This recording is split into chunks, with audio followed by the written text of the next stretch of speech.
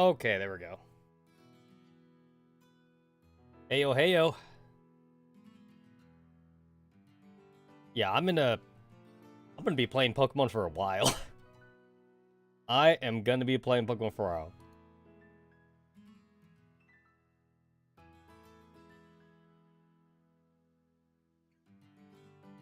The only thing that could actually ruin this would be like if Holocure gets another update soon, which I don't think that's happening. So, yeah.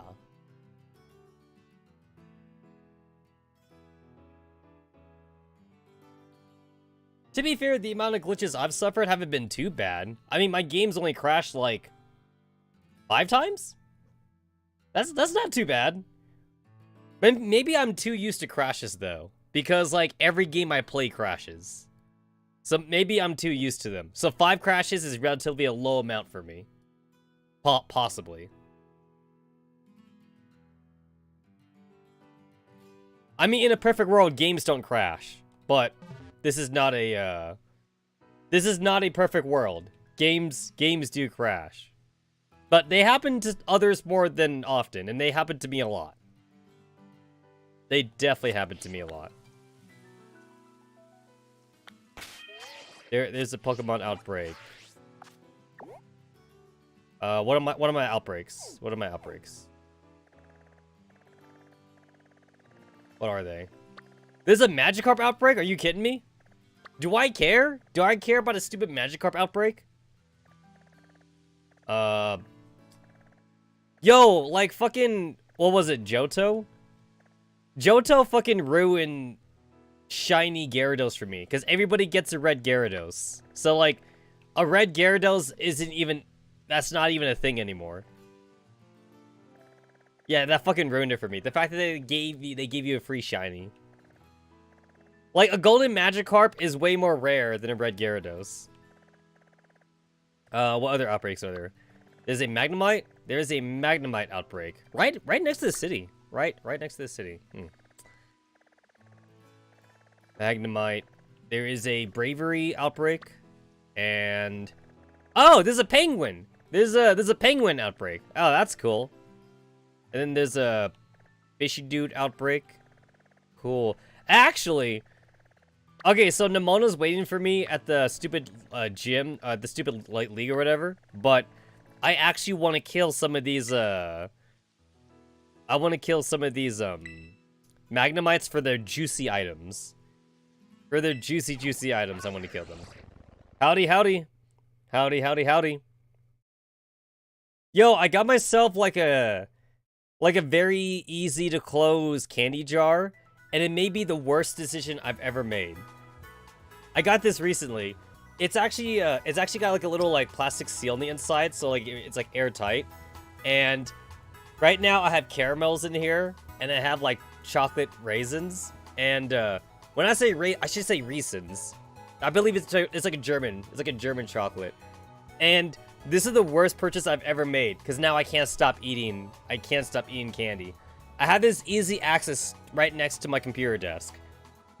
I'm gonna get fucking diabetes with this. So like, once I like go through like this bag of candy, I got like a giant like 1 pound, not even 1 pound, like 2 pound bag of candy and Reese's, and like a 1 pound like bag of caramel.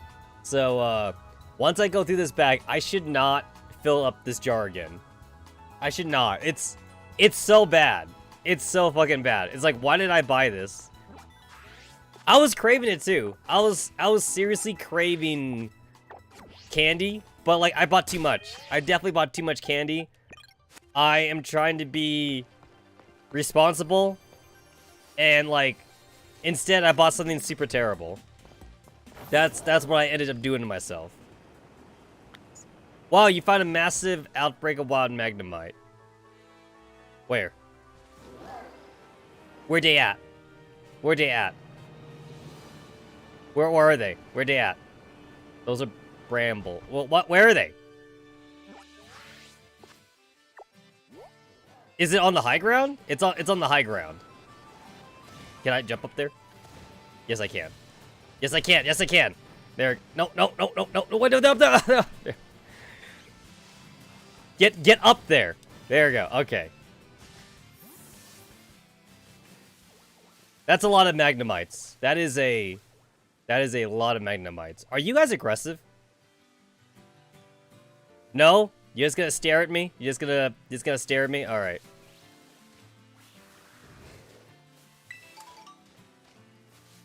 So, like, I'm actually not here to catch Magnemites. I'm only here because I want the item. Because I already have them in my Pokedex.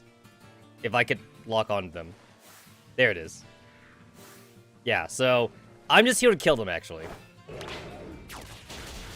I just want the juicy items. Because Magnemites are, like, very uncommon for me. So this is a good way for me to get Magnemite screws. So, just kill everything.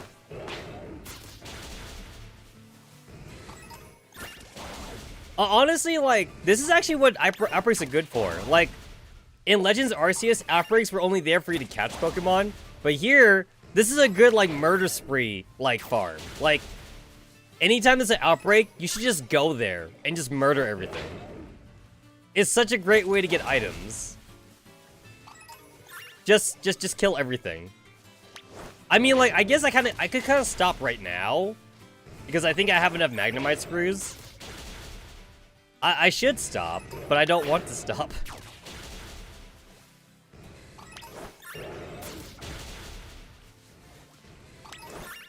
Just kill him. Just kill him.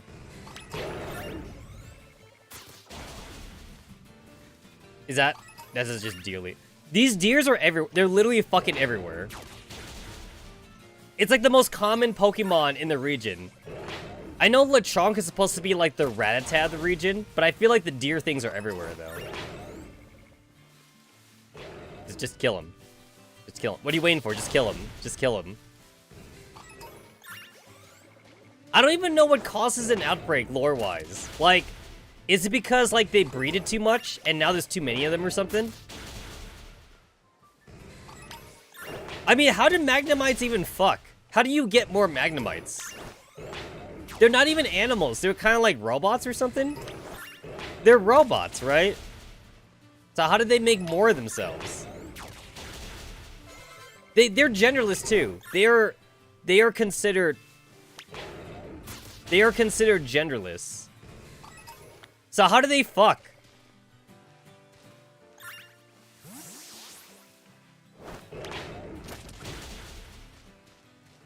I mean, do you get like a Magnemite and it just splits into multiple Magnemites or something?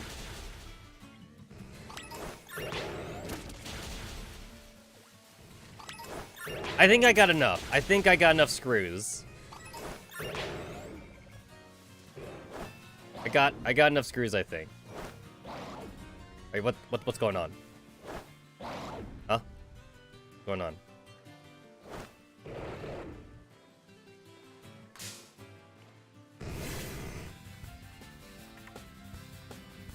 Is he a shiny or something?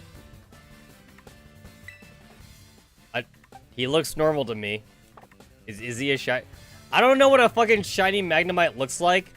I gotta look this up. I actually have to look this up. What does a shiny Magnemite look like? Shiny Magnemite. I'm literally looking it up right now. What does a shiny Magnemite look like? It's gold. A shiny Magnemite is gold?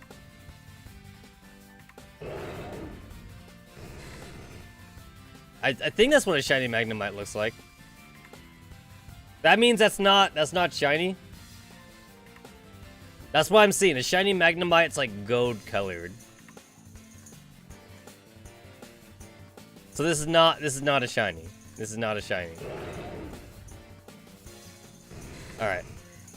That means I can kill it. I can kill it.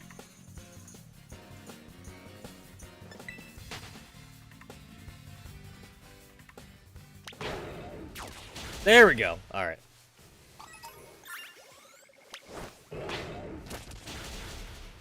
Again, in this game, they don't sparkle. There's no freaking sparkle or anything like that.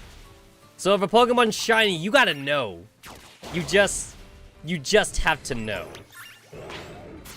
Which is absolutely the most stupidest thing ever.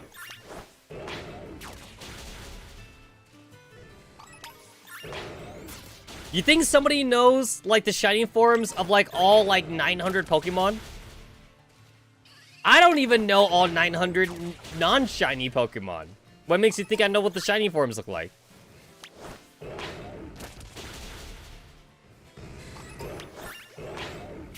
Alright, I think I have enough. I don't even know, like, what TM I'm getting from this either. Like, I'm pretty sure it's, like, for, like, a Thunder Wave TM or something. So, like, it's probably a TM that I don't need a lot of. But at least I'll have a lot. I have a lot of the thing. Okay.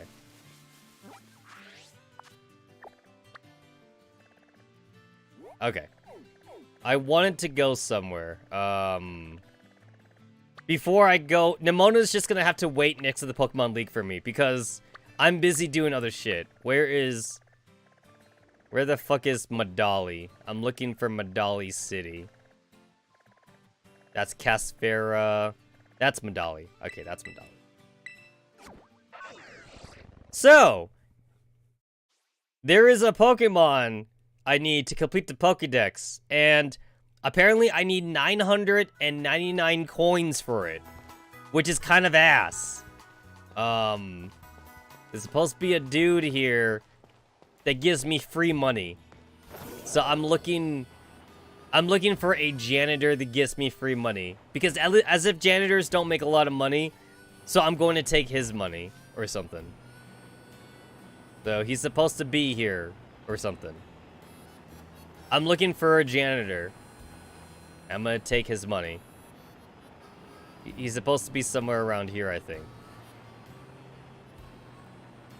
Oh, there! Wait, is that him? No, wait, I don't think that's him. That's not him. That's not him. He's supposed to be... He's supposed to be here or something. And he gives you a lot of coins, and you're supposed to be able to, like, come here, like, every day or something.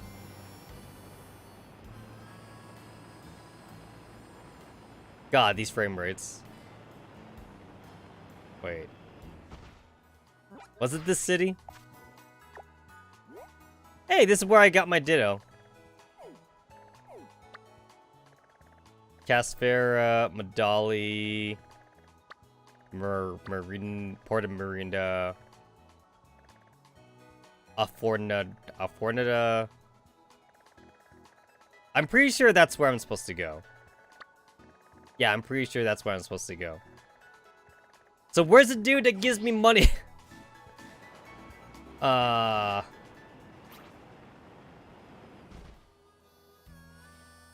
I could see that fat ass like chipmunk thing like phasing in and out of existence. If I stare at it long enough, the kid turns into a fat chipmunk. The game was just patched too. The game was updated. The game was updated, but like, I guess the update didn't really like do much. It was just to like stop some like game breaking stuff, I think, and that was about it. Something like that. No. Supposed to be looking for like a big dude. Like a big... Oh wait, that's him. That's him. That's him. No, that's not him. That's not him. That's not him. The dude is supposed to be like against a wall or something. He's supposed to be against a wall. And he's supposed to like have like an orange bubble that like makes him like really obvious or something. I might be in the wrong city actually. It's possible that I'm actually in the wrong city. The city is very open, so he might not actually be here.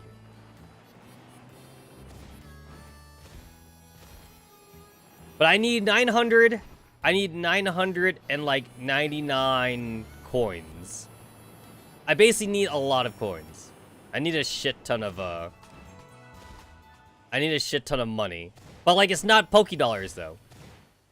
It's not Poké Dollars. I need gold. Start begging. Start begging. Hold on.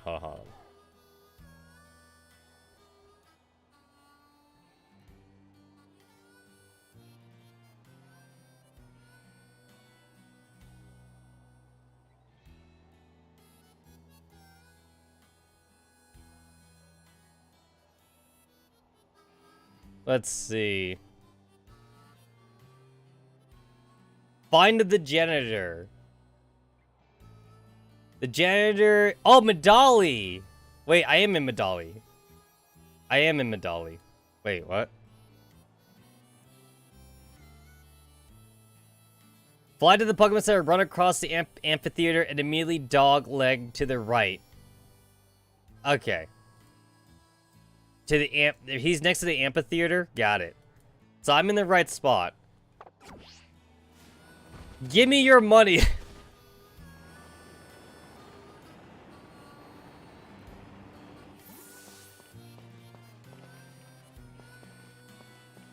Give me...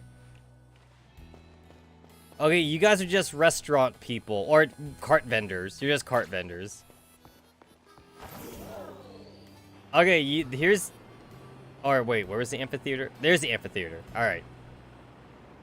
So, you go to the amphitheater, and then, he's supposed to be... I found him! I found him. You see, it's this guy. And he just gives you gold. Hey, I found leftovers! Hey, that's cool. I found leftovers. Isn't it kind of weird that leftovers, like, never actually goes away? Like, you can give, like, a Snorlax a leftover, and for some reason the food actually lasts, like...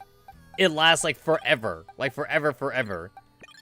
You can't finish leftovers.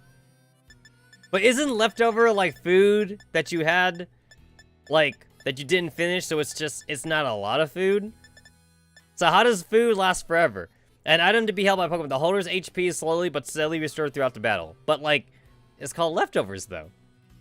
The picture of leftover is literally an apple that you've eaten most of the apple meat off of, and it's just the core. So how can you give that to a Snorlax, and the Snorlax, like, wouldn't eat that, like, in one bite? I don't know. I picked up some coins while I was cleaning. Had a feeling they were yours. Here you go. I mean, I didn't say that they were mine. Obtained 20 coins.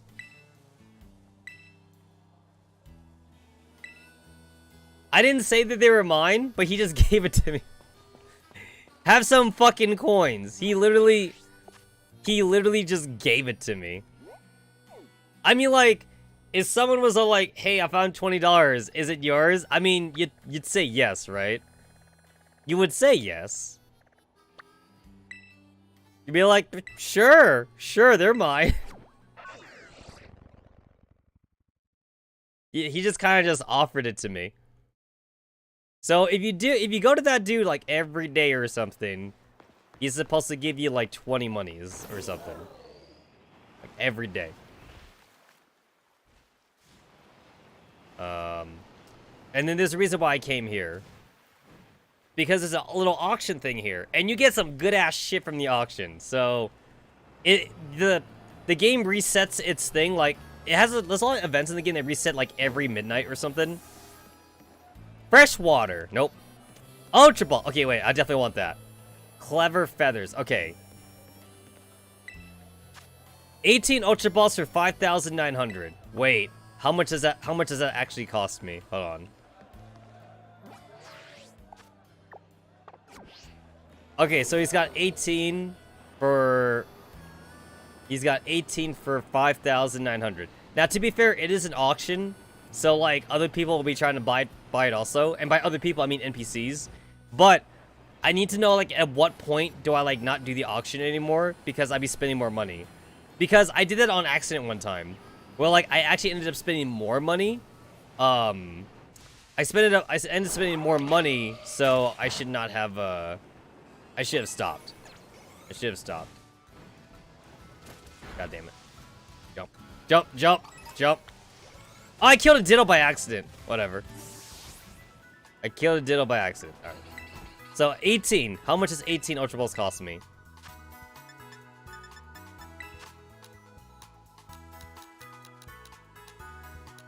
So 18 Ultra Balls cost me 14,000 Pokédollars. Alright. So at the point, so right now for 5,000, it's cheaper. It's cheaper. But like at the point where I get up to like 14,400, that's when I stop doing the auction because now I'm spending more money. I'm spending too much money. But that's a pretty good deal though. That's like almost like what, 50% on discount or something? You see, you gotta be smart when you go to the auction. So, I'm gonna go here. 18 Ultimate, 5,900. So, I stop at 14,000. Because I actually got like 60 Premier Balls. Not even joking. I got 60 Premier Balls for the low price of like 8,000 Pokédollars. So, I always pass the first turn. I pass. And now I bid. 8,400. Alright, the kid couldn't handle it. 9,400. Ah, see, look at that. I just spent 9,000 to buy 18 Ultra Balls, and that would have costed me 14,000. So that's a savings. That's a savings of 5,000 Pokédollars.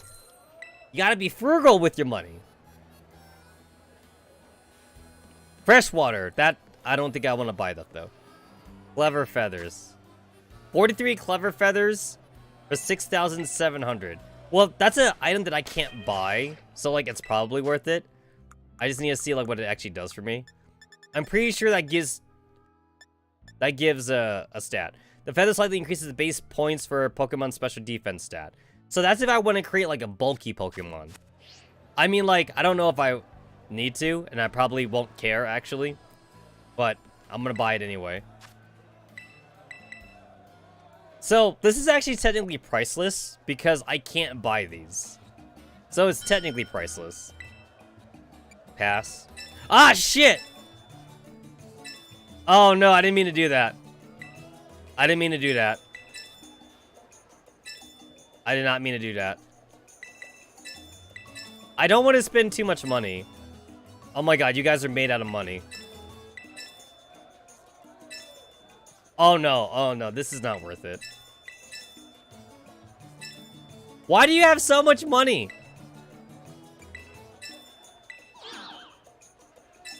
Oh my god. I withdraw. I'm not spending 20k for feathers. I'm not doing that. Alright. I do also want more gold coins, and I know there's actually a place like that, like right near your house or something. So there's your house, and then there's a lighthouse. There's. So you go to this lighthouse, and guess what? There's gold. There's gold in lighthouses that no one's picking up. You climb this ladder, and there should be a dude. There should be a chest dude. Okay, he's not here, actually. Okay, never mind. He's not here. This is the wrong lighthouse. This is not the right lighthouse. Isn't there another lighthouse? Nope, that's not a lighthouse. There was supposed to be a dude in there, but there was no dude in there. Leaking Tower Paldea. That's another tower. A lot of towers you can actually fly to in this game. And there's supposed to be, like, Grimghouls in them. Oh, shit. Okay, there's a Grimghoul. I got 5 Grimghoul coins, but I want to go to the tower. Now, seeing as, like, I can't swim right now, I have to, like, jump to that tower. I gotta jump to that tower.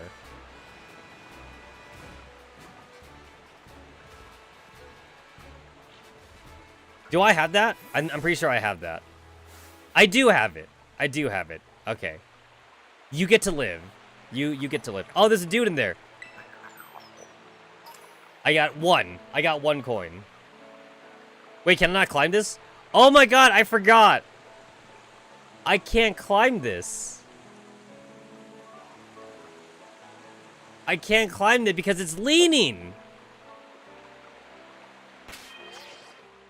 Yeah, I can't climb it. Alright. Wait, I'm pretty sure I can climb it. I just can't climb it from the bottom part because it's too, the bottom part is like too slanted or something. I feel like I did climb this tower, but I gotta do it from like the upper section or something. I'm pretty sure I climbed it. I remember getting to the top of this tower. So you actually be able to climb this one. I can't climb it! Alright, never mind. Alright, I cannot climb it.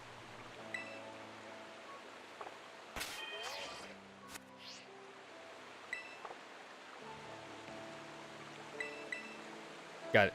The game keeps asking me if I want to go back where I jumped off from, but like that doesn't help me though.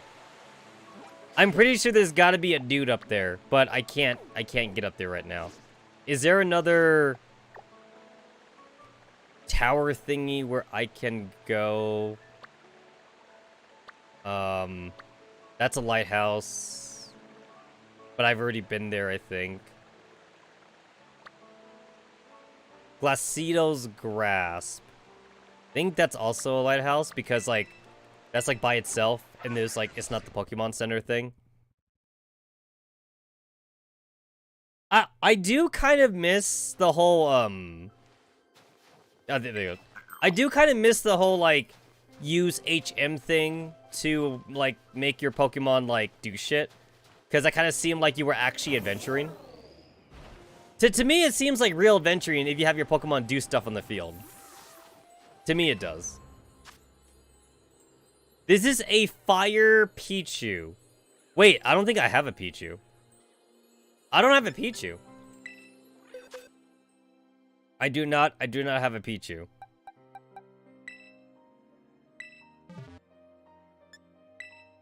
It's a 1-star. It's a 1-star raid, so like it's super weak, but it's a baby Pokemon that I don't have, and who wants to breed Pikachus? Who wants to breed Pikachus? I still wish there was a way to like rush the animation for this.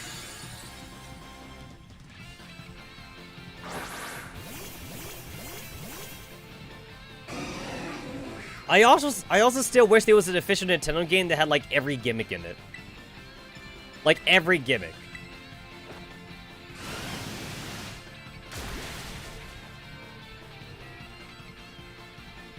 Alright, cool. That's a Pichu.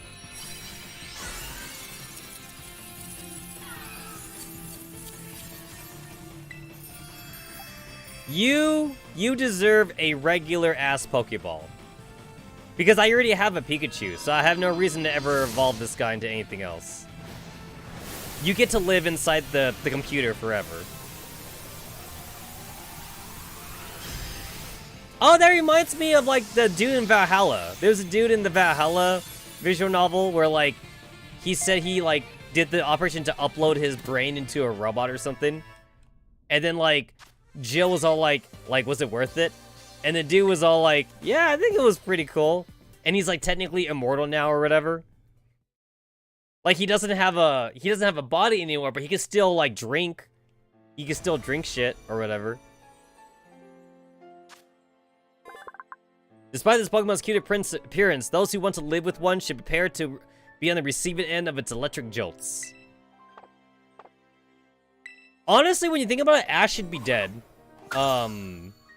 Ash should be dead. Do you know how many times Ash has been electrified by Pikachu? Like, a lot. Like, a lot. Like, a super a lot. Like, Ash should be dead.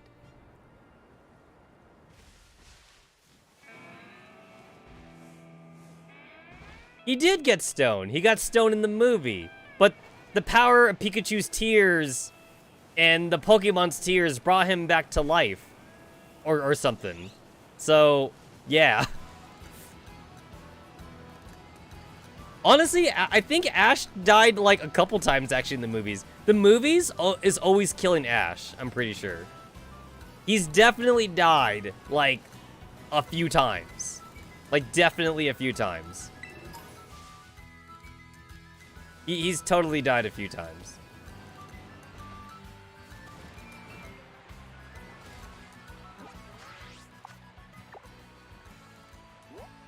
I was trying to see if there's like any other spot for me to go up a tower, because I'm still looking for those Grim coin thingies.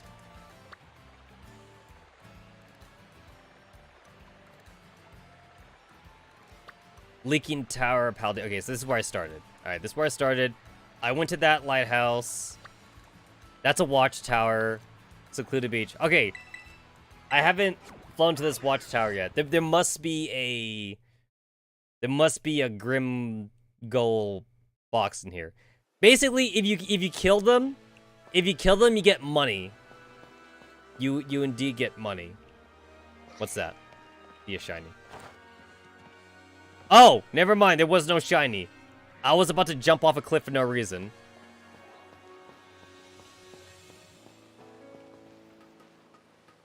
Alright, so I climb this tower. There's gonna be a treasure chest up there. But it's a living... it's a mimic. It's a living treasure chest, and then you kill him for money. I mean, if you saw a Pokemon that carried the equivalent of, like, a gold bar on it, you'd kill it too, right? This Pokemon, like, literally shits money. Like, that's what he does. He actually shits money out. He shits gold. There he is. So, I just want to kill him, basically. I already caught one. He lives in money. So, I will take that money.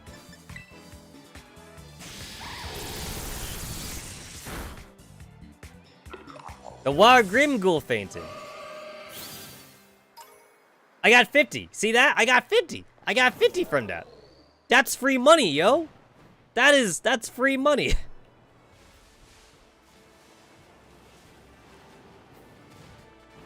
It's not stealing because it came from a Pokemon, and everyone knows that Pokemon don't have rights.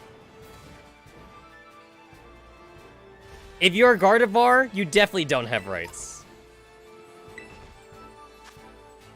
This is a 4-star Darkness? Wait, what is this again? What is it? What is this again?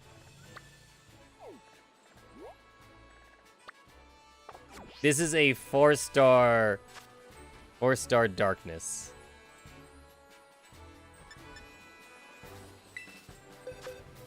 So that means I want to kill this thing. Darkness.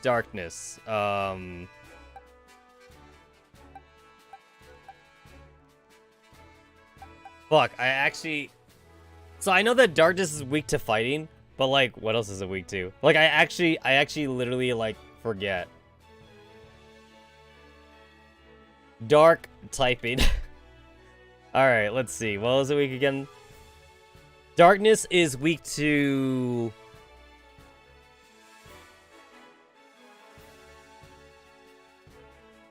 It's weak to fairy, bug, and fighting. That's what it was. Okay. Bug, fairy, and fighting. I don't get the fighting part. I don't get the fighting part. I don't get the fighting part. Actually, the fairy part kind of makes sense. The fairy part kind of makes sense for Darkness, but I'm not sure about the fighting part. I don't get that part.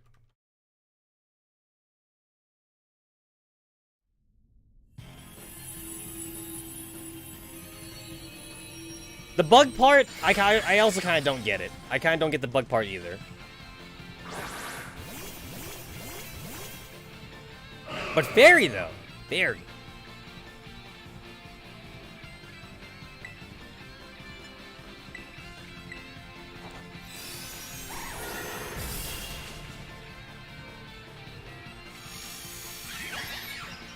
Wug Trio remove its negative triple dive.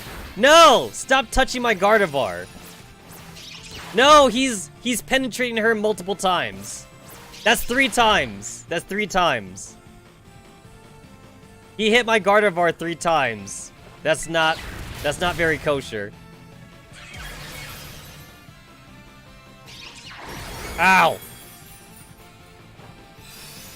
Stop it. It's too big. Energy began to gather around the Wug Trio. Terrestrialize your Pokemon. It's too soon to terrestrialize. The game won't let me.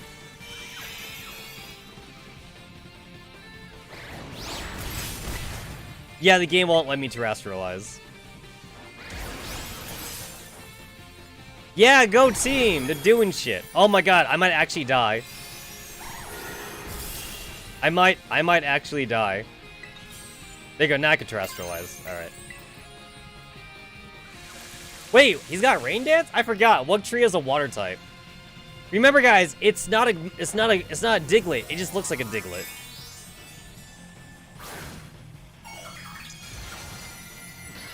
There we go. My my Gardevoir terrestrializes into a he terrestrializes into a psychic terrestrialize. Oh shit, I died. Oh, okay.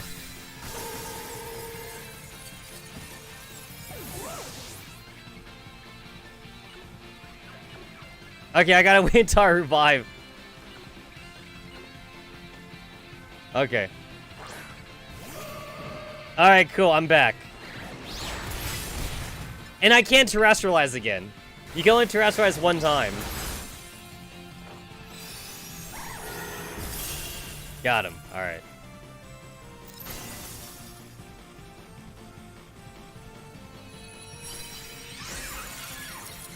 I don't need to catch this thing because I already caught one. So I don't need to waste. I don't need to waste a Pokeball on it. But look at, I got some good shit. I got some experience candies. I got some lumberries. Some more experience candies. I got a big mushroom that I could sell for money. I heard that 6-star and 5-star raid battles like are pretty tough as long as you're not using exploits. But at this point, I'm pretty sure everyone is using exploits.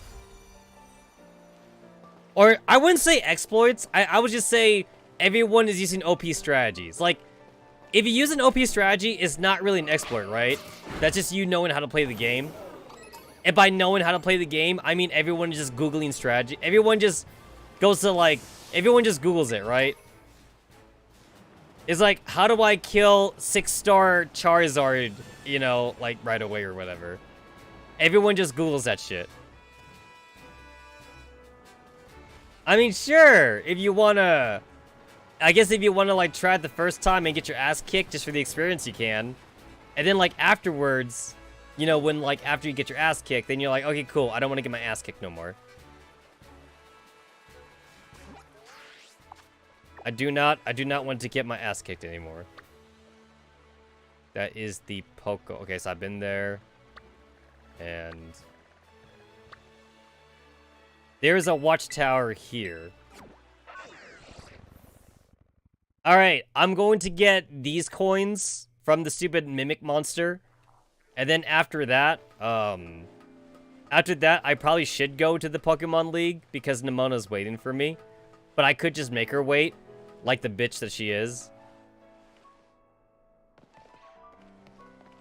I love going to the first gym of the game with my final tier Pokemon of the game. That was fun. I had like level 65 Pokemon for the first gym of the game. Oh, there's a thing right here. Metronome. I kind of do feel like that, like, if I walk into the first gym of the game with, like, 7 gym badges, the dude should be just like, hey, you have 7 gym badges. I'd be like, yeah, I do. Why? And he's like, you're supposed to fight me first. I'm like, well, I didn't fight you first. So what do you want me to do about it? Like, he's just give me the gym badge, right? Like, why does the first gym leader even try? You know? Why even bother? Why even bother? What is that? You're just a regular dude, right? Damn.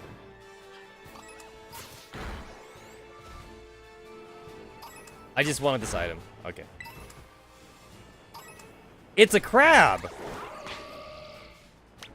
And I got some lemonade somehow. I don't know where the lemonade came from.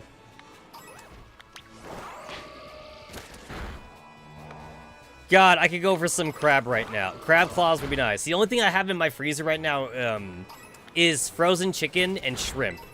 I do have some shrimp. But I'm not sure if I'm in the mood for shrimp. Also, I'm already thawing out chicken anyway. I have some chicken marinated in some teriyaki sauce right now.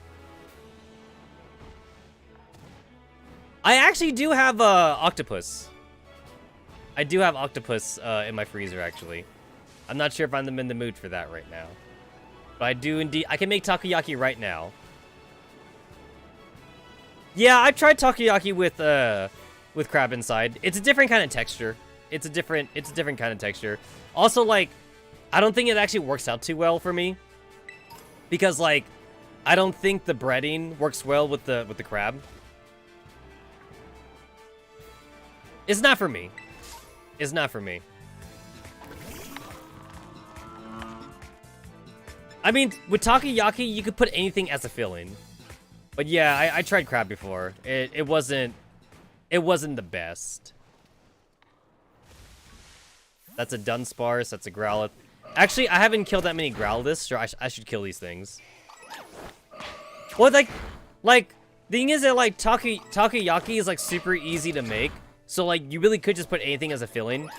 Cream cheese is actually, very common. A lot of people like putting cream cheese in takoyaki. As long as it tastes good to you, honestly. As long as you think it tastes good. If you think it tastes good, then that's fine.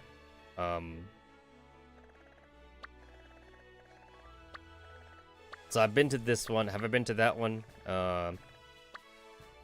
That's a rest stop. Backseat Mountain Watchtower. Okay, that's another one. All right. But yeah, I've also tried, like, vegetarian takoyaki before, too. And I think the vegetarian takoyaki had, like, some beans in it or something like that. Like it was, like, jam... It was, like, like that yokon bean thingy that like, Japanese people make. The vegetarian takoyaki wasn't really a fan of. It had, like, a different kind of texture. Yo, the guy looks like he's swimming in, like, at least $10,000 worth of gold. And I'm about to take it from him.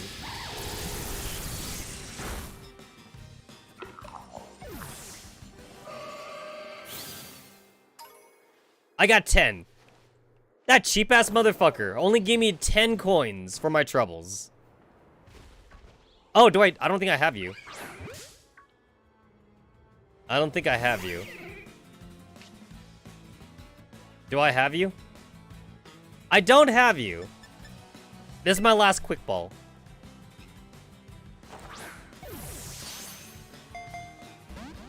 Cool, you broke out right away. Awesome. You broke out right away. That means I gotta catch your ass the old-fashioned way.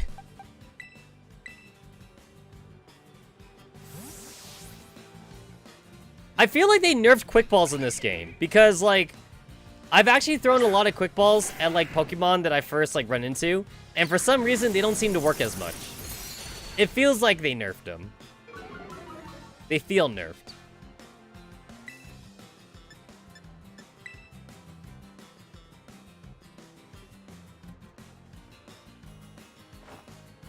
Boss. Oh, you're kidding me. Oh, you're kidding me. That's all it did?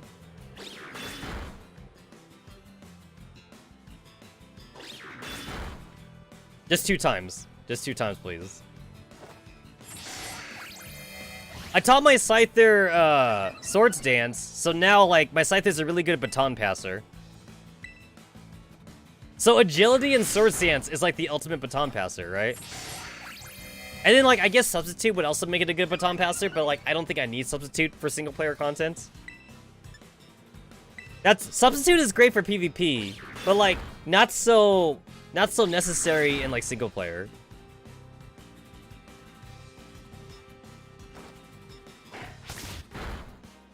There we go. Bring it down to 1 HP.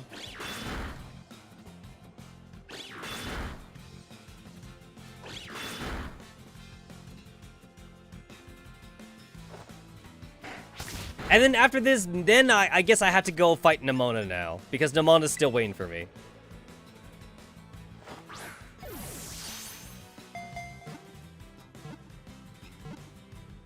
There we go. It's like I threw the quick ball for nothing. But like, it's annoying to have to use false swipe with Scyther though. It's kind of annoying.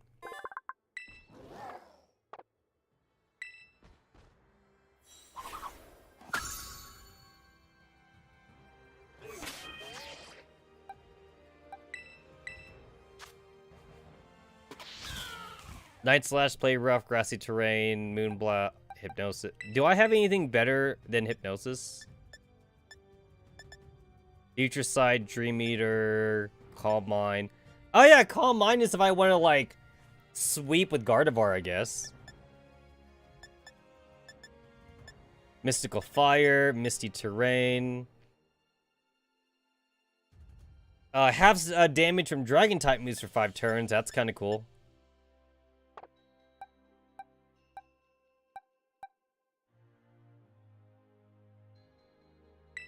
Yeah, not necessary. Okay. Alright, is there any reason for me to be here?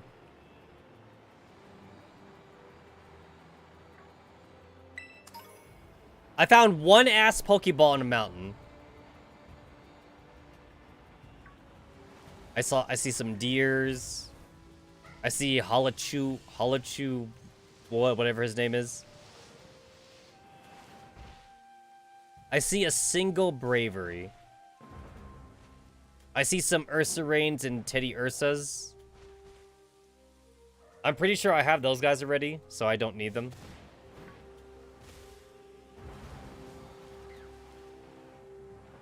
That's a random Poke Center. What's that? What's that? Oh, that's an Ampharos. Wait, I don't have that. I don't have that. God damn it! That's not who I meant to aim for. That's literally not who I meant to aim for. I do not have an Ampharos. So, it's just easier to catch them than to raise them, right? It's just easier. Where'd he go? Where the fuck did he go? Alright. I don't have you. See, the game says, question mark. The game says question mark because I don't have him. I don't have a quick ball. I don't have any more quick balls, but I didn't want to go next to the Pokemon Center because if I went to the next to the Pokemon Center, he would despawn or something. So I'm gonna have to take my chance with an Ultra Ball.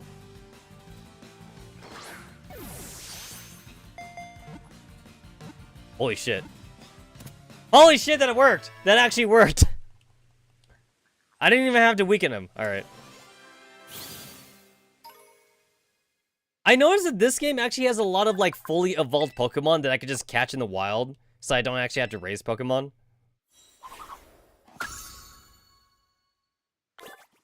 I actually find it harder to find baby Pokemon.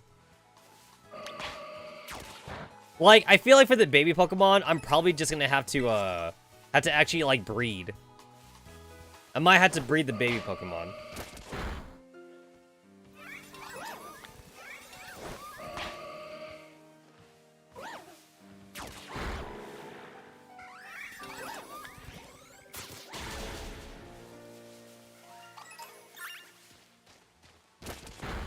I feel like I need to kill these things. Because I normally skip the Braveries, so I don't have a lot of Rufflet Feathers.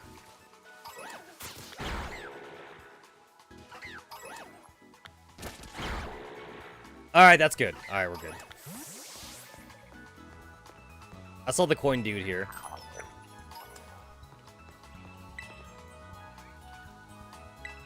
You defeated 0 trainers so far. Cool. That's fine. I'm fine with that.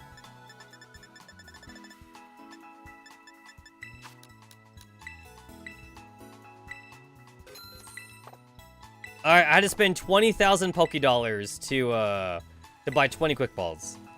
Because even though I kind of like just sassed the Quick Ball just now, there's still really nice Pokeballs to use. Is this going to be my final team? I actually don't want Scyther on my final team, but it's like I need a Pokemon to catch other Pokemon with, so he's just naturally leveled up. But I don't think I would put Scyther on my team. But I actually don't know what else I would put on my team right now, because like I haven't found any other Pokemon that like I want to put on my team. I did catch a Hatterene recently, but I don't want to put another Psychic-type Pokemon on my team. Psychic Fairy? Hatterene is literally another Psychic Fairy. I don't need another Psychic Fairy on my team. Yeah, I don't want that. Okay, where's the Pokemon League? Where the fuck is the Pokemon League? Where is it? There's Nemona. You know what? Fuck Nemona. I'm gonna go to school. Nemona can't wait, right? She can wait. She can wait. You know what? I don't know why that GIF you posted kind of triggers me, because the Pokeball's upside down. It's upside down, and that kind of triggers me. He's holding it upside down! But yeah, Nemona can go fuck herself. I'm going to school.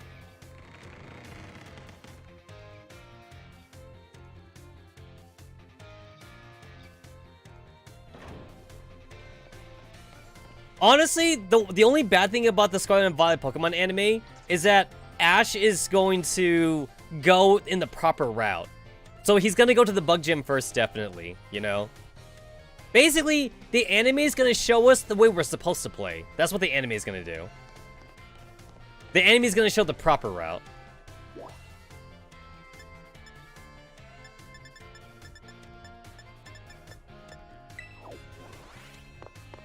It's a free roam game, but, you know, Ash is going to go. So, they gave me a dorm, and this dorm has done nothing so far. The game even says, like, hey, like, you know, you're supposed to live here now. But, like, I've been outside of the world, so I have a dorm, and I have a kitchen and shit, but, like, I haven't lived here at all. I got a fucking bathroom right here and crap.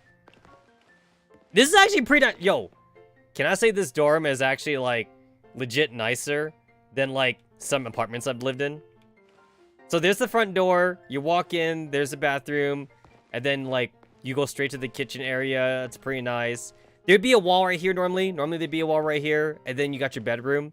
Honestly, pretty nice. I've been in shittier apartments, actually. I think my very first apartment was worse than this.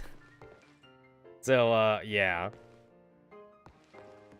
Honestly, I would be fine if, like, if they wanted to keep Ash, but, like, Ash could be a mentor, though. So, like, he would be a secondary character. Like, if they were afraid of losing Ash and Pikachu, he could be a secondary character, and then the main character would be a new trainer, and, I don't know, maybe give him a Pichu or something? Like, if they're that afraid of, like, losing Pikachu, then, like, the new trainer could have, like, a Pichu. He could look like Ash, but have Ash just be a mentor to that person or something. And obviously by my new trainer, I don't mean, like, the obligatory female coordinator that follows him around and shit, you know? Yo, Ash tends to have a problem where, like, he always travels around with female coordinators, you know? And then also, like, a cook, too. He also has a thing where, like, he does get, like, another male partner, but, like, the male partner is usually a breeder, right? Like, it's always, like, a female coordinator or slash gym leader. Female coordinator slash gym leader, and then also, like, it's a Pokemon breeder slash cook. And sometimes they're combined. Sometimes they're combined into one. Like, in the Black and White season, he traveled with Iris. And then, like, Iris, like, dabbled in both, honestly. And then also he had that stupid, like, Clyde or whatever his name was. The fucking food gym leader or something. So Ash traveled with 2 gym leaders in the Black and White season. He traveled with two gym leaders in that one. I mean, Brock and Misty are also gym leaders, but everyone always forgets Brock and Misty are gym leaders, though. Oh, I guess I could get closer to the, to Dendra. And Dendra's my favorite teacher. So I want that extra credit, if you know what I mean. Miss Dendra, I want some extra credit. And for some reason, she's in the home ec class for some reason. If this was Persona, she'd be trying to cook food for the main character.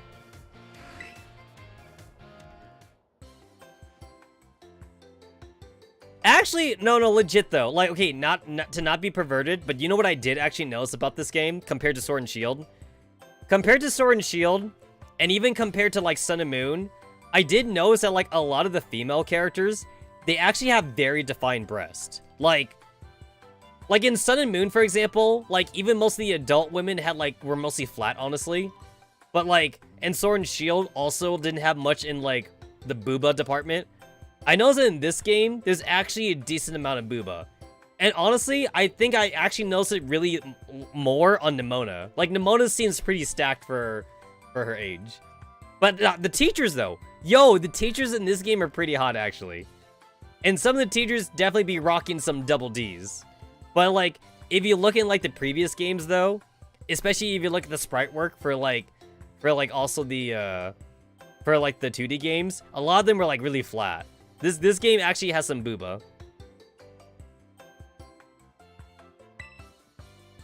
Fancy me and you here, home economics room. What a coincidence, eh? See, if this was a Persona game, she would be like, it's such a coincidence. And then they'd be hearts. They'd be like hearts flying out of her when she says that. Likewise. So, well, you see... Look, she's even doing the ellipses, too. If this was a Persona game, this would definitely be like a social. This would be like a confidant social link or whatever. This would be like the level 5. This would be like level 5 social link.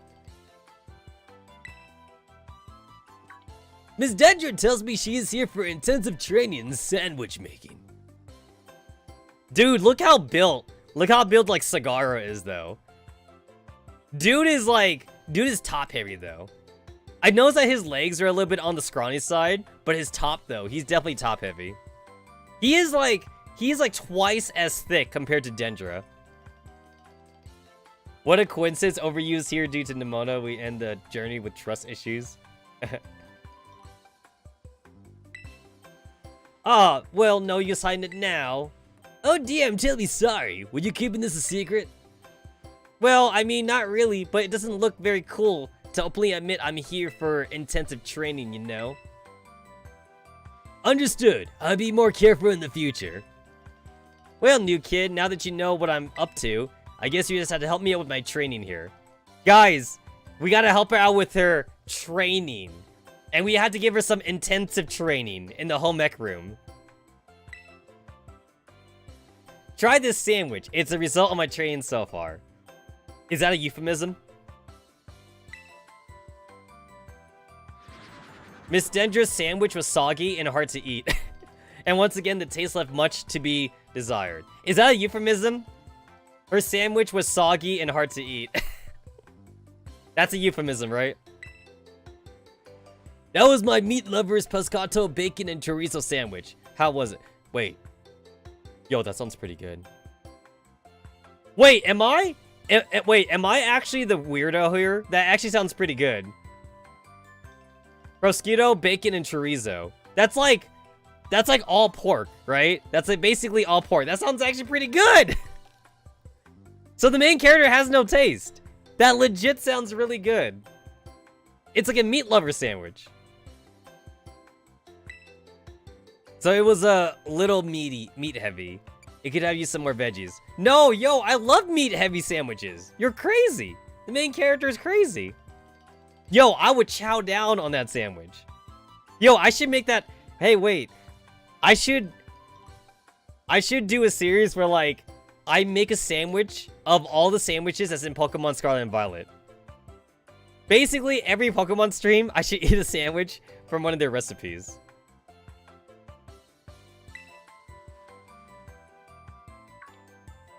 Fuck veg. What? You mean there's a problem with my choice of filling? I guess focusing on muscle building ingredients really did a number on the flavor, huh? Yo, no, that was... honestly, I would eat that. I would eat that sandwich. Miss Dendra, I believe a simple addition of butter would have done wonders for your sandwich. Now, butter, though. Butter's fine. To be fair, though, all that pork with butter, though, I kind of feel like Sagara is just saying, add more fat. There's obviously not enough fat in your sandwich, so add more fat by adding butter. I feel like we're just putting fat on top of fat now. Actually, I really like tomatoes though. I legit do love tomatoes, so I wouldn't mind that sandwich she made, but with some tomatoes on it. I do like tomatoes, and tomato is not a vegetable. tomato is closer to a fruit, because the tomato is actually a berry. Tomatoes are just giant berries, like blueberries or something. Butter helps to protect the bread from getting soggy due to the moisture in the ingredients. Also, maybe if she also deep fried her pork, it would also help the sandwich not get that soggy too. So if she went for like a drier kind of drier, crispier kind of meat filling, it probably would have worked out better. And it could also work to enhance the sandwich's flavor. Butter, that makes sense. Thank you for teaching me that tip, Mrs. Sagaru. But why didn't you tell me that while I was making the sandwich? Oh, well, you see, when I saw you, I had not realized you had begun your food prep. I thought you were simply trying to destroy my classroom. Well, anyway, new kid, thanks to you, Mrs. Sagaru here, I may finally begin the hang of this. Thank you for your advice. You became even closer with Miss Dendra. I'm telling you guys, this is a Persona game. I became even closer.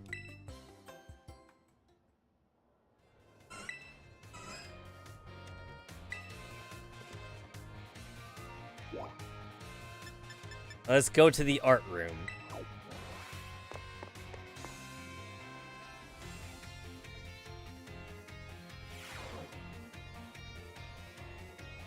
Actually, you know what's kind of disappoints me about this game? That all the sandwiches had to use like sub sandwiches, like the submarine baguette bread or whatever. Like, why can't we just use like regular like sliced bread? Like, did they have something against that? Because like,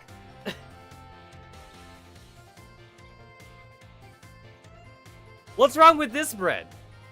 And yes, I have this in my room. I literally have this in my room. What's wrong?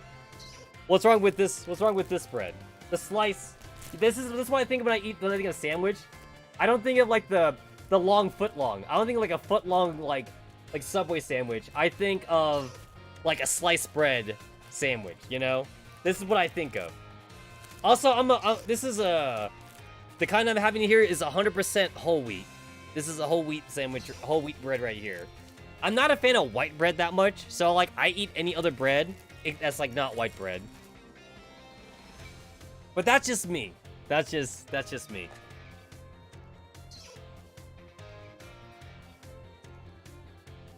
I think I'm gonna do that from now on. At the beginning of every Pokemon and Violet stream now, I'm just gonna make a sandwich.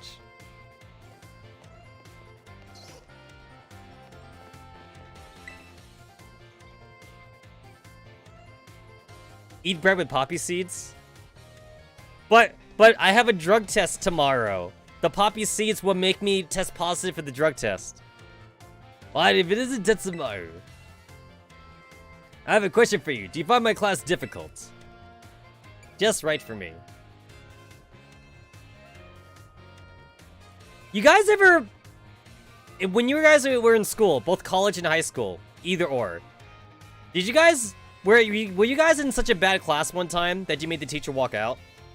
Because I did. I was in a few of those. This was... Okay, so like, Hassel's supposed to be the art teacher, and my class did that to the art teacher. So like, our art teacher, like, he was legitimately like trying to teach the class, but like, we kind of like just weren't doing shit. We kind of just like... We were just talking, or... Some of us were listening to music on our, like, MP3 player. Because we had MP3 players back then. We didn't have no iPhones or shit. We were all kind of just talking or listening to our MP3 player. Or, like, once somebody was eating his lunch. Like, there was actually a student in the back, like, eating, like, a sandwich or something like that. And our teacher got really upset. And he was all like, you're all not here to learn. You're just here for a fucking easy credit. And then he walked out. And he walked out like 10 minutes into the class, actually. And this was like somewhere in the middle. This was like somewhere in the middle of like the semester.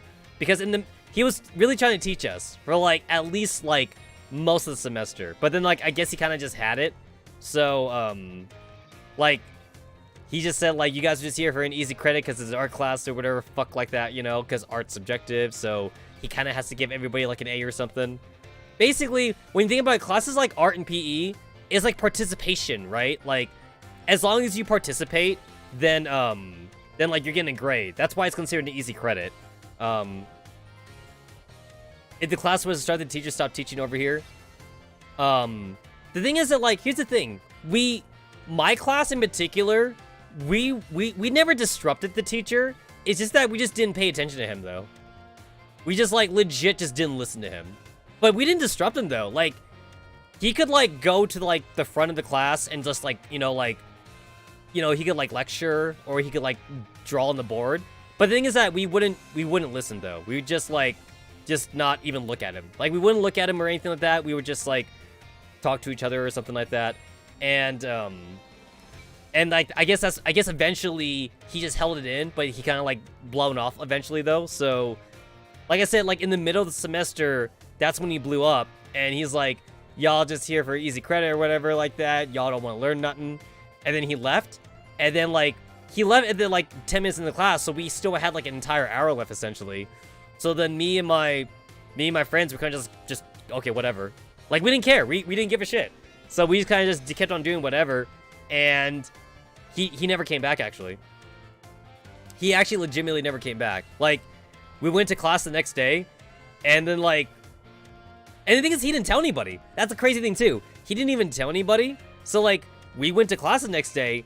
Okay, so 5 minutes in, he didn't show up, and we're like, oh, he must be late. He must be late. Whatever. We didn't care, because we never paid attention anyway. You know, so we never cared. And then, like, 15 minutes in, and we're like, he's still not here. Why is he not here? He's still not here. 30 minutes. 30 minutes in, he's still not there. And I'm like, yo, like, do they know? Do they know he's not here? Because usually, right, like, if a teacher calls in sick, right, like, you know, like, they call, like, a substitute teacher or some shit. But, you know, like, yeah, he didn't tell anyone. So I guess, like, all the other teachers just assumed he was there, whatever. So, yeah, 30 minutes in, we literally went through, like, with the entire hour. Went through the entire hour, he never showed up. And we're like, okay. Me and my class continued going to that class for, like, 4 days. Legitimately 4 days. And, like, no teacher. Like, just no teacher. So we just kept on going. And, like the fifth day in, like, we're just kind of, like, just in there. And at that point, we just assumed that he was never coming back. So, like, I started bringing food. Like, I started, like, eating food in that art class now. And then, like, one guy brought, on the second day, like, one guy actually, like, brought, like, a fucking PlayStation 2. Like, he actually brought in, like a portable monitor or something. And he brought in a PS2. And then, like, people just started playing. Like, we literally we just turned that art class into, like, whatever. We just turned it into a fucking, like, club room. And then, like, 5 days in, on the 5th day, like, 20 minutes in or something, you know, like a hallway monitor, like, peeked in through the window, because our doors had, like, a little window on it. He peeked in, and he noticed what we were doing, so the hall monitor, like, walked in, and no self-teach? I mean, it was art class. What the fuck were we supposed to self-teach ourselves for? So, like I said, we were all kind of just there for a free credit anyway. But that's probably why the teacher, you know, he got pissed off, because we weren't there to listen. We weren't there to learn. We were just there for a free credit. So that's probably why he got set off. Anyway, the hallway monitor, he came in and he's like, I see some kids with a PlayStation 2. I see another corner with a GameCube set up, and you guys are playing Smash Brothers. Because he was a cool hall monitor, so he knew we were playing Smash Brothers.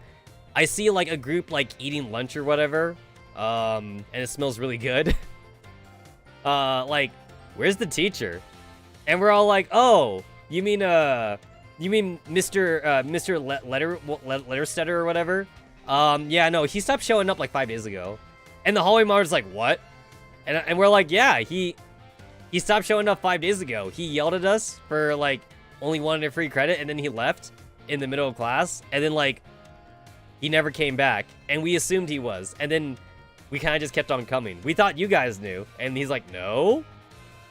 And then, like, apparently the guy, he left town.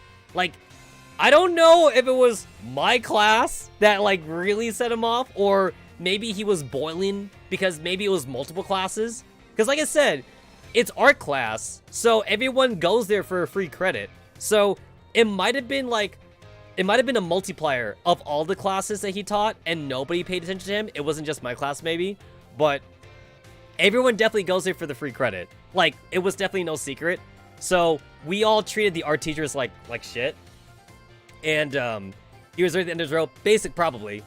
And then anyway, like, so yeah, he left. Like, he just legit left town, but didn't tell anybody. So so like they had to try to look for a substitute like art teacher for the rest of the year essentially. And it took them like another 3 days actually. It took them like another 3 days to get us a teacher for the rest of the semester. So, do you know what we did for the next 3 days? Whatever the fuck we wanted. So, yeah, so we had a whole week. We basically got like a whole week of like turning that art class into our like own like club room. So, we got a PlayStation 2 set up. We had a GameCube set up. We had like a corner where like people were just eating food. And it got to the point where like one of the girls actually brought like a portable stove with her, and she actually was cooking food in the art classroom.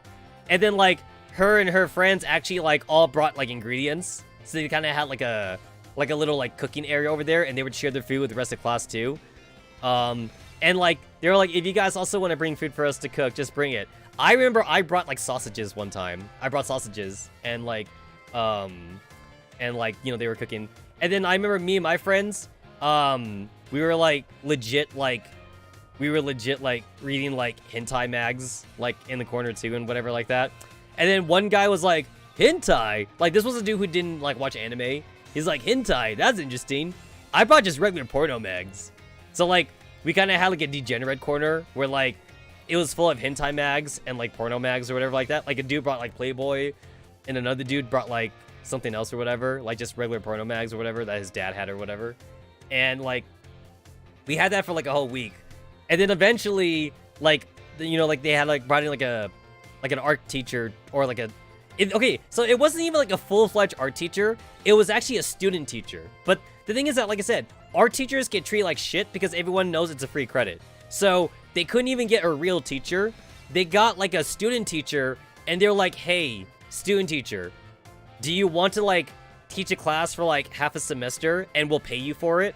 Like you won't even be monitored because like we can't afford to even find an art teacher. So you're just gonna be an art teacher even though you're a student teacher. And this student teacher like was fresh out of college. Like she was basically like, I think she was like 23, 22 years old. She was really young. I remember her being really young. She was like 22 years old or something. She was like fresh, like right out of college, or she was still in college, I think, but she was doing it for her elective or whatever, like her major or whatever like that. So she came in, and then like she saw the state of the class or whatever, and then she's like, okay, I see what's going on.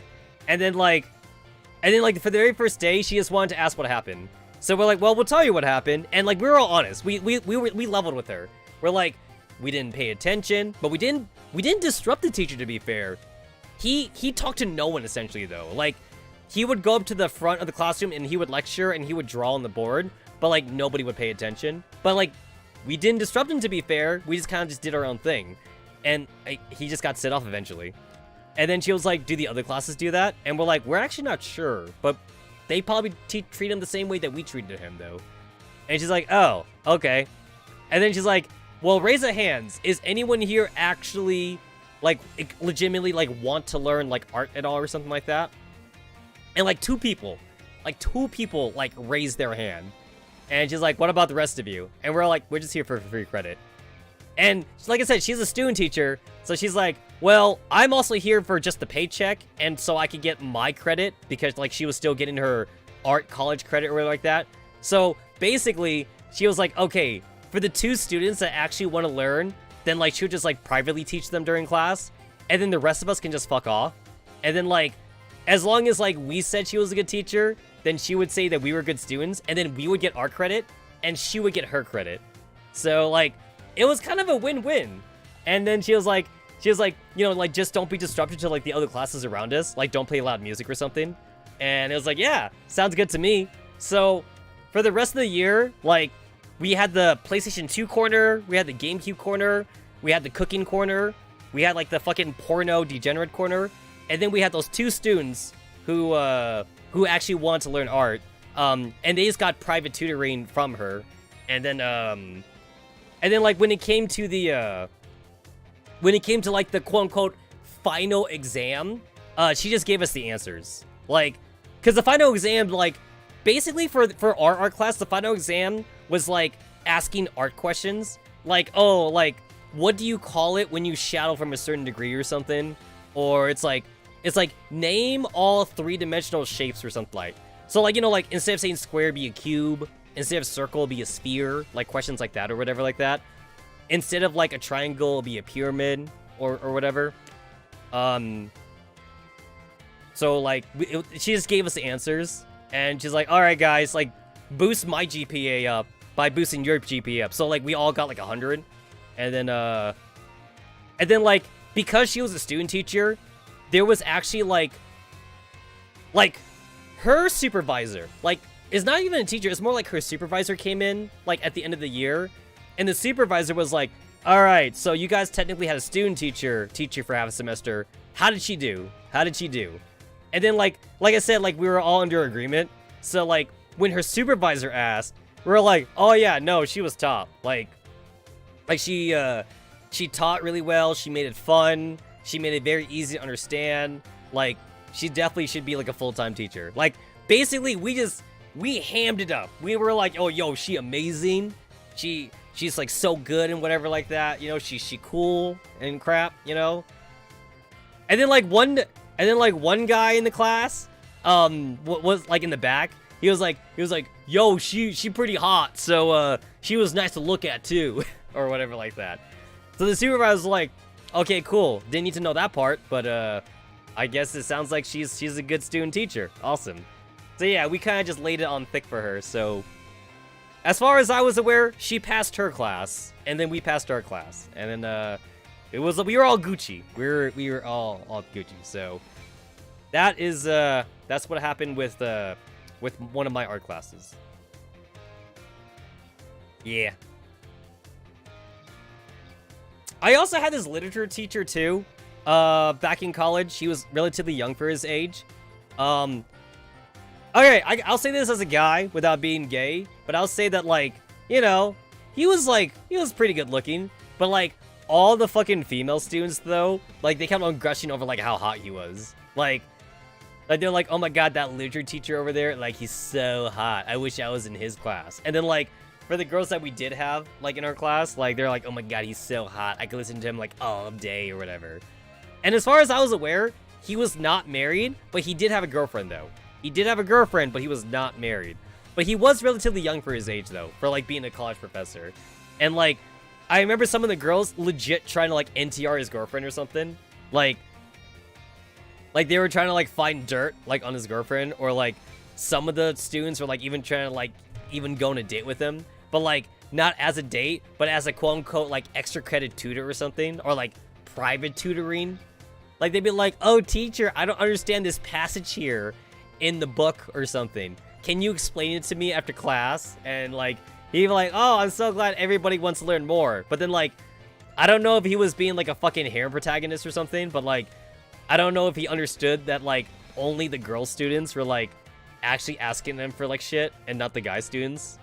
And like he was actually so preoccupied with the fucking like private tutoring for all the girls that like he kind of like gave credit to like all the dudes like very easily, because like we weren't bothering him and shit. So for me it was kind of a free credit actually. Well, it was kind of a free credit in college because we weren't bothering him, but then like he had his hands full teaching all the chicks though. And then I remember too, like at the end of the year he was like really sad for like a certain session or something, and he's like, all right guys, this is he just wrote on the board or something. He's like read like these chapters for the next test or whatever like that, and then that's it. And then like he just like sat back down or something, and then like basically he just wrote like on the board like what to expect on the test and like what pages to read or whatever. And then like he didn't lecture, like he legit just didn't lecture, and everyone's like, why is he so down? And then it turns out it's because his girlfriend broke up with him or something like that. Because, like, his girlfriend left him for, like, some kind of, like, bodybuilder that she met at, like, the gym or something like that. Because, like, she was going to the gym a lot or something, and I guess she was telling him that, like, oh, like, I'm really, like, worried about my health, so I'm gonna go to the gym a lot. But it turns out she was actually fucking, like, her gym instructor or something. And then, like, he found out, and then she was like, yeah, I admit it. Like, you know, I was screwing him or whatever like that. And she goes, but why, though? Like, am I not doing enough for you or something? And she's like, oh, no, you're a great friend. Like, that's what she said. Because he gushed to us. Because the girls were asking him. The girls were all like, hey, like, how come you're so down? You usually, like, lecture us and shit like that. Like, how come you're not doing it this time? And he's like, I don't want to talk about it. I don't want to talk about it. And they were like, oh, but like, you shouldn't bottle it up, though. You should tell us because we're your students and we could help you or whatever. It'd be good to get it off your chest or something. So, like, he went back to the middle of the class, but, like, he didn't stand on the podium, though. He just sat in a chair. It's like, okay, I guess I'll talk about it. If anybody wants to leave, you can leave because you know what to study or whatever like that. But nobody left, though. Nobody left the class because we were all interested. Like, we all wanted to know why he was so down. And he just gushed it. He just tells the whole story. My girlfriend left me. She was fucking her gym instructor. She said that I was a really good friend. And that, like, any girl would be lucky to have him or something like that. And then he was like, but like, I want you. And then she was like, no. I like this gym instructor that I'm fucking. You know, like, he's so... Have you seen his muscle? Like, I think she was, like, a muscle chick or something. Because, like, our literature... Okay, like I said, our literature teacher, like, he was a good-looking guy, I'll say. But, like, he's not, like... He's not ripped or anything, but he's, like, healthy. I'll say that he was healthy. He wasn't, like... It's not like he was, like, pudgy or anything like that. But I guess maybe his girlfriend was into, like, built dudes, and he wasn't built. That's why she started fucking her gym instructor or something. But, like, she kept on using the word friend. That's what he said. Like, he was all like, she said I'm a good friend. I'm a really good friend, and I'm a good listener. But she wouldn't want to marry me. Or something like that. Like, that's what he was saying. And, like, all the girls, like, they jumped on it. Like, because, again, they kept on talking about how hot he was. They're like, oh, we're so sorry. You deserve so much better. That bitch is just a slut. Oh. You could use a shoulder to cry on. Like, the girls were just crowding him. And we're like, cool. Well, the dude basically has a harem, so I'm pretty sure he'll rebound really quick. He's got, like, at least, like, 7 or 9 girls in the class who's, like, ready to be his rebound girlfriend or something. So, yeah. Anyway, he was depressed pretty much for, like, the rest of the year. So, it was actually a really easy class to pass because he basically just gave everybody a free credit. I've gotten a lot of free credits through the years. I've already told you guys a story about, like, how I got my high school diploma. Like, I did a lot of favors for a lot of teachers. And my government teacher... I dated his daughter to get a free credit. I took his daughter to her prom or whatever, so... Yeah, honestly, I never had to really work a day in my life for school. I've always gotten free credit, some way or another. It's like, for the few teachers that I actually had to, like, do tests on, I basically just had someone do the test for me. Or, like, I just cheated off of somebody or something. College was way easier, too. Because, like, for any class that, like, actually, like, you know, needed me to do the test, I got somebody to, like, walk in class as me, like, be me, and then they would do the test in my name or something. Because, like, I don't know what kind of colleges that you guys have gone to, but for me, though, it's like, the professors don't pay attention to who you are most of the time. So it's like, if you say that you're Jim Bobo, they'll take your word for it. Okay, you're Jim Bobo. But then, like, it's not Jim Bobo. It's Tommy, it's Tommy Jones or whatever. And then, like, but you had Tommy Jones come in as you to take the test because he's a nerd, and Tommy Jones will do the test for you, but he'll write your name on it or some shit like that. So, yeah, I definitely got a lot of free credits. Is it a 4-head to hire a 5-head? I mean, maybe. Probably. But But yeah, I definitely don't deserve my high school diploma. And then, like, I've already told you guys before, like, I dropped out of college because it just wasn't for me. College was a waste of money. So I got out of college, like, the moment that I realized it was a waste of money. But for high school, though, yeah, I cruised. I cruised through high school. But not because I was book smart. Because I'm street smart. Because I'm street smart. It was basically a combination of, like, doing shit I'm not supposed to do, and, like, literally fucking people. Like, I literally had sex with a few chicks in high school to get a passing grade. Anyway, we got off topic somehow. This is why I was worried about Pokemon Scarlet and Violet. It's a school setting, so I knew this was gonna set me off. This whole school setting thing is setting me off. That is certainly good to hear. So, Tetsamaru, you chose to take on the gyms as part of your treasure hunt. That must mean you like Pokemon battles, is that correct? No. No, I don't like Pokemon battles. I only took the Pokemon battle gym test because I wanted to unlock more things to buy. No. Then you're attempting to overcome a weakness. I applaud. What? What? There's no wrong answer. There's literally no wrong answer, guys. Then you're attempting to overcome a weakness. I applaud your efforts, indeed. Oh, do forgive me for springing into such odd question on you all of a sudden. I often find myself pondering the nature of strength these days. Anyway, thank you for your input. You become slightly closer with Mr. Hassel. Alright, good talk. You guys ever have philosophical conversations with your teachers?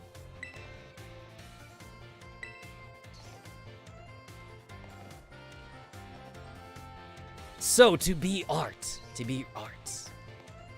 So, I have a question. This is supposed to be art class, right? So, why do these pictures look like they were drawn by fucking 3-year-olds? I don't know. Look at this guy! How old is this dude?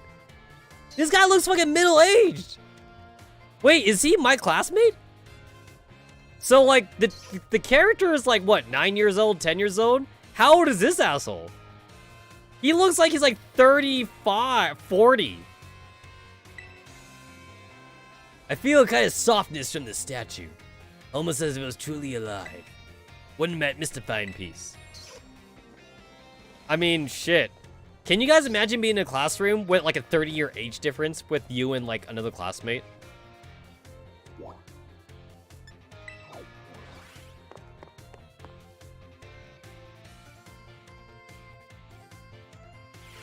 Alright, we are... I don't know about you guys. I've never been in a cafeteria with live bees inside the cafeteria. It's a good thing that these comb bee are not ready to sting people.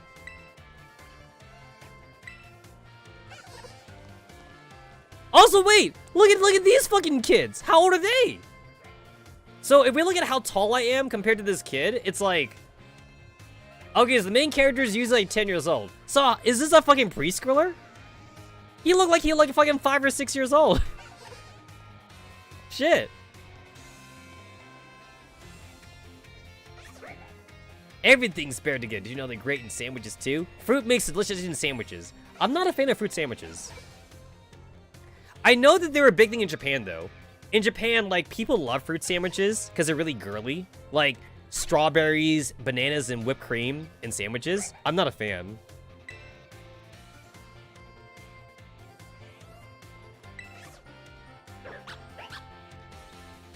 You know what's kind of weird? You know what's kind of stupid about this? Everybody eating sandwiches. Like, do they not have other food in the Paldea region? Like, this is a cafeteria, right? So why is everybody eating a sandwich? Like, they must have other food. Is everything here meant to be a sandwich ingredient? Like, that's rice, right? Are these rice pots? These look like rice pots. And then this must be other food right here too, right? Or is it all just toppings? Is everything considered a topping in the Paldea region? No, they just eat sandwiches. Yo, bread, wheat, right? Like, bread must be a high commodity in the Paldea region. Like, if you're gonna buy stocks in the Paldea, buy stocks in bread. Breads and everything, right? I heard that other regions, people like to eat rice covered in this stuff called curry. Have you ever had curry before? Oh, I've been wanting to do that. I wanted to do like a curry cooking episode. A curry cooking stream. Because, you know, that's very anime. You know how like every anime always has like a curry episode? I've always wanted to do a curry stream. There's a joke in the store near you that sells honey on the drums they have honey in. The sign says, "Do not open live bees." That's amazing. Sandwiches you make together taste even better when you eat together. Gulp, gulp, gulp. Munch, munch, munch. Look at this little girl right here. She is drinking a cup of water. She's drinking some water, I think.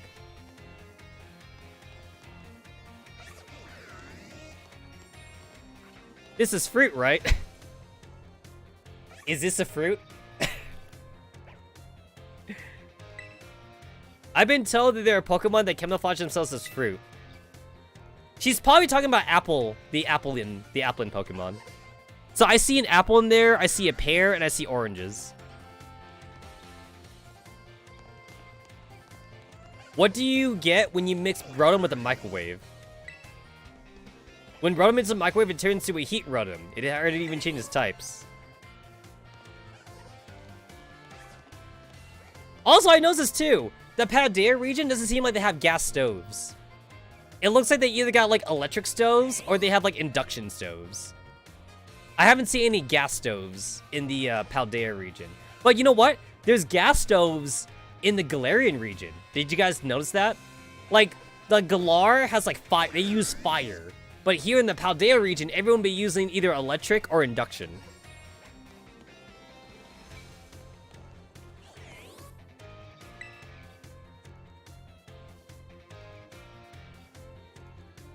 Also, I just realized something too. When you think about the Galarian region main trainer, like the main character, they can actually really cook. Because think about it. The main character in this game just makes sandwiches. We're not cooking, right? Like, sandwiches, you're just putting pieces together. But in the Galarian region, we make curry. So we actually like take a pot and we fucking make a fire. And then we're actually like stewing and shit.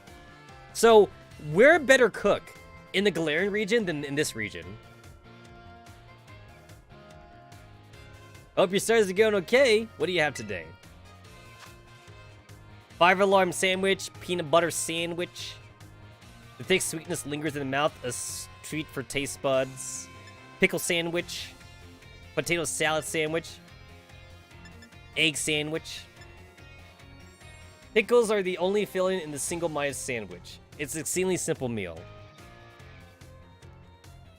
I can make that right now, guys. I can make that right now.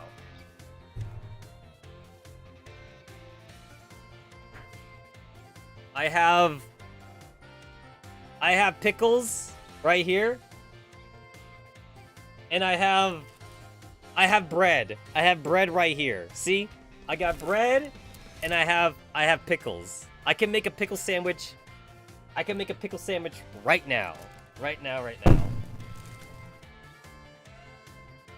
I have a paper plate. I have a paper plate right here. I got a paper plate right here. I can make a pickle sandwich. I can make a pickle sandwich right now.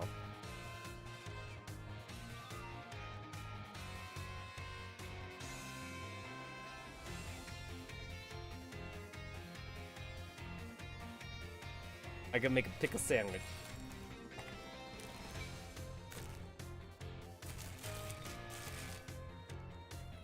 Two pieces of bread. 2 pieces of bread. I can also make a peanut butter sandwich because I have peanut butter here too. Where's my peanut butter? Where's my peanut butter? I got peanut butter over here. Right here. See, I got peanut butter. I have pickles and I have peanut butter. Pickles and peanut butter. So, you take 2 pieces of bread. You get some pickles. There we go. And then, I'm just gonna put the jar down. I'm gonna put some, pickles. You guys ever like drink pickle juice? You guys ever just try drinking pickle juice straight up? Oh, that's pickly. That's pickly right there. Anyway, you got a pickle, see? We got a pickle. I'm gonna put it on the bread. I'll put it on the bread right there. I'll put it on the bread. It's cold because it just came out of my mini fridge. Put it on the bread. There we go. See that? I got. You see, Pokemon is giving me recipes. That's a pickle sand. That's a pickles on bread right there. Pickles on bread.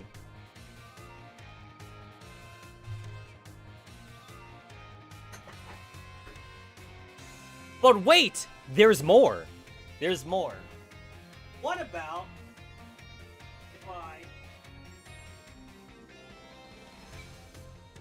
What if I get some of this this Korean Jinro grape alcohol? What if I get some of this Jinro grape alcohol?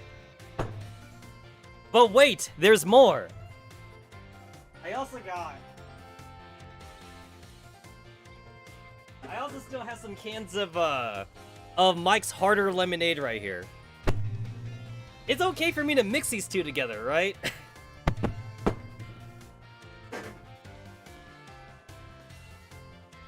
But wait, there's more.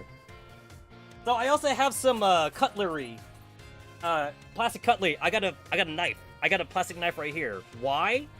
Because the game is showing me a peanut butter sandwich and a pickle sandwich. So what if you combine the two? So you get some peanut butter, and I have pickles right here. So I have pickles on one piece of bread, but then if I get the other piece of bread, and then I get my butter knife, and I get some peanut butter, and I slather it on the sandwich, on the bread. And you get some more peanut butter from here.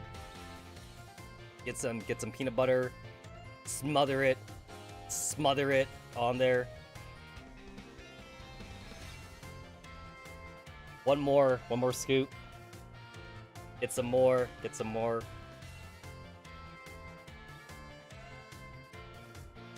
All right, I think that's a good amount of peanut butter. Don't do it. They would sell a sandwich that costs 2,000 Poké-Dollars. I can't afford that. But wait, there's more. But first off, let me just drink the rest of this. So, all right, this goes to you, Hayako.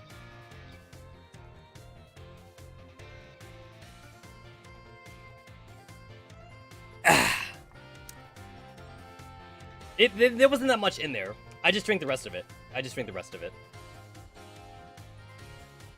Since 1924, Jinro green grape. And then, okay, so I have peanut butter on, I have pickles on one and peanut butter on another. But wait, there's more. What if I level with me? What if I put some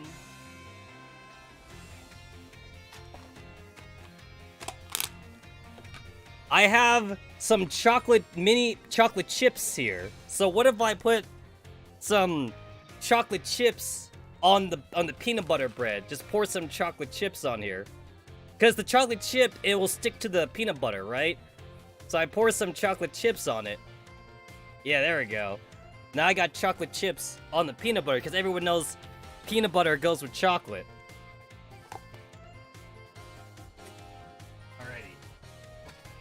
And then you take this one and you put, okay, let me transfer the pickles over. So I take the pickle, I transfer to the other piece because now there's chocolate pieces on this one. I transfer over the pickles, and then I take this piece of bread, I put it over, and now I have made a Tetsamaru original. I have made a pickle peanut butter chocolate sandwich. Peanut butter pickle with chocolate chip sandwich. I'm gonna smush it together so that way the peanut butter like adheres to the pickle. And then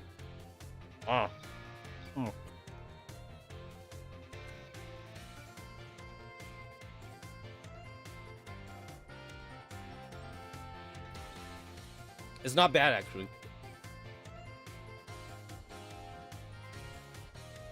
It's not bad. Well, the pickle sandwich is 950 Poke Dollars, and the peanut butter sandwich is 1,000 Poke Dollars. So this is like a 2,000. This is a roughly. I have the chocolate. This would be 2,500. This would be a 2,500 Poke Dollar sandwich.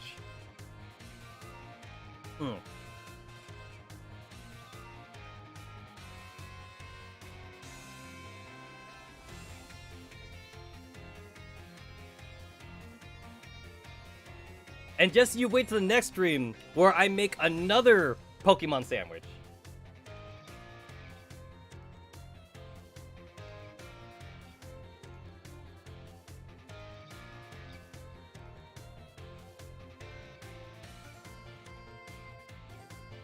Welcome to the sandwich mukbang stream.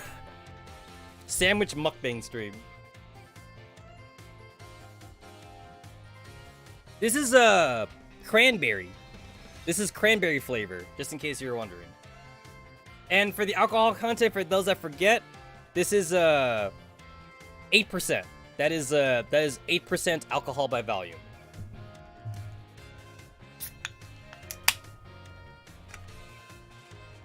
This goes to you, Fuji. This goes to you, Fuji.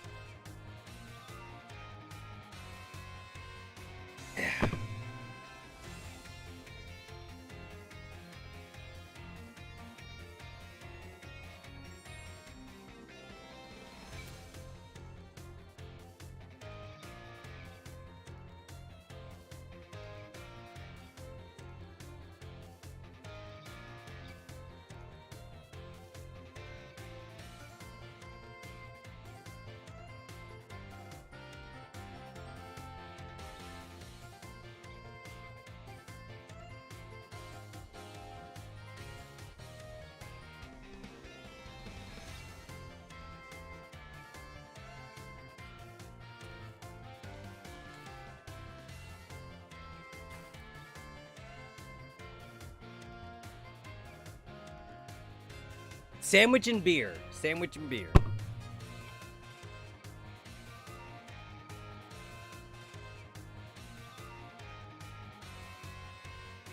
Why does the Fire Alarm sandwich cost so much? It's 1,700 Poke Dollars by itself. What's the ingredients for that? A veggie heavy stuffing and a piquant sauce makes the sandwich a very refreshing meal. I see sausages. I see bell peppers. I see bell peppers and sausages on that sandwich. The sausages probably make it expensive, right?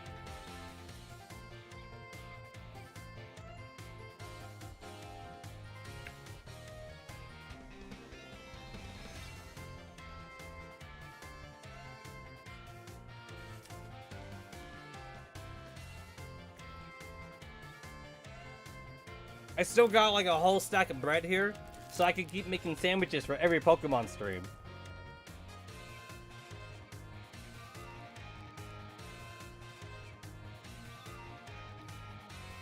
Alright. Let me go ahead and just lower this.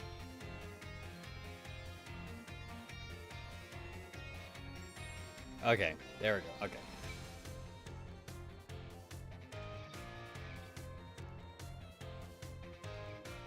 Okay. I feel like we've gotten off topic.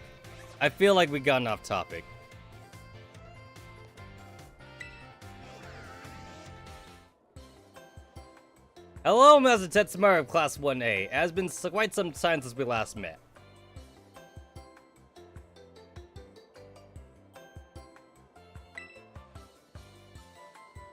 Are you here to eat as well?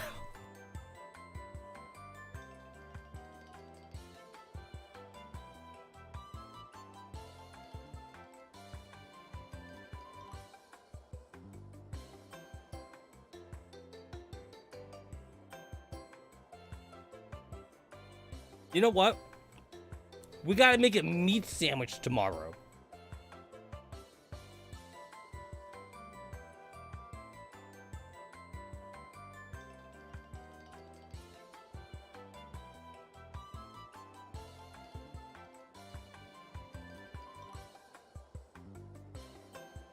Mostly just because, like, there's not really much of a reason just to have, like, a regular square anymore. It also is... It makes it easier, too, if you're an actual, like, live cam streamer, too, to actually, like, take up less real estate on things that don't matter if you're not a VTuber streamer. Because, like, if you're a VTuber streamer, then you technically have, like, a green screen behind you. Or you have a green screen on the anime part, so that way, like, more of your character shows up. If you're a live cam streamer, like, usually the lazy way to do it for a live cam streamer is that, like, it just be a square and whatever.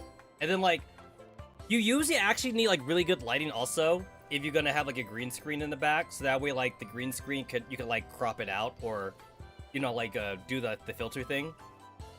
But, like, most people don't have good enough lighting, or they don't want to turn up all the lights they have in their room just to have a good green screen background. So that's another reason too, like, a lot of people have also been changing the shape of their face cam, because it's not necessary to have, like, a whole box. So that's why I did it too. That's why I did it too. Like, there's no reason to have so much real estate being taken up by that. It's not that hard to do either, so I might as well just do it. Okay, wait, I probably shouldn't be drinking this right now. I mean, I've already opened the can, and you can't just have, like, an open can of beer in your fridge usually, because it goes flat. Although, some people like flat soda, though. I know people that prefer flat Pepsi, or, like, flat Sprite. And then I actually have a very personal friend who likes flat Dr. Pepper. Or Mr. Pibb, however you want to call it. But I do have a few friends that actually like flat soda. Like, with no carbonation. Take out the carbonation. Does carbonation shit. Hey, you know what I should have added to that sandwich? I should have added some soy sauce, because I have soy sauce here too. Yeah, it's like, I got pickles in my mini fridge. I have peanut butter here. I got some bread. I got some bread here. I have paper plates. I have this assorted box of cutlery. It's got plastic forks, spoons, and knives, or whatever.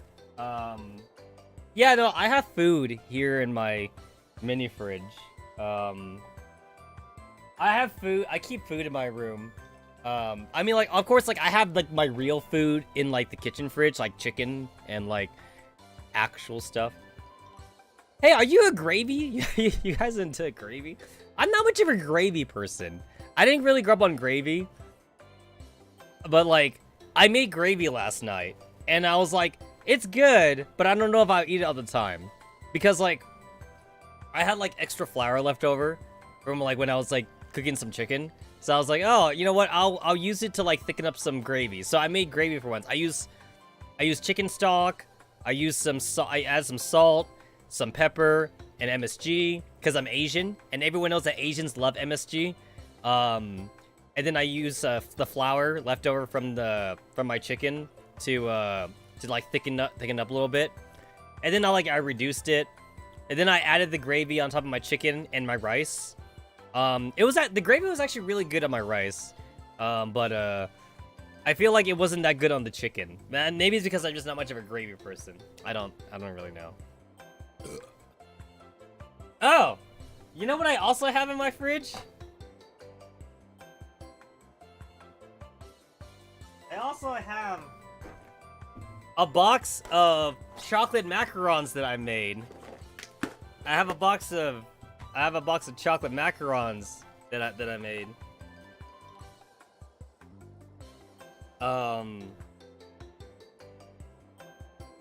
Chocolate macarons with some chocolate ganache, so I can make a little chocolate sandwich.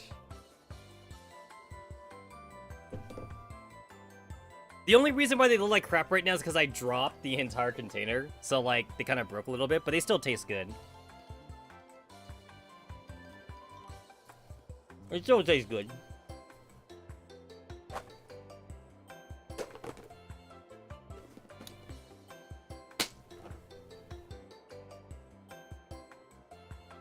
Did you guys know that, like, French macarons are actually gluten-free?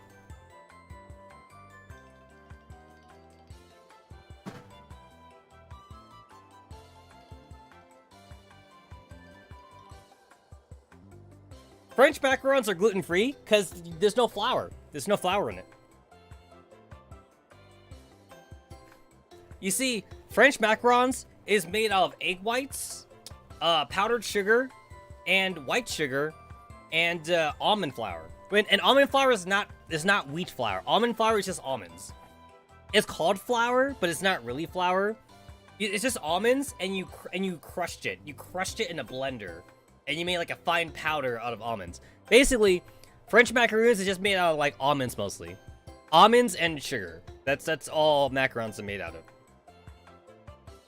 You can make French macarons with like regular like wheat flour, but like the texture is different though. I mean, if you like the texture, then like by all means go for it. But yeah.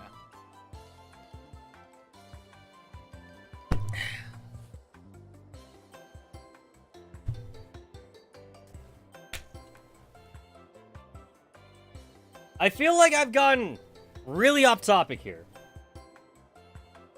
I'm in topic because we're in the cafeteria.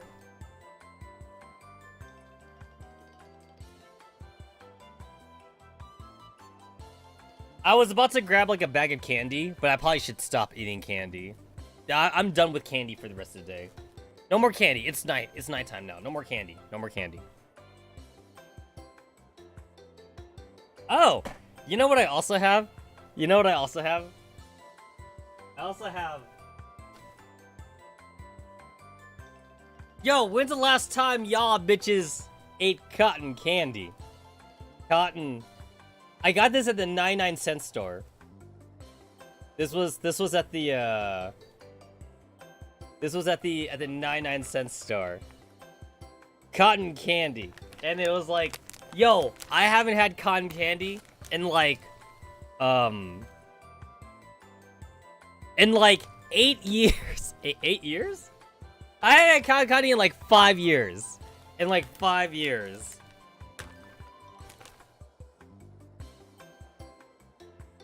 That's cotton candy. That's cotton candy. It's just fluff. It's just some fluff. See? It's just fluff. You guys know that cotton candy is like 99.9% sugar, right? It's like 1% air and 99.9% sugar. Okay, wait, I don't get this. Okay, wait. On the back of the bag here, it says... On the back of the bag, it says it's 142% sugar? Wait, it's over 100%. 142%. How is it 142%? What's the math? How did they do the math on that? You can't go over 100%. So it's more sugar? It's like double the amount of sugar? I don't get it. I don't get it.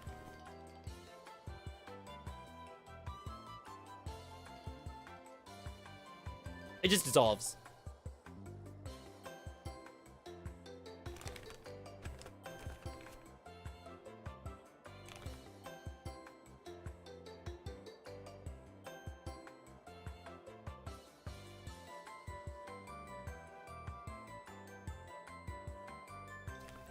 It just sugar and air.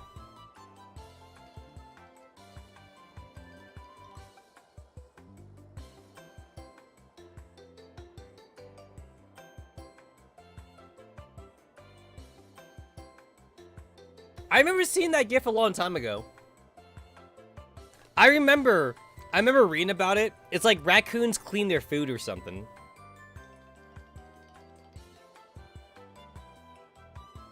I believe it's because raccoons have like very small throats.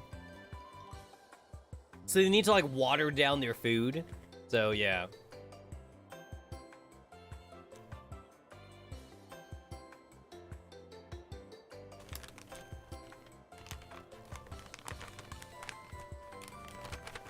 You know what? Like, I feel like I remember a family member having like a cotton candy maker.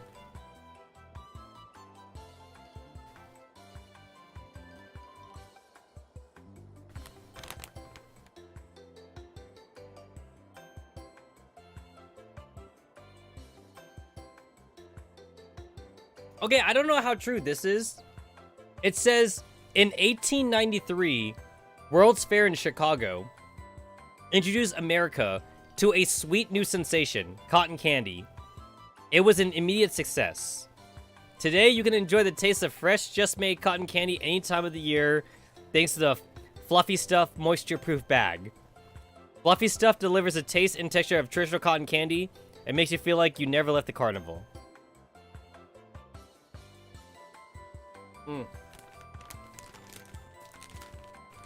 1893? 1893, cotton candy. 1893. So, are you...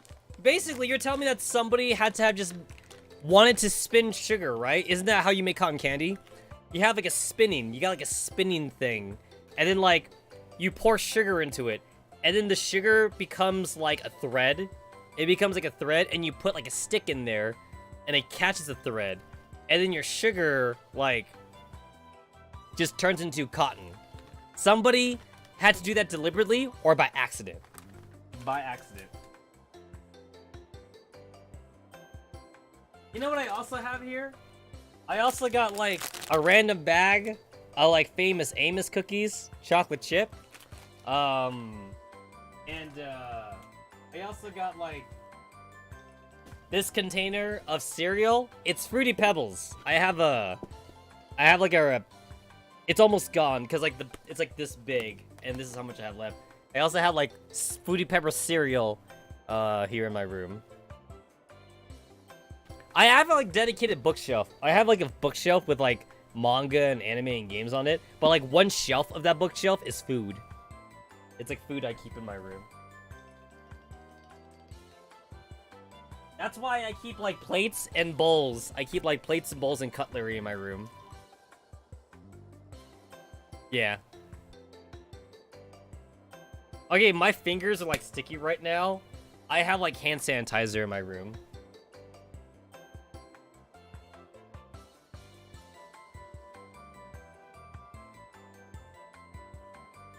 See, you guys gotta make sure you use the, not sponsored, Germ X.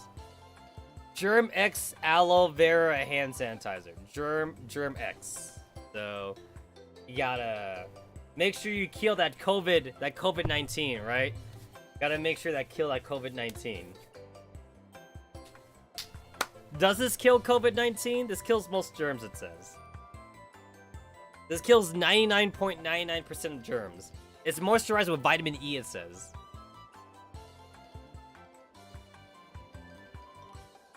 Since I have so much food in my room, do you know what I also keep in my room? I keep a container of Tums. Just in case I get like a stomachache or something like that. Tums Gas Relief Chewy Bites. I keep a container of those. You know what I also keep just in case I'm dying? I had this this bottle of Advil. I have this bottle of Advil liquid gels, just in case. So I got some Advil and Tums in here, just in case I'm dying. You got sanitizer in your eye through the hump. You know, I've seen a lot of people say that. A lot of people say they got a hand sanitizer in their eyes before. I've never had it happen to me, but I've seen a lot of people say that though. I've never had it to me personally.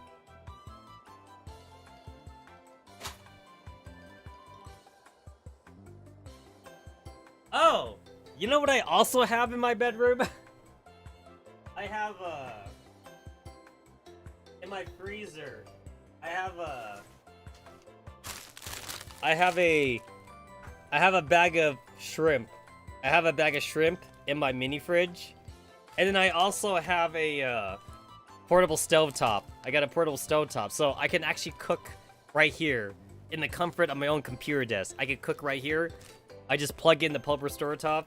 I can throw in some of the shrimp, and then I could just eat some shrimp right here. Yeah. Basically, I have a lot of food. I have a lot of food just in my bedroom. But then I keep my real food in the kitchen. Because this is not real food. This is like snack foods.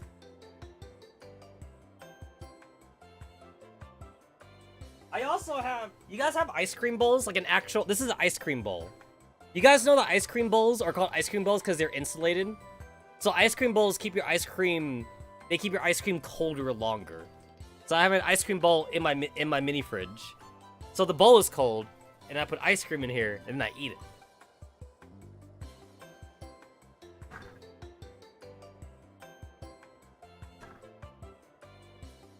You know what I also have for my ice cream bowl?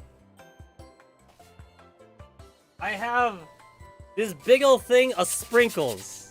I got sprinkles.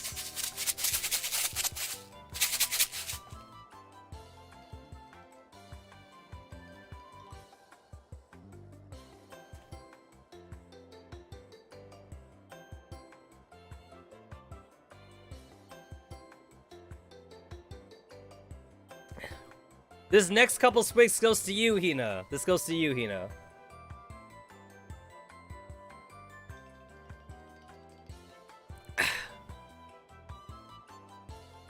I can't jug beer because, like, it's carbonated, so it's hard for me to jug beer.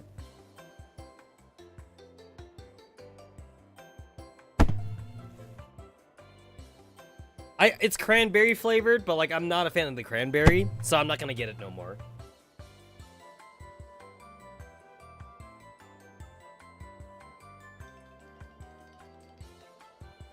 Do I have any other food? I have more food in here. I have more food. So, like, I also have this, I have this thermal, I have, like, this thermal cup. It's actually screw-in, and I can put, like, hot liquids in here. Because I actually have, like, a meal thing in here. It's, what is it?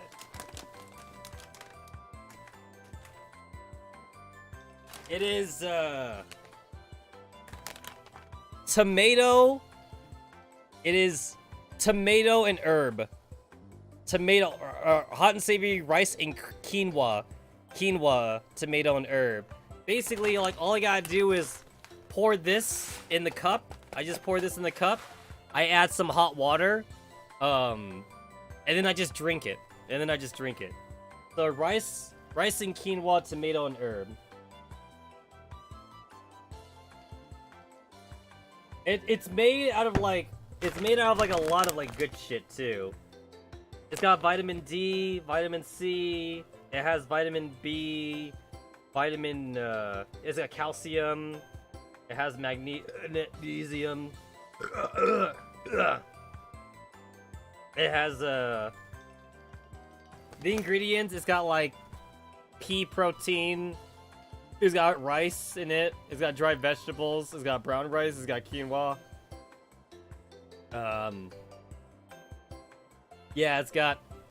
Basically, I just have a lot of food in my bedroom.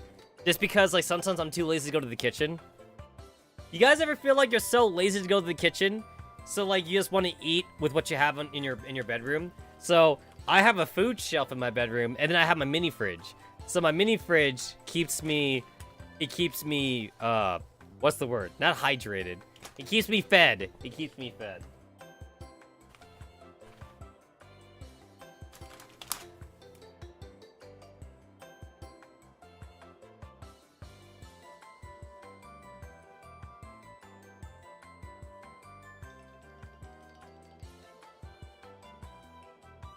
I also have this bag of M&M. I have like a random bag of M&Ms. I have a lot of food. You know what's weird? You guys ever like have like a fridge full of food and then you open it and then you say to yourself, I have no food. Sometimes I do that. Like I open my fridge, like not my mini fridge, my real fridge. I open my fridge and I look in it and I see stuff, right? I see stuff and I'm like, I don't have anything to eat. I don't have anything to eat. Hey, call me crazy, but do you guys know what I could go for right now? I could go for some celery sticks right now. I have a bag of celery sticks in my fridge. I'm a ranch kind of guy, so I like celery sticks with ranch. I see a lot of people like to eat celery sticks with peanut butter, like celery sticks with peanut butter. I tried that, but like I wasn't really a fan. I'm definitely more of a ranch. I got Hidden Valley Ranch. I got Hidden Valley Ranch in my fridge. Oh, I also got like toothpicks here, just in case I need to like pick my teeth.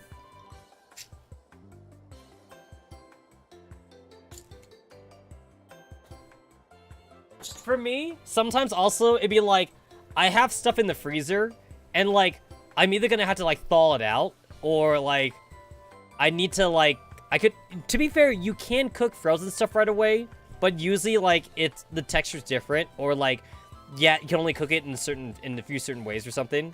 Like if I have frozen chicken like in the freezer, it's like I could cook this, but then like if I'm not gonna thaw it out, then like the only few ways I could cook with it right away is if like I could dump it in a pot of water so I can make soup or something.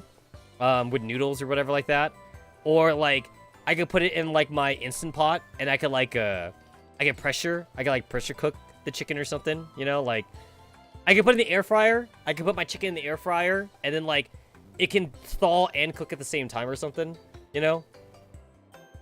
But usually I like to marinate. I like to marinate and season my chicken. And usually it's better for the chicken to be thawed out before you try to cook with it, because that way the marinade, you know, like it soaks into the chicken and shit like that, you know? Right now, actually in my fridge, I do have some chicken thawing out as well as some noodles, because I was kind of in the mood for some noodles, actually. I was kind of in the mood for some noodles. I don't really know. But I may not cook it, though. I may not cook it. I may just go for something else. I have no idea. I don't know. I don't know.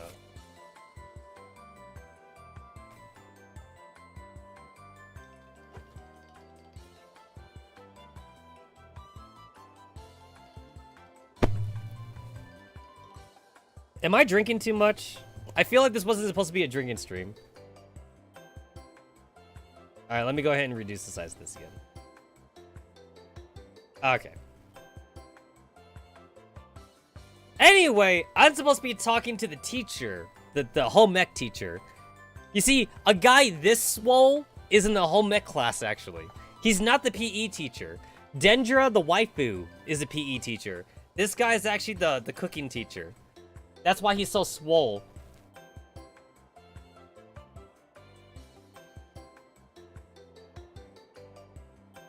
So wait a minute. So the Paldea region is supposed to be like Spanish, right? Do Spanish people really love sandwiches, or is that a Nintendo thing? Like, did Game Freak just decide randomly that Paldea was gonna be like sandwiches? Or is that a Spanish thing? Do Spanish people love sandwiches? Can we get like an Asian? Wait, would it be ironic to ask for like an Asian region or something? Because if you ask me, like Kanto and Johto weren't really that Asian, honestly. Like, so like Kalos, the Kalos region was French, right? The Kalos region was like Paris or something. Kalos was Paris, The Galarian region was like English or something. Paldea region Spanish. I feel like Johto and Kanto weren't really Asian. Like they say that Kanto is actually based in Japan or something, but like it didn't feel Asian though. So like, can I get like a real like Asian region? Like, can we get rice in the next Pokemon game? Can we make rice dishes? Because that'd be amazing. I want Hisui region. Yeah, No, wait a minute. Wait. So we also have the Hawaii. I forgot about Sun and Moon. So Sun and Moon also have malasadas and shit. But then like, wait, in the Hisuian region though, weren't they like always eating like that something weird at like the restaurant or something? Yeah, they were. But you're right though, they were definitely eating like rice and shit. But it didn't feel Asian though, because it was the village was very underdeveloped, right? Because they were settlers. The Hisui, the Legend Arceus was like settlers, so there wasn't like a full village system going on yet. So I want like a full region of like Asian cities and like Asian culture. That's what I want.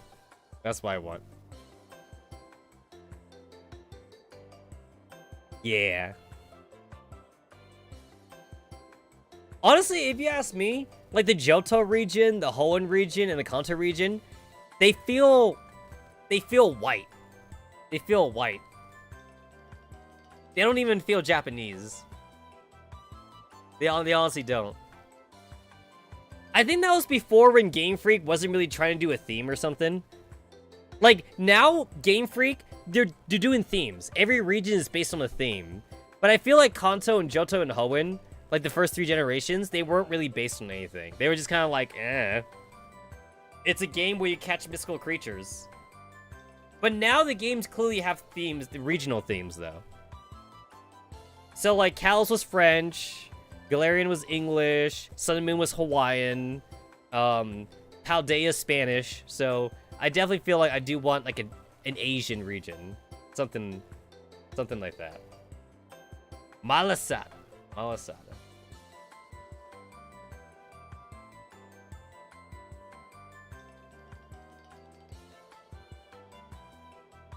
I'm not drunk, okay? I'm not drunk.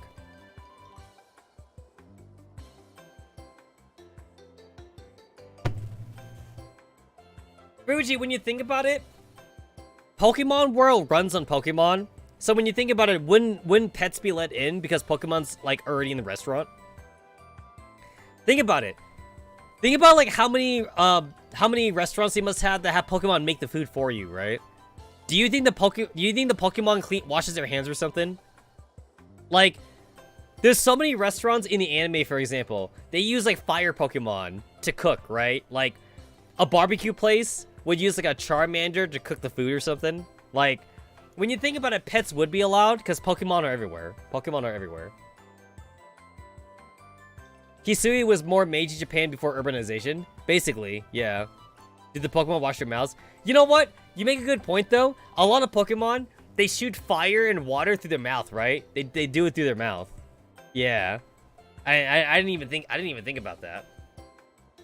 So doesn't that mean that, like, when they're making food with Pokemon, the Pokemon are, like, spitting? They're, like, spitting in the food? You're getting, like, food full of, like, Pokemon spit. Because, like, a lot of Pokemon shoot through their mouth. Like, fire, water, acid. Fire, water, acid, electricity sometimes. There's also, like, dragon. There's, like, dragon moves, too, and shit. A lot of them shoot through their mouths, like, specifically. So they're spitting. They're spitting at their opponents. That's a very interesting thing to bring up. I didn't think about that. Are you to eat? Yep, I'm starving. I kind of just wandered in.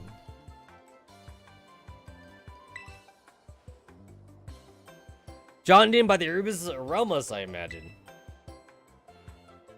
I myself am here serving the student cafeteria. I'm observing the nutritional content of the food that our students partake on a daily basis. So you guys know that luncheon meat is like terrible for you, right?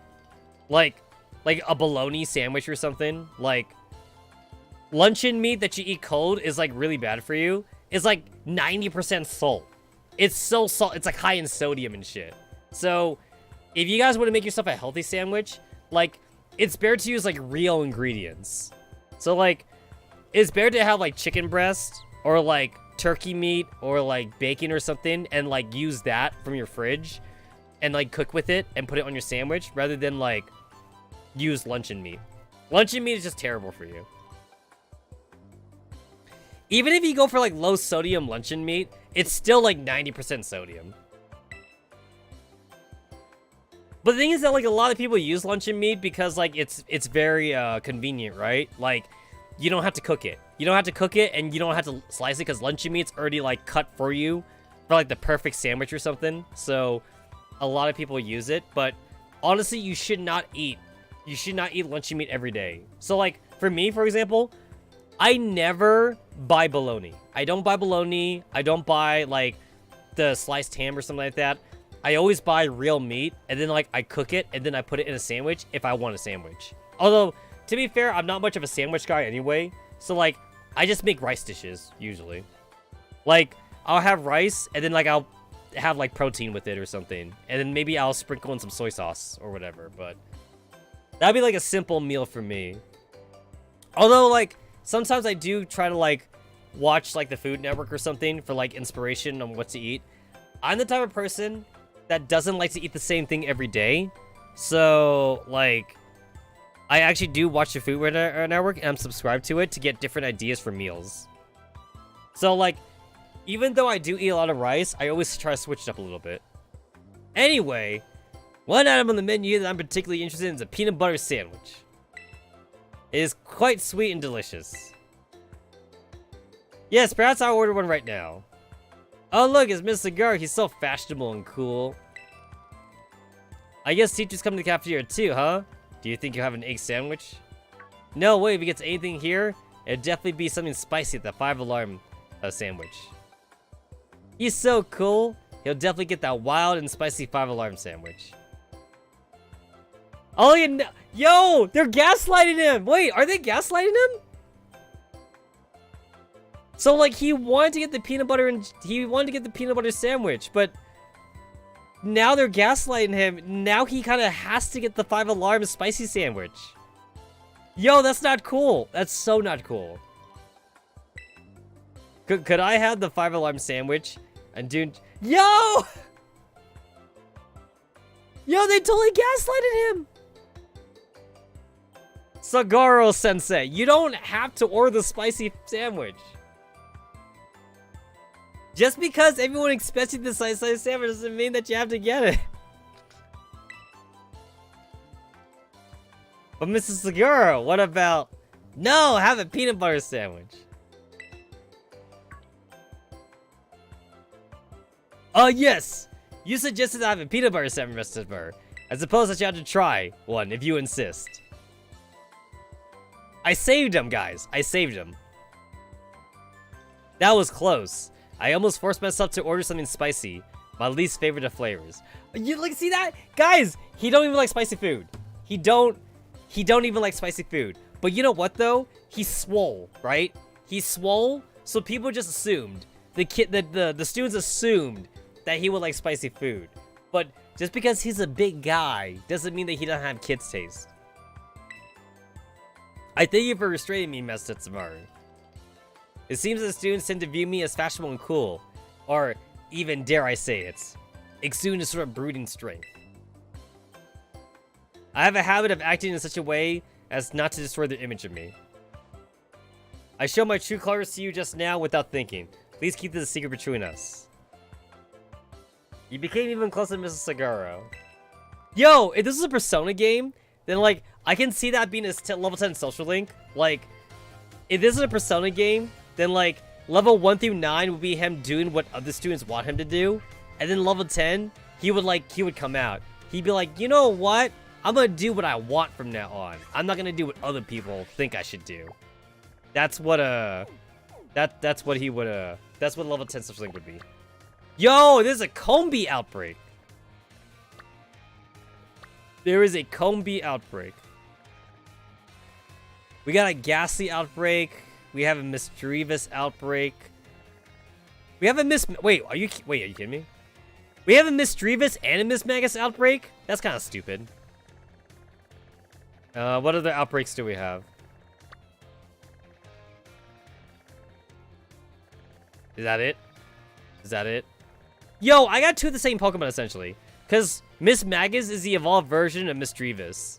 I can't believe the game gave me two of evolution, like outbreaks. Oh, and then I got, like, a Flitter. I got, like, a Flitter outbreak. The Gassy outbreak's pretty nice, though.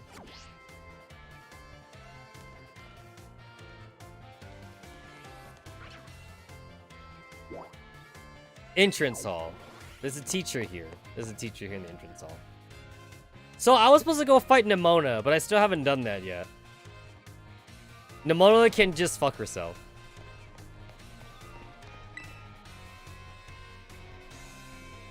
Oh my, this is Tetsamaru. Please forgive me this odd question. Were you perhaps watching me from afar just now? I just got here. Yes, I suppose you wouldn't have been doing something like that. I'm sorry. You see, oh, how should I put this? Recently, there have been times when I feel as if I'm being watched. Not by a Pokemon, mind you, but by a person. I thought there might be a ghost, so I tried asking my sister for help. She said it most likely isn't one. She's good with ghost-type Pokemon, you know. Oh, yeah! Her sister is the gym leader. Her sister is the ghost gym leader. It's, Time and get it? Because this is Mrs. Time, and then Miss Rhyme. Miss Rhyme is her sister. Perhaps one of my students is quietly watching me, waiting for a chance to ask me a question. Ah, maybe.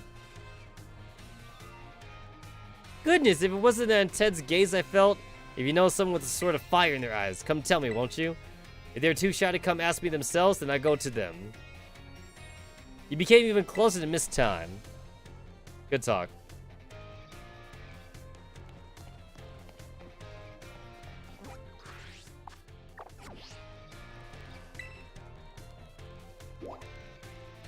We good?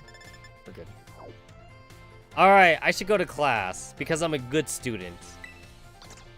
Biology 5, Math 4, Language 1, Battle Studies 1, Art 1, Home Ec 4. What's language? What the fuck is language?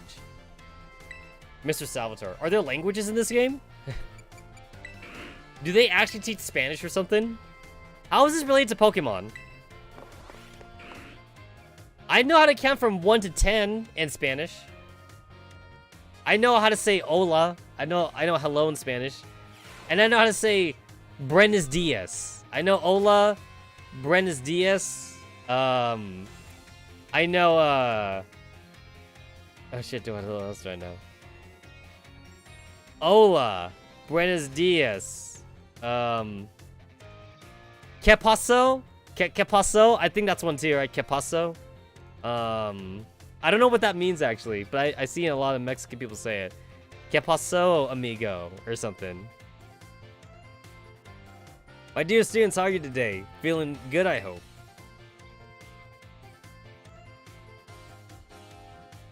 Jamapo Salvatore. My name is Salvatore. Yo, what the fuck is it with this haircut? Wait, is that like an actual haircut? Or is that something Game Freak invented? Why is there like one side of his head not like cut up or something? I don't like his hair. Merci beaucoup. That is... Oh, that's French, right? Merci beaucoup is French. Merci beaucoup is French. Thank you very much for your attention here in my class. So, I'm so herox or happy for this chance to re-experience my younger days with you all. Do you know what Salvatore means? It means savior. Just imagine I'm here to save you from spooky new languages. Aha, funny, no? That's right, my class would teach you about various languages from different regions.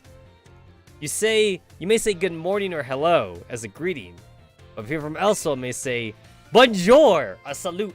Alright, so bonjour is also French, and salute is German, right? Salute's German. I heard that's even a popular streamer out there who smashes several languages together. Oh, she's talking about Iono. Because Iono, like, she says, like, hola, she says hola, hello and shit, right? Yeah, she's talking about Iono. And says, hello, hola, ciao, and bonjour. Ciao is Italian, right? Ciao is Italian. There's so many regions out there in the world. Each have their own unique language. Gracias. Merci. Jeishe. Arigato. And danke. Oh, I know this one. Wait, actually, it's all thank you. It's all thank you. I actually know that one. Gracias is Spanish. Merci is French. Jeishe is Chinese. Arigato is Japanese. And danke is German. Yo, I know them all. I know them all. Can you guess what it is? Goodbye, thank you, and good night. Wow, Tetsamaru was it. Bravo, that's correct. And speaking of his important language learning. Gracias, merci, jeishe. They all mean thank you. I guess some of you probably knew at least one of these.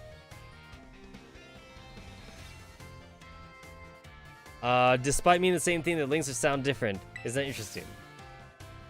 And now, a purpose of nothing. Let me give you one word of advice. When you travel abroad, learn how to speak local language as much as you can, even if you can't speak it very well.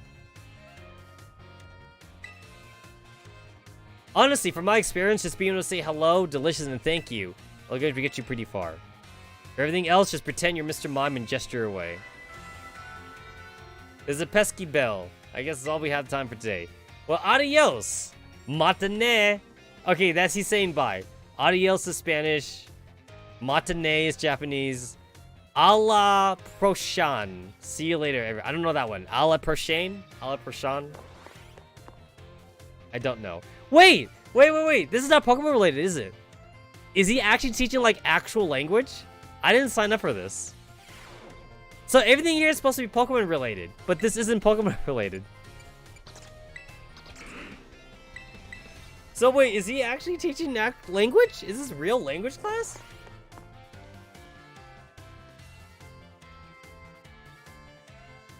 I didn't want to learn. I don't want to learn anything. I can't believe Nemona's here. Like, Nemona's actually a good student. My dear friends, how y'all today? Well, that's fantastic, I hope. It's time for Salvatore's language lesson. Etta Volprets. Are you ready, everyone? I don't know what that is. What is that? Etta's Volprets. You can answer with yes or oui. Okay, oui is French. Oui is French. Oui. C'est super.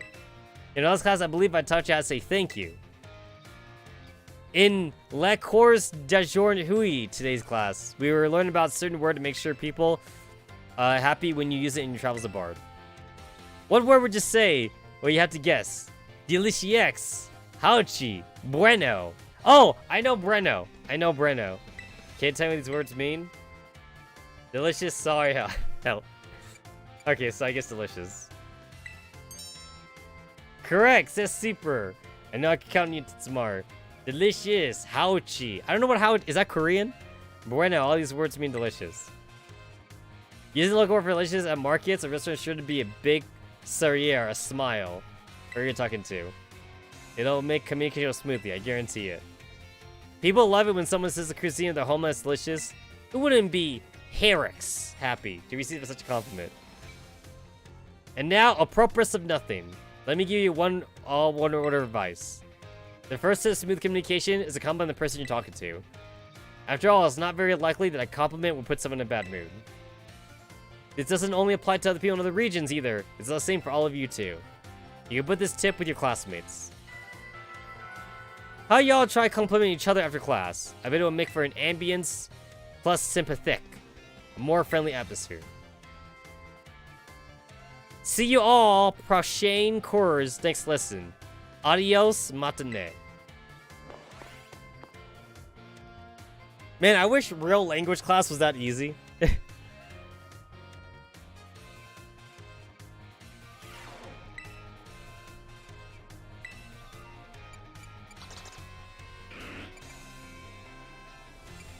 Language. What else do we got?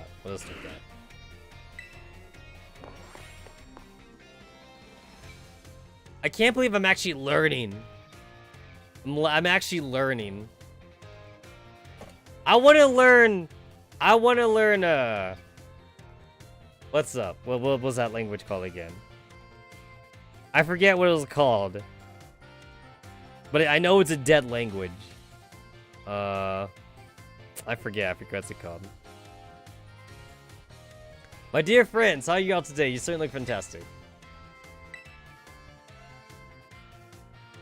Dot dot dot. Dot dot dot dot. Is he teaching us the language of ellipses? Ahem. Etes vos prets. Are you ready? Oui. Tres bien. Very good. My lessons are not a one-way street. Non, non. I am tres trist when no one speaks up. Very sad, that is.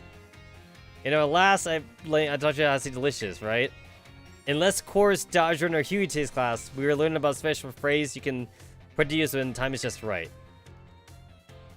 I shiteru. Jetame te amo. Ik lib ditch. Oh, I know this one!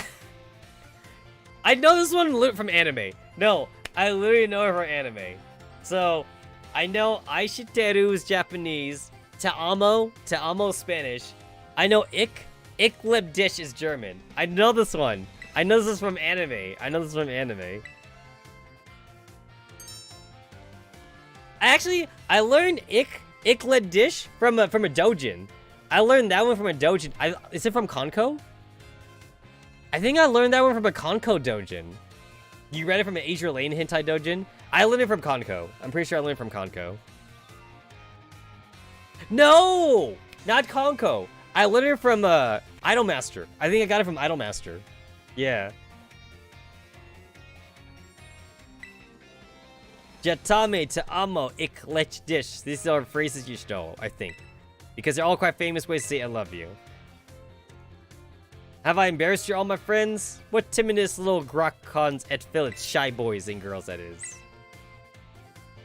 It's not very important to express your feelings about other things, you know. This is especially true for positive emotions. If you get married someday and argue with your spouse over some silly little thing, all you gotta do to apologize is say, I love you. Et tot ira bien. And all would be as well, that is. So remember, guys, if you're ever in an argument with your significant other, just say, I love you, and the argument will be over. I should know. Why, last week I had a big argument with ma femme, my dear wife, that is. So it works on his wife, he says. He says he has personal experience with it. When he got in a fight with his wife, all he had to do was say, I love you. But I was quick to say I'm sorry, and all was well. And now, apropos of nothing, let me give you one all word of advice. It's best to be quick to apologize when you have an argument with someone. That goes for your family's friends and your crushes. I know you can do it. I believe in you. Our portion course, the next class will be the midterm exam. Adios, matane. Alright. I think I got this. Yo, I think I got this midterm exam. I'm gonna crush it. I'm gonna crush this midterm exam. Yo, I got this. I got this.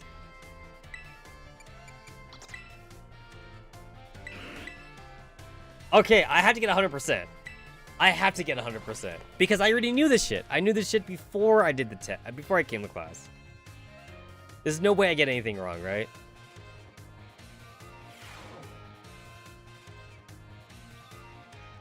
Ajord Hui. Today we have a midterm exam. Detes nis vus relax. And this do your best. Etes vus prets. Are you ready? Let's begin. Gracias, arigato. Mercy and Jeshe. That's thank you. Which of the following means delicious? Au revoir, delicieux, and ni hao. Okay, so ni hao is hello in Chinese. Au revoir. Isn't au revoir goodbye in French? That's goodbye in French, I believe. So delicieux. Which of these phrases doesn't belong? Ik lib ditch, jetame, te amo, and time to eat. Okay, well, time to eat would be itadekimasu. That would be itadekimasu in Japanese. When speaking with a person, what is the first step to smooth communication? Compliment them, get mad at them, bury them with flattery. Compliment them. What is your beloved teacher's name? What? Uh-oh.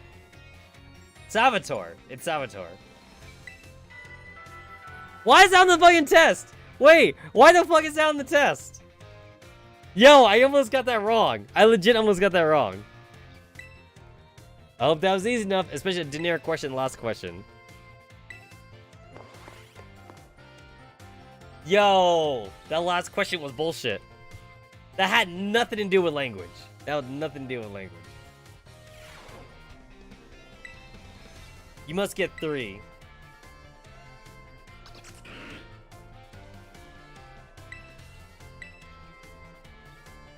Guys, 5 out of 5. I'm so good. I'm so good at language. Got 5 experience candies. Okay, I'll go and fight Nimona. It's time. It's time. I'll fight Nimona.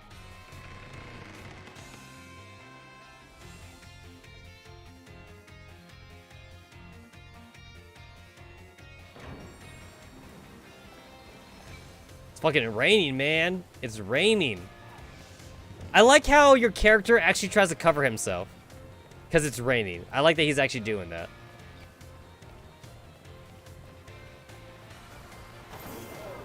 You know what's kind of crazy about this game? The weather actually does affect the fight, though. Like, if I were to fight right now, it would be raining in the fight.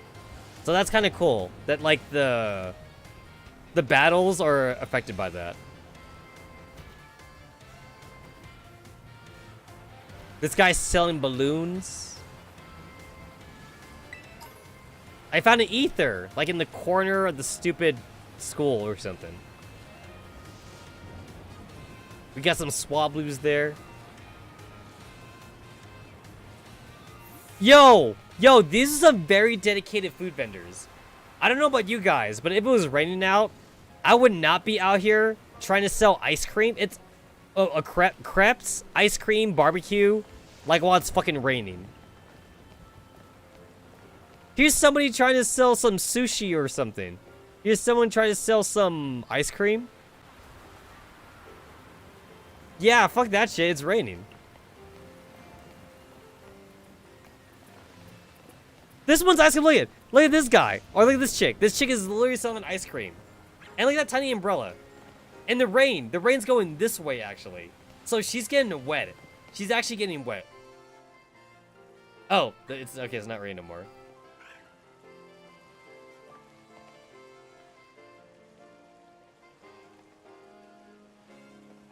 Wait, they're both selling ice cream. So wait, are they rivals or do they work for the same branch? Because like, their carts are identical, so that tells me they work for the same branch. But then like, they're right next to each other though. Like, why have 2 ice cream carts right next to each other?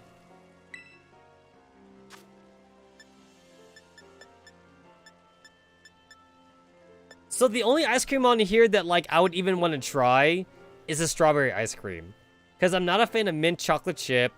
I don't know about the ice cream sandwich. There's also a mango ice cream, which I guess is kind of okay.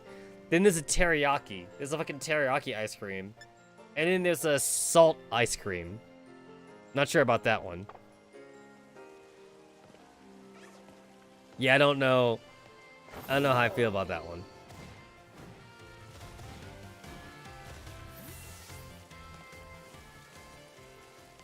You guys ever get the urge just to run into a water fountain? Because that's what I'm doing right now. Just running in it.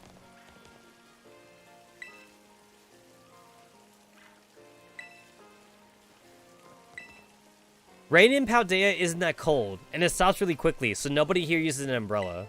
Really? No one buys umbrellas in the Paldea region? Is that a thing?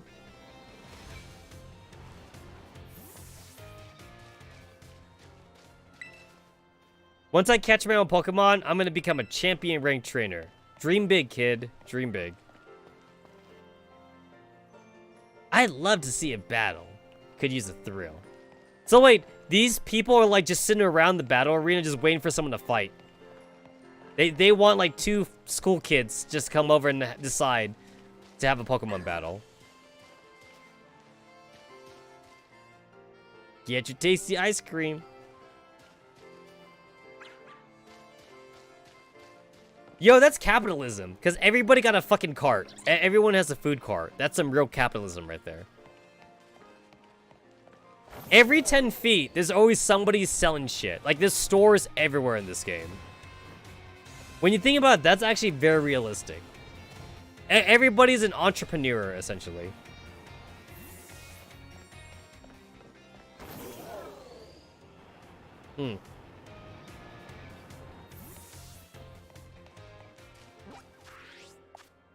All right, so the I don't want to fly over there. I actually want to walk. I want to walk to the Elite Four thing. So it looks like it's over there.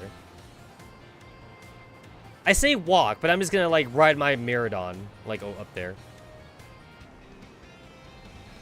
Pretty much every food vendor in Asia, basically.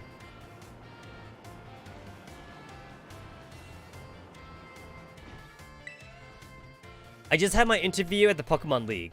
The interview was really scary, though. The Pokemon League's right through their tunnel. Alright.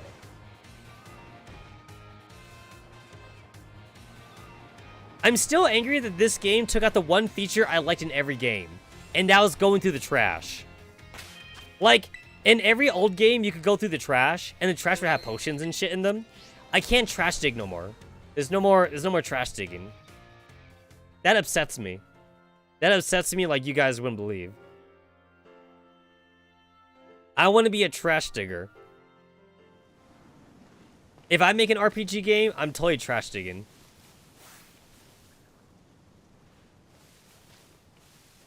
Oh yeah, I should probably kill these things.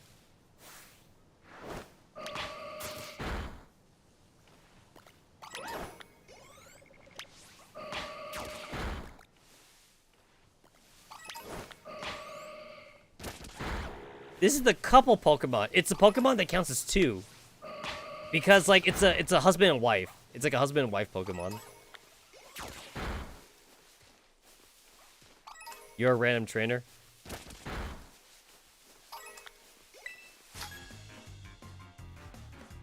I'm making my way to the Pokemon League. Let's bow to mark the occasion. You're challenged by Jackson the Students. Got a Meow. It's a level 14 Meow. But yeah, Tondemus is like a husband and wife Pokemon.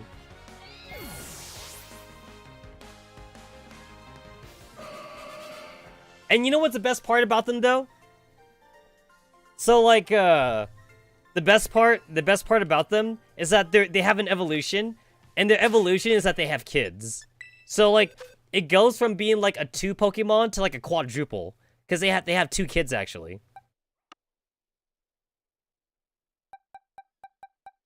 Yeah, Tandemus right here.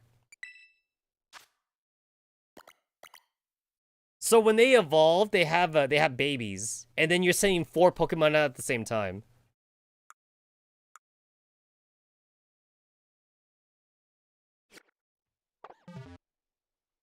So basically, it's a Pokemon that fucks itself when you think about it.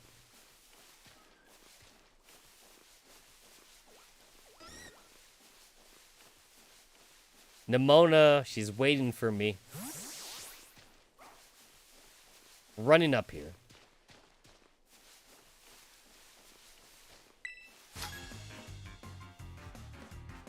You literally got promised, kid. Let's give you a challenge to grow on. You're challenged by Cabby Paco.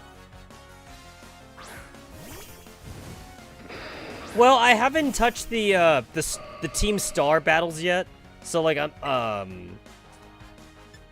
haven't touched the Team Star battles, so like we haven't seen Penny yet. Basically, like I did the Nimona quest line first. After this, I'm gonna do the Arven quest line, and then I'm gonna do the the Penny. I'll do the Penny storyline. So first Nimona, then Arven, and then Penny. Stupid sand.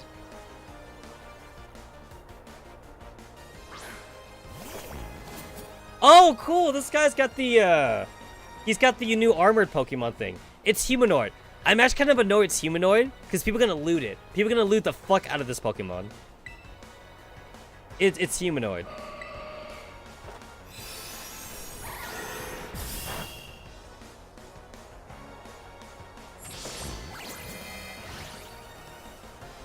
It looks cool though. It's got lightsabers for hands.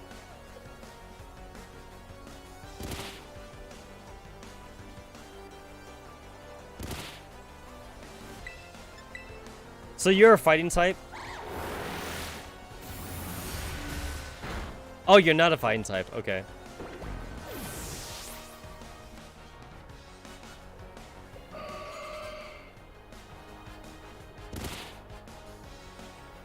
Broadzong.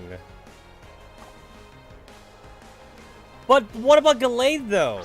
Isn't it supposed to be Gallade and Gardevoir? Isn't Gallade and Gardevoir the power couple? You can't do Cyril Edge and Gardevoir, because Gallade's supposed to be the husband, though. NTR? But, like, wait, are they in the same A group? I don't even know if they're in the same A group. If they're not in the same A group, then they can't bang. They have to be in the same A group. Otherwise, it's wrong.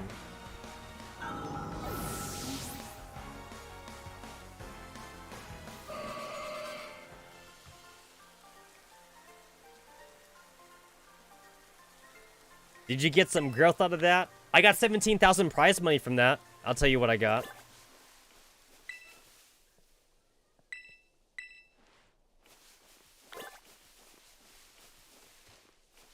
I should go heal.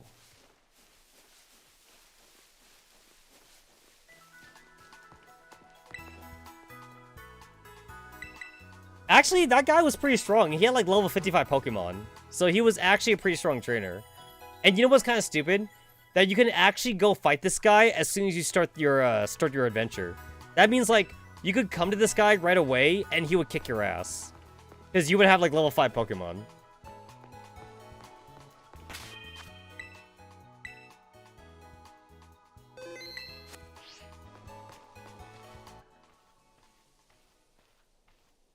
The Pokemon League.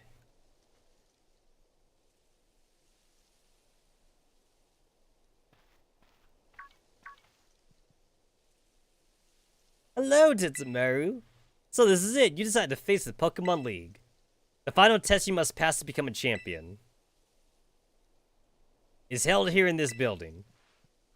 I wish you the best of luck from the bottom of my heart. I look forward to meeting you again soon.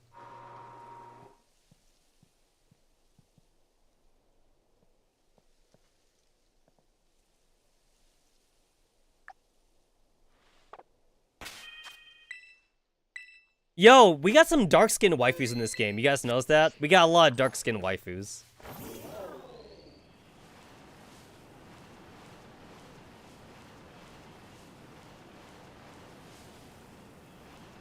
Just walking around, building. I think I got all the TMs back here. So, wait a minute. Do they have, like, a professional gardener that like cuts the grass around the Pokemon League building?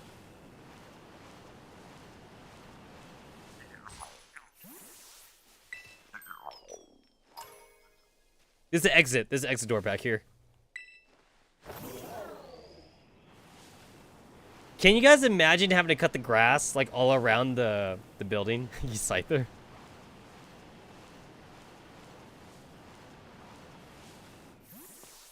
Scyther, you do know that we actually have a lawnmower Pokemon, right? Rotom. Rotom actually has a lawnmower form. So we do have a lawnmower Pokemon.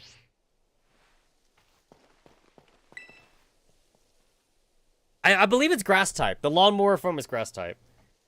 Are you ready to face the Pokemon League's champion assessment? Sure. Let's see. Tetsamaru from the UVA Academy, is it? It appears you have a total of 8 gym badges. There you are. You may proceed to the interview room. Yo, I gotta do an interview like a job. It's like a job interview. Look at it. It's literally a job interview. We're in a fucking office, man. Thank you for coming in today. Yo, I like how she's wearing glasses now. Please do have a seat. Yo, why is the chair so far away? The chair is so far away from the table. Have you seen fan art of Rika with her hair down? Because Rika with her hair down's amazing. I've seen some really good fan art of Rika. I, Rika, will be your interviewer. Let's get started with the first portion of the champion assessment. We begin with the interview. First things first, let me see how many gym badges you have. Excellent, you have all 8. Next, I'd like to ask you a few questions if you wouldn't mind. Please think carefully as you may automatically fail the interview depending on your answers. Yo, we can automatically fail? Let's begin. How'd you get here today? I walked. I rode on my Pokemon. I came by flying taxi. I guess I'll just say I rode on my Pokemon.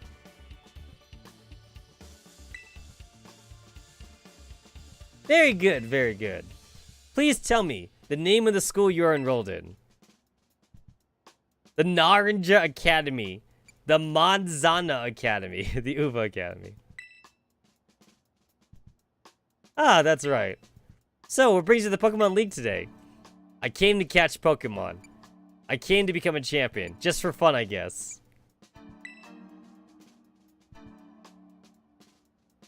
Yes, indeed. Why else would you be here, I suppose?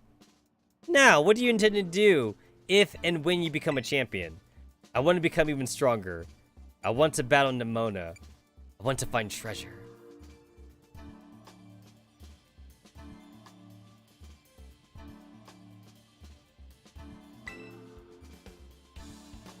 I see, interesting. Tell me, which of the 8 gyms gave the most difficulty? The Kotondo gym, the Artisan gym. So, I could just straight up just lie and say that, like, the Kotondo gym gave me the hardest one because Kotondo is the first gym in the game. I could just say that. Glacido gym would be the ice gym. Yeah, like I'm just gonna say the Kotondo gym. That's the first gym in the game. Artisan gym was the grass gym. I see. And what was the name of the gym leader you faced there? Caddy. It was Caddy the bug gym.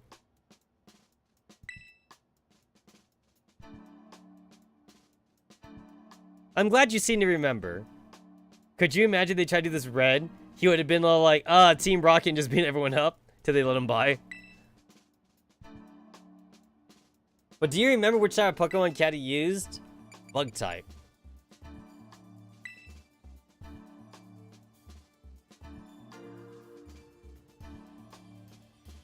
Should have picked Iono. Wonderful. Building the skills needed for the champion assessment is no small feat. You must have been a lot of Pokemon to get here. What was the category of the Pokemon that you chose to be your first partner? The Grass Cat, the Fire Croc, the Duckling. Grass Cat. Very good, very good. Now please forgive me, but I'm going to repeat a previous question. Remind me, what do you intend to do when you become a champion? I want to find treasure.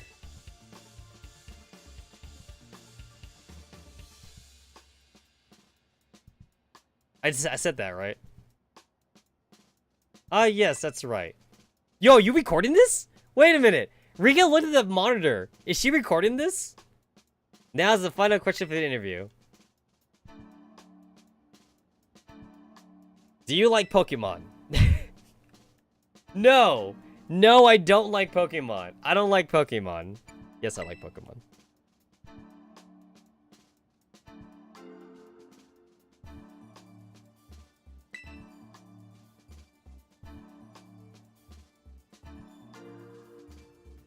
Good job, kiddo. That wraps up the interview.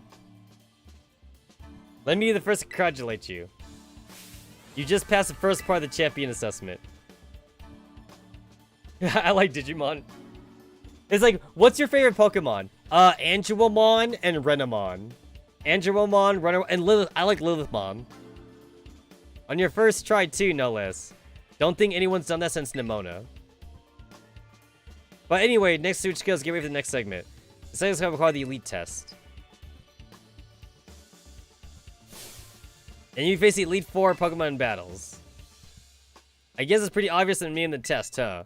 Anyway, you're the best the league has to. We're the best the league has to offer. You'll be facing us 4 in a row, no turning back. This won't be a cakewalk, I promise you that. Make sure you are ready, then go to the room behind me.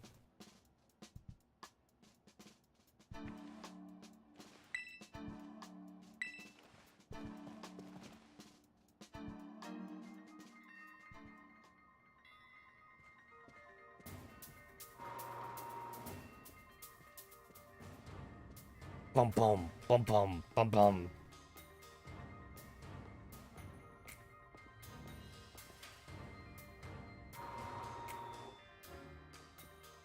Hey, she's following us.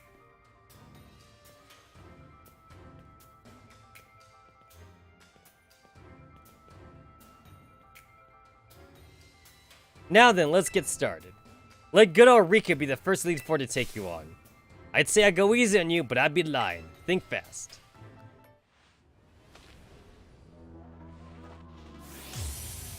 You're challenged by Rika Elite Four. Wish Cash. I finally get to battle you. I've been looking forward to this, so don't you give up too soon. Level 57.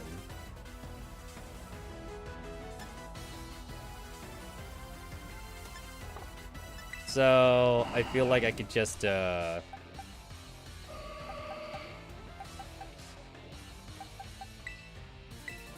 I probably should have started with Scyther first, but oh well. Let me see if I can get like a baton pass thing going on in here.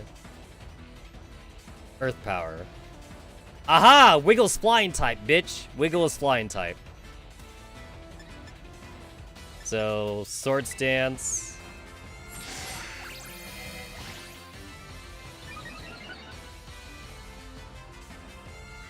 Blizzard? Aha! I avoided the attack. Agility.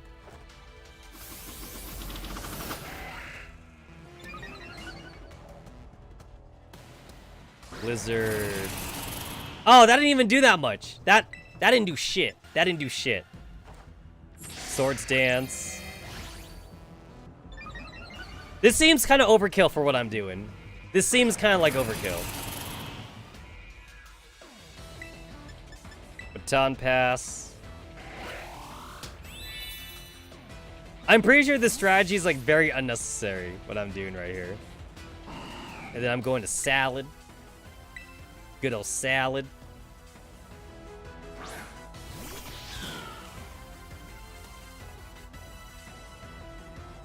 Salad avoided, moved in time. I'm gonna start up with the grassy terrain.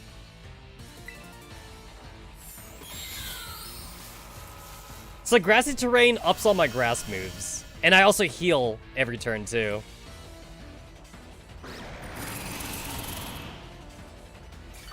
See, look, I'm healing. So, yeah, this definitely seems kind of over OP what I'm doing right now. I'll do some flower. So I should be faster than this Pokemon because I use agility, and I also use Sword Stance twice. So I think I'm just gonna sweep his team now. And usually the first Pokemon people send out is the weakest, right? They always send out the weakest Pokemon first. Oh, yo! I heal in between the fights, too. I heal in between the fights. So even though Camerupt is a fire-type Pokemon, I'm pretty sure I'm still fine. And look at that, it's part ground, which means my grass type is neutral.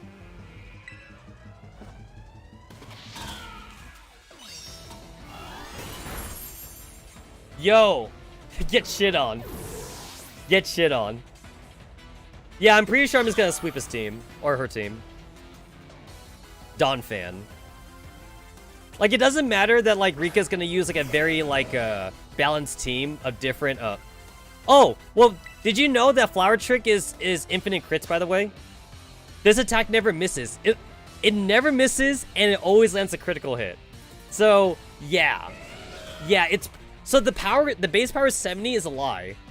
The base power 70 is a lie because it always crits anyway. So it's actually technically not 70.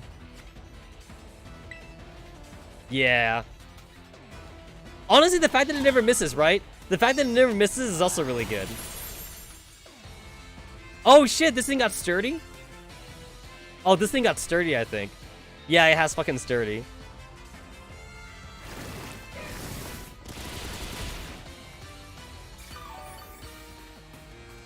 Yo, that sturdy is bullshit. That sturdy is some bullshit.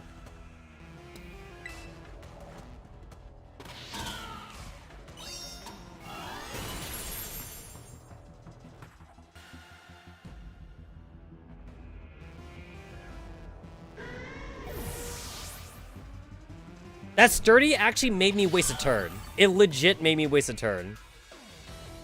The grass disappeared from the battlefield. That sucks. I mean, I'm pretty sure I don't need the grass, but I did the grass anyway to flex though. It was a flex move. I don't need the grass. I definitely don't need it. I'm sweeping. I'm sweeping her team.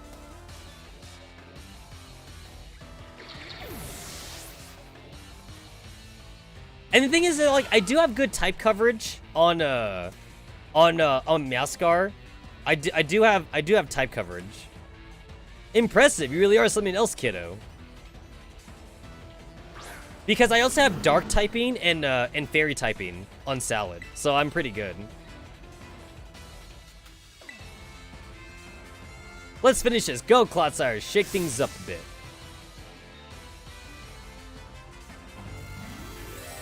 Oh, I forgot that I can terrestrialize. Oh wait, but I can't heal though, right?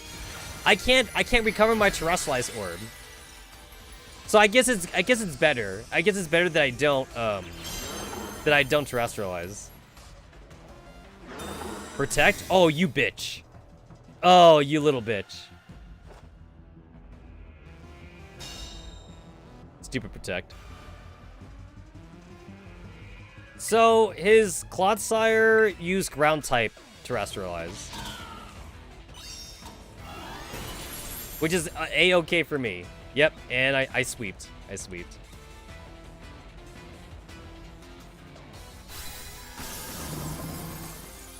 Also, I used a Clodsire to fight Iono. I did use a Clodsire.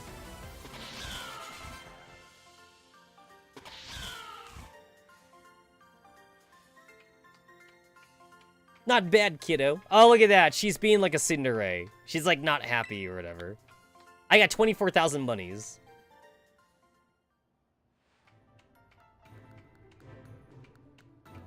Talk about unfair. No way I was ever gonna win that one.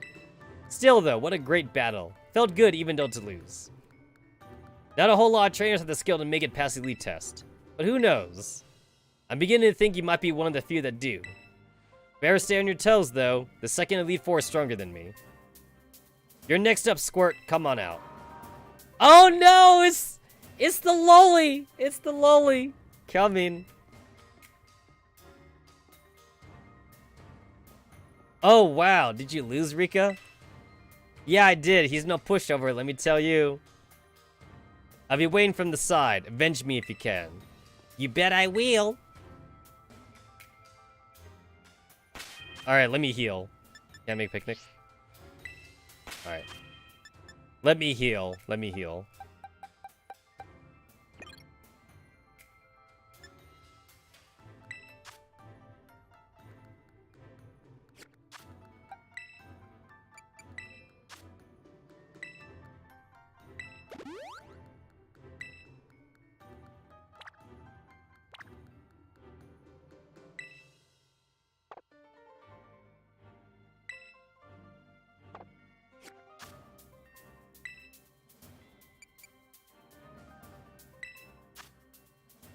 I could have sworn there was like a hotkey button or something that like you could hit and then like it just automatically like heals everything to your Pokemon. I could have sworn that there was like a hotkey button, but like I forget. I forget. I have like so many potions, so I might as well use them.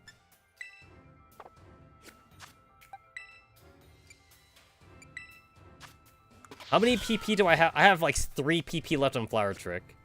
So I do need to use some of those ethers I have.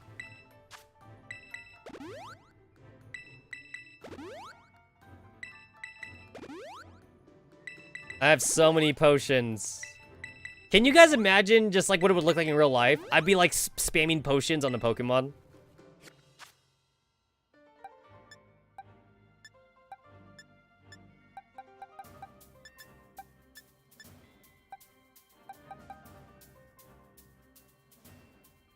Actually, the only reason why I wanted to start with Gardevoir first is because I had the amulet coin on Gardevoir. So like I want to I have the amulet coin on Gardevoir, so I kind of want to like start off with her. I should start with like a downgrade Pokemon. So I'll start with Raisin actually. So I'll change Held M right here.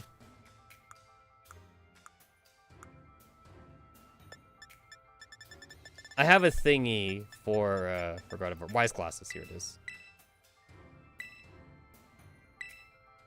And then like I use Raisin as a tank. So like I'll have Raisin use the amulet coin because I want more money. I definitely want money because money is nice.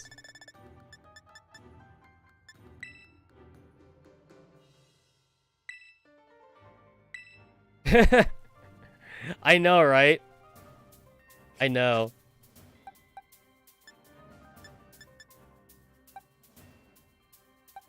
And yeah, this is, yeah, okay. Oh, that's weird. How did my Meryl get higher level than my salad? Because my salad's 69 and then my Meryl went to 70. I'm not sure how that happened actually. Because my starter, your starter is the first Pokemon you start with, and like I'm pretty sure I never took out my starter, so I don't know how my starter got less experience somehow.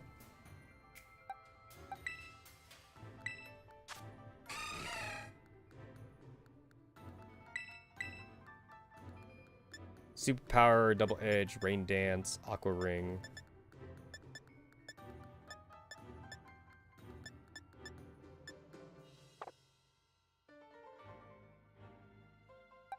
Alright, so I do gotta use an ether. And the thing is that like when I play regular Pokemon games, I usually never use ethers anyway. So now's a good time to actually use an ether.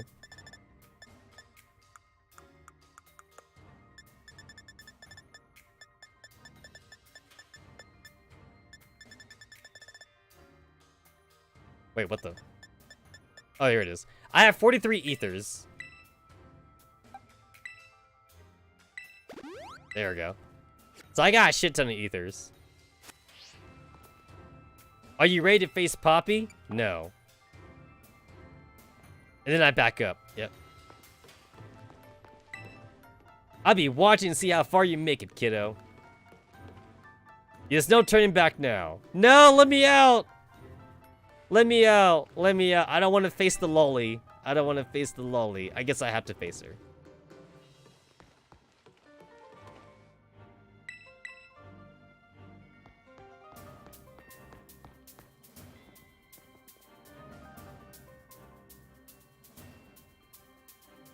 It's so cool you made it this far, but this is where you say bye-bye, mister.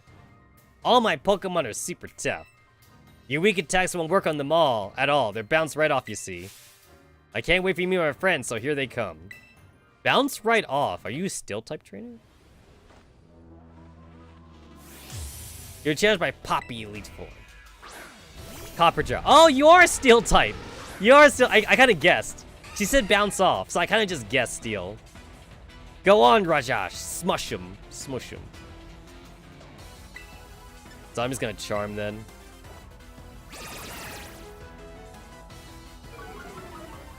So like, some steel types are actually surprisingly pretty fast. So like, I will actually use agility. I know that some steel types are pretty fast.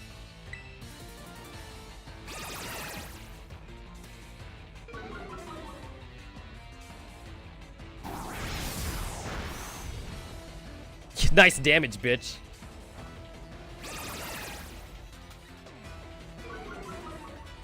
So the only reason why I'm doing this because once again I'm setting up the baton pass thing.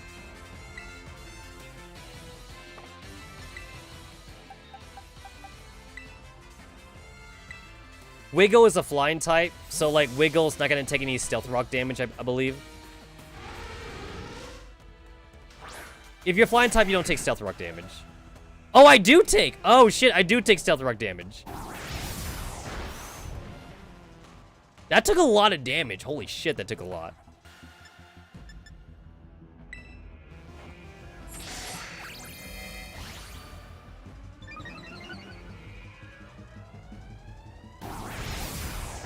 You're just gonna keep on using Heavy Slam, huh?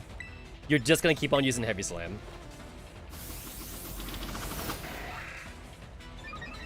I gave Wiggle an Evil Light, so Evil Light does make my Scyther tankier.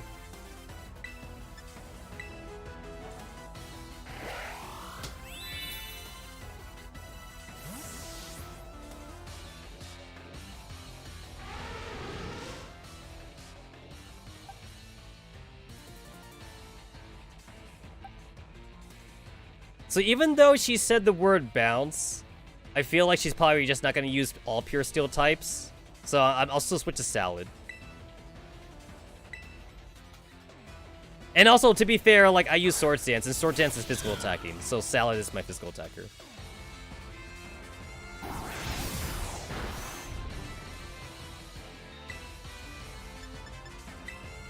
I'll set up my grassy terrain.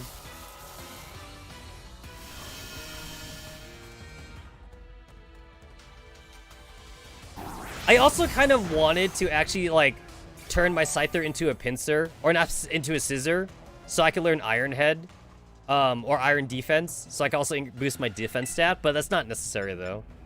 It's not super necessary. Okay, yeah. Like, one sword, I only did one sword stance there, but that was enough, though. That was enough. Corviknight. Okay, yeah, so... Yeah, you're definitely a Steel type Elite Four member, but then, like, using, like, multi-type Pokemon, though.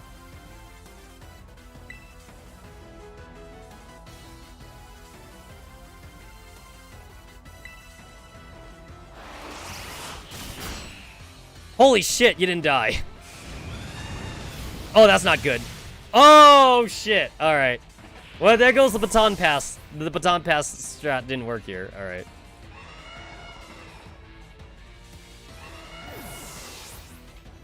So, like, if I used one more Sword Stance, I would have been fine, actually. If I used one more Sword Stance, I would have been fine. I have two physical attackers, and that's Hachima, and then that's Salad. Those are my two physical attackers. And Hachima's a poison thing, so... You know, her steel typing.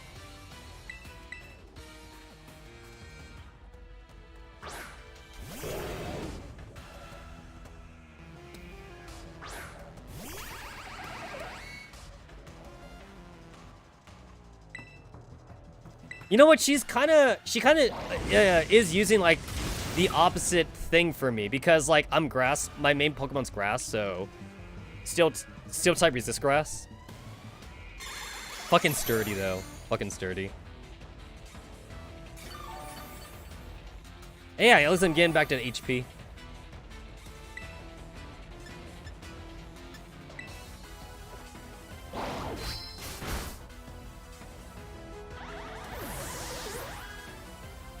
I don't have, like, a special type Baton Passer. I don't have a special type Baton Passer.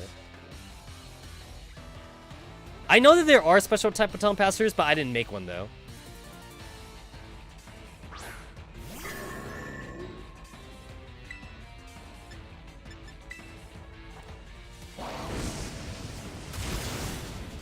Yeah, a special type Baton Passer would have been nice.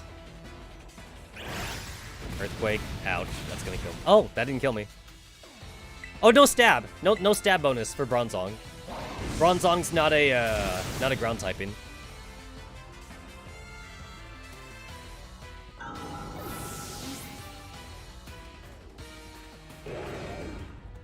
Oh yeah, when you're dead, you don't get experience. So my Sal's not getting experience right now. Yeah.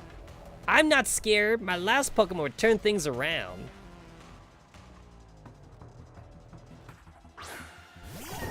Tinkaton. Tinkaton.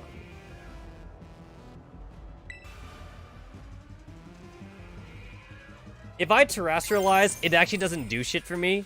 Because my Terrestrialize is normal typing, not fire type. So it actually doesn't help me that much. It's time to get dressed up all pretty. Oh, look at that. She's adorable. Alright, so now you're pure steel. Oh, it's an axe? That's what the steel typing Terrestrialize looks like? You have an axe in your head. Dang, you're tanky.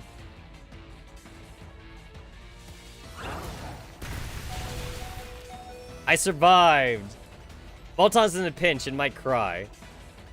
Oh, light screen! I forgot. Light screen is the reason why you're taking so much less damage. There we go.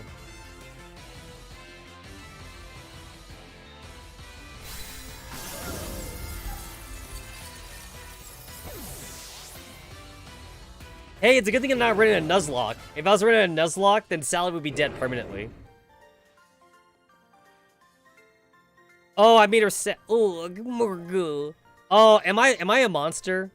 Am I a monster? I made her sad now. Perhaps I am a bad guy. Where? I want to take revenge on Eureka. Oh god, I made her cry. I made the lolly cry.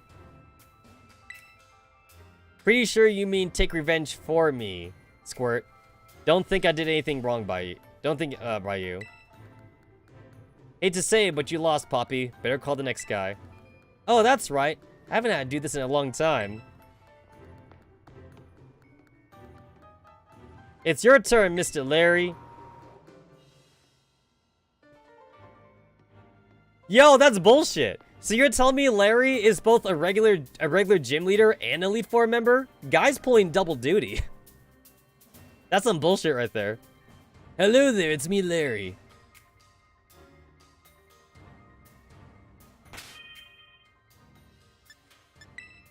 Alright, I'm gonna have to revive. Do some reviving here.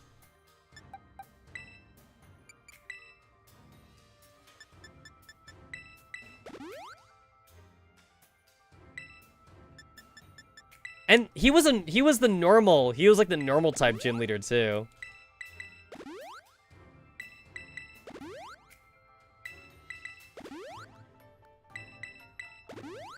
Don't mind me just spamming potions on everybody. Overworked salary man, basically.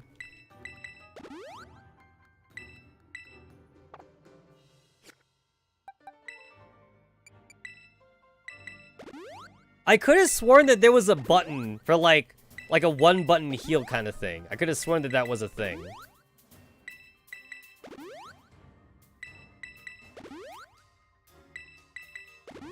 So remember this, potions are actually more, they're actually more efficient than like all the other potions are, but like, they're more efficient, but like you have to spam a lot of them though.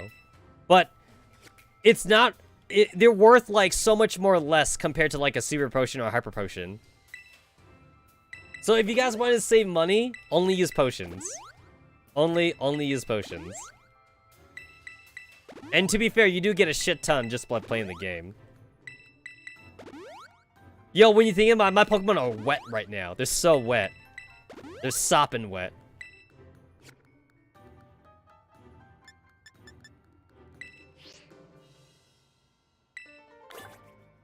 I like how the game won't let me host a picnic because the game is saying there's not enough space. Like, the game could have just told me that I can't host a picnic inside the Elite Four building, but nope, they don't have that text in the game, so it just says there's not enough space. Really? There's not enough space for a picnic? There's not much space for your Pokemon. Yeah, it's like bullshit. There's a lot of space. Mr. Larry is real strong. You know, like real strong. Really now. Really. Are you ready to face Larry? So you made it this far. I serve as a member Elite Four too, yes, unfortunate for me. At my gym, I use normal type Pokemon, since I feel they have a lot in common with me. But well, the boss told me to use a different type here. So if you have any complaints, please take them up with La Primera. Alright, so he's not going to use normal typing. I like how Larry has like permanent bags under his eyes. Time to get to work.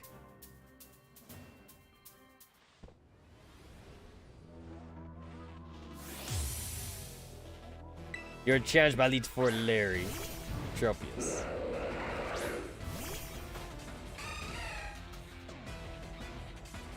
Well, I'll be trying my hand with flying type Pokemon this time. Okay. When you're thinking about it, that's kind of cheating, because like a lot of flying type Pokemon are part normal. So he's still technically using normal typing a lot. A lot of them are normal, flying types. Sunny Day.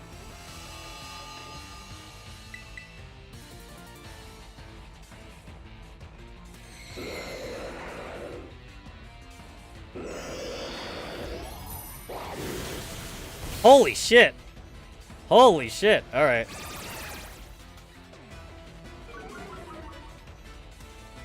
He's using a special attack. So, like, Charm's actually not doing a whole lot, honestly. He's using a special attack. I do kind of want to paralyze it, so I could set up, I could do a setup for a thing. But I also don't want Raisin to die, though. So I guess I'll do a set with Belton then, since he's using special attacks anyway.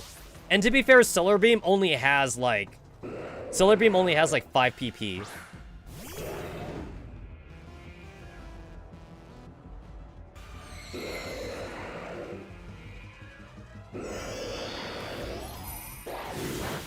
There we go, not very effective.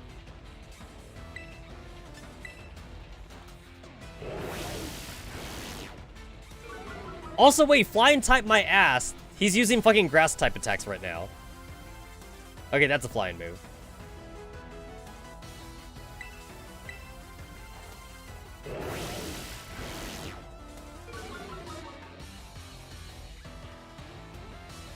I have Noble Roar because, like, it does reduce special attack, so that's why I'm using it. And I guess to be fair, the Air Slash thing he's doing is physical attack, so this is doing something.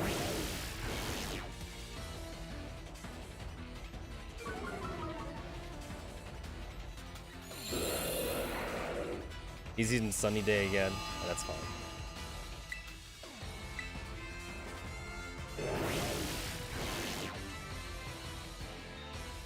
It's like, I know, here's the funny part. It's like, I know that, like, I could definitely probably beat the Elite Four without doing some, like, Baton Pass shenanigans. But I love seeing, like, a singular one of my Pokemon just kill everything, though.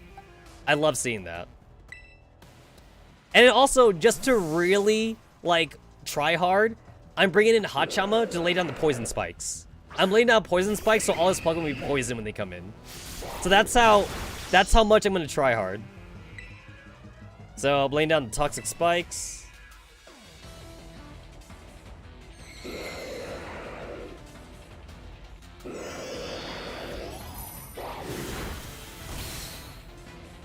Yeah, I'm super tryharding right now. There we go. Laid down the spikes. I could also use Toxic right now, but that's definitely not going to be necessary. And then I'll bring in Wiggle. So Flying type Pokemon are actually fast, so I do need to use some agilities. I'll use like 2 agilities, honestly.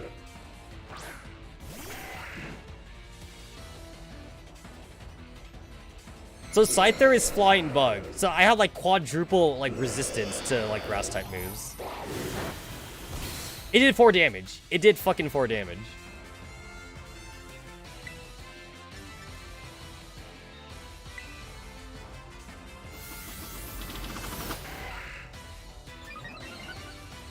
One agility might be good enough, honestly. One agility might be good enough. But I definitely want to Swords Dance more than once, though. Just because, like, now their Pokemon are, like, around my level. And this thing is also, like, wasting turns using Sunlight.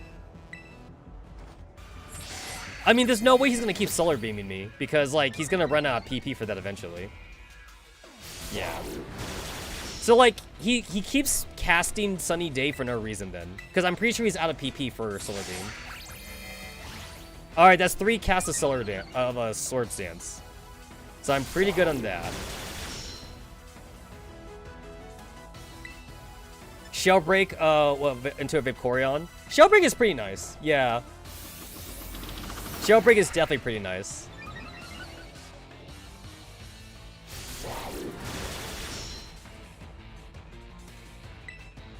I did 2 agilities. So, like, I shouldn't need a 3rd agility. I shouldn't need a 3rd one, but I know my Scyther can survive another attack, so I'll use a 3rd agility anyway.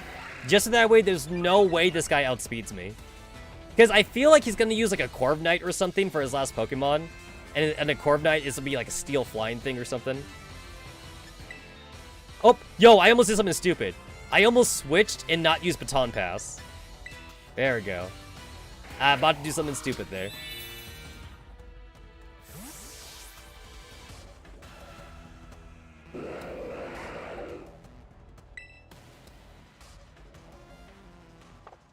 if I switch to Hachima, it'd be poison water. And he's using like a bunch of flying types, but they're gonna be like dual typing though. So yeah, Salad's still best here. Even though Salad does have a weakness to flying types, it's like I should outspeed and outdamage all his Pokemon anyway.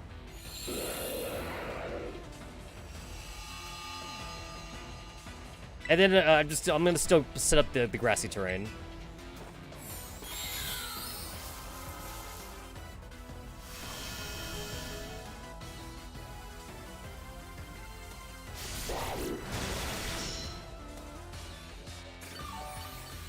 Yo, I think I'm healing more than he's doing damage. I'm healing more.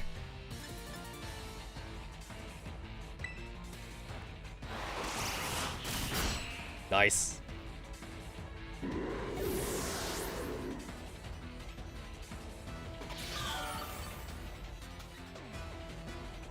Strapper.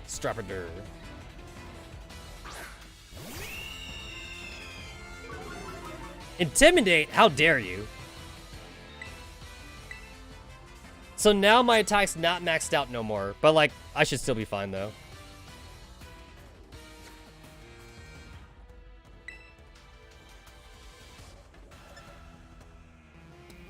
So Harsh Sunlight boosts the typing of fire type moves and lowers water type moves. Grassy terrain for 5 turns. Pokemon on the ground will have low HP restored, and power grass type moves boosted. Not that that helps me that much right now. Mascara is part dark, so I still get stab bonus. I'm still getting stab bonus from Night Slash. Yo, I'm about to get back to... I just went back. I got to full HP. That literally set me to full HP.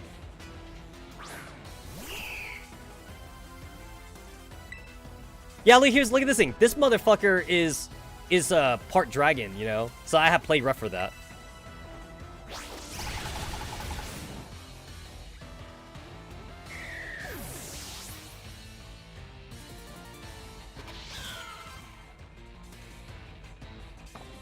Oricario. That's electric. So you got electric flying.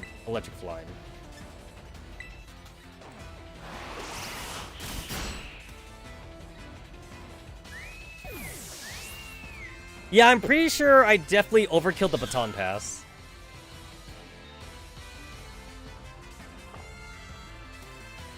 You're even stronger than before. Guess I don't get a break today. His final Pokemon is Flamingo, which is a 1-tier Pokemon. Like, Flamingo doesn't have an evolution, actually. He has a Pokemon that doesn't even evolve for his final Pokemon. So it's flying fighting. And guess what? I got play rough. Because, like, my dark typing and grass typing don't work here.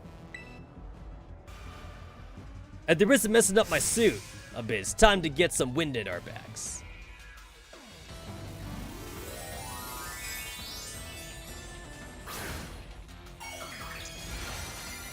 Play rough doesn't actually have 100% accuracy. It's like 95% or something. Oh, it's 90%. So I can miss, actually. I could potentially miss.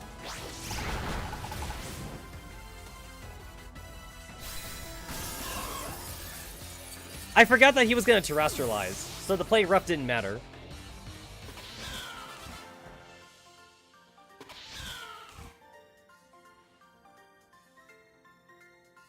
Well, that took the wind from under our wings. It's funny to think that, like, the Loli was more of a challenge, because the Loli killed my Mascara. You're a lot stronger than I recall. No wonder La Primera likes you. Now then, I suppose the final memory lead 4 is next. It's your turn, Hassel.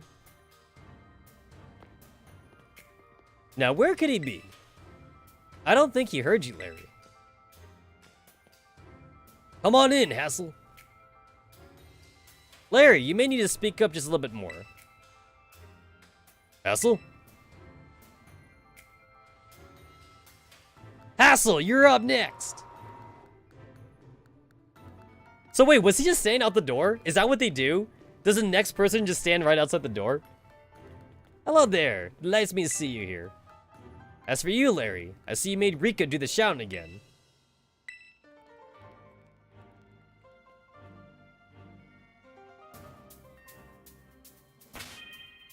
Alright, gonna have to heal up again.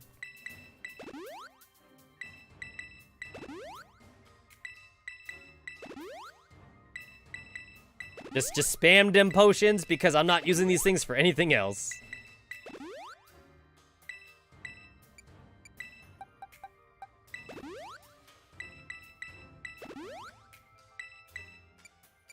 Oh, so that's why you want to do the other thing. It's actually easier this way.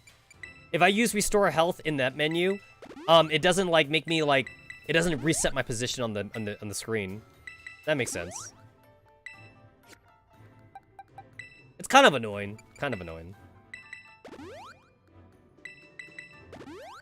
This also reminds me of like a lot of RPGs. They have like a dungeon where like you gotta do like 100 floors in one go, and like you like bring in as much healing items as you can, and then like low healing items actually have a purpose because like usually you have like a max limit of like how many like potions you can have. So you want to save the good potions for combat and use the weaker potions to heal in between fights.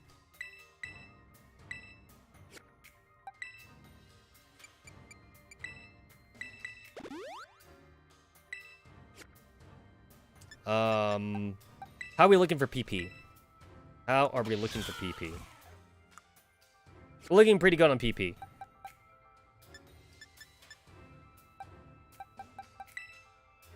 So, like, I don't need false swipe right now, so I'm gonna go ahead and take off false swipe. I do have focus energy, use 6 deep breaths, so that future attacks have high chance of landing critical hits. That doesn't do anything for mascara that much. So, I do also have double team, which would be kind of nice to have just in case, like, they survive or something. So I'll put double team on Scyther.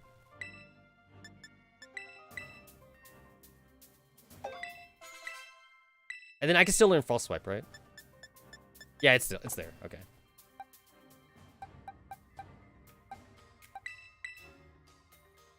And nothing here for me to learn. Oh, Mascara can also learn double team. Oh, there's also Trick.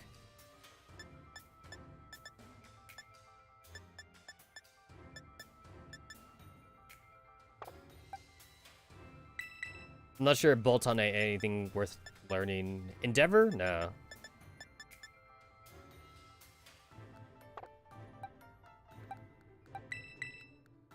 Hypnosis is kind of like not that good either right now.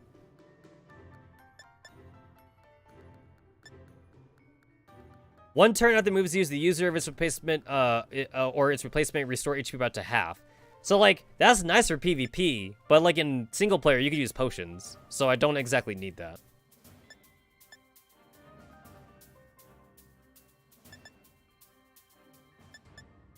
I'm not sure if teleport has any reason to exist in PvP. It says the user switches places with a party Pokemon, but like in PvP, can't you switch Pokemon anyway? And teleport isn't Baton Pass, so I'm not sure teleport even has a reason to exist. It's like it only exists just because like it's an old move, so like they have it just for the sake of having it.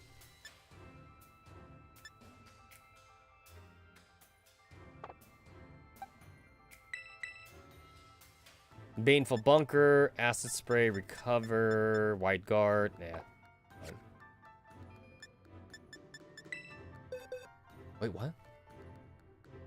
Wait, you have access to your box here? Like, seriously?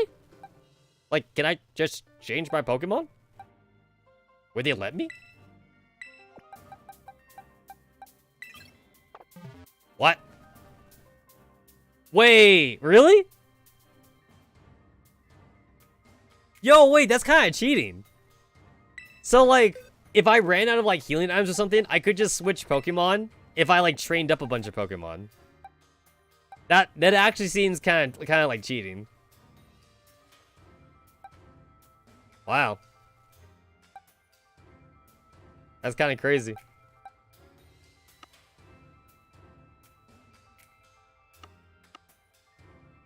I'm so used to, like, not being allowed to, like, you know, like, just not being allowed to, like, access the PC. Because remember, you need a PC, right? Back in the old games, you need to go to the computer to switch Pokemon. But now it's like, I can just switch to anything.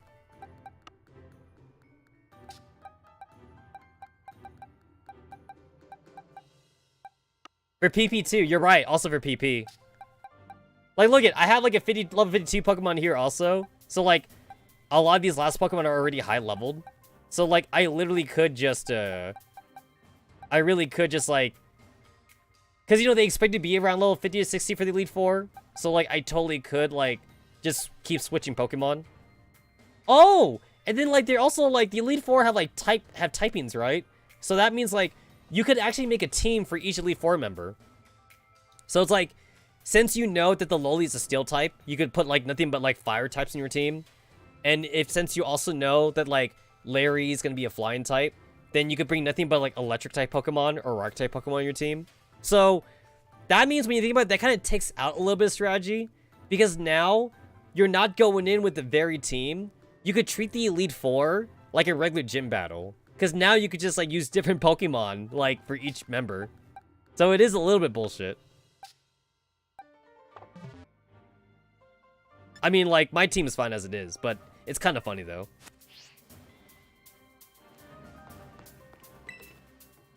I get the feeling I'm in for another one of Hassel's endless lectures. It's super amazing you defeated Mr. Larry. Hassel will be Force's last line of defense. I can't wait to see how you take him on. I mean, the same way I took you guys on. I'm not changing my strategy. I'm literally not changing my strategy. The same strategy.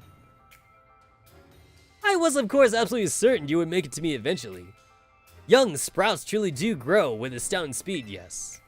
But I never for a moment imagined we would be facing each other so soon.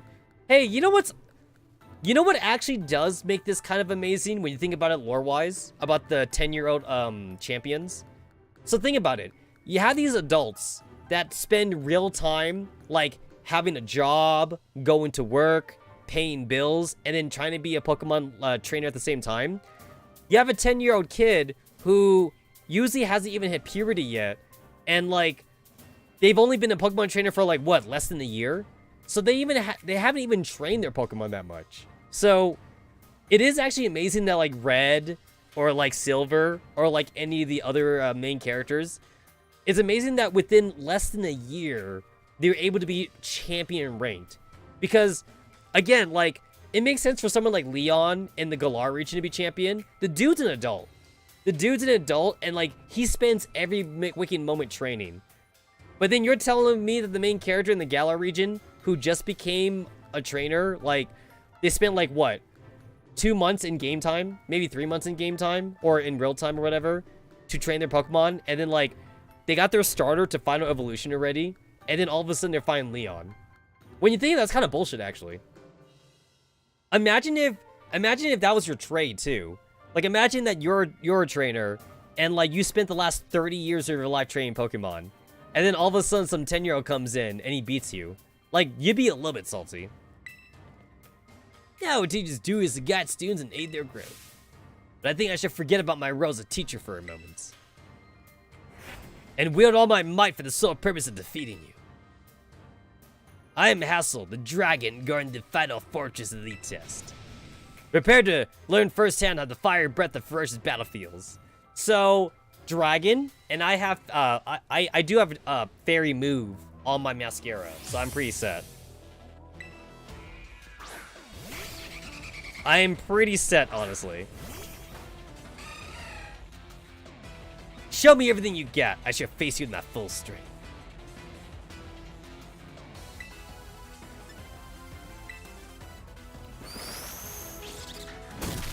Also, like, I have, like, 2 fairy types on my team, to be fair. Like, I legit have 2 fairy types.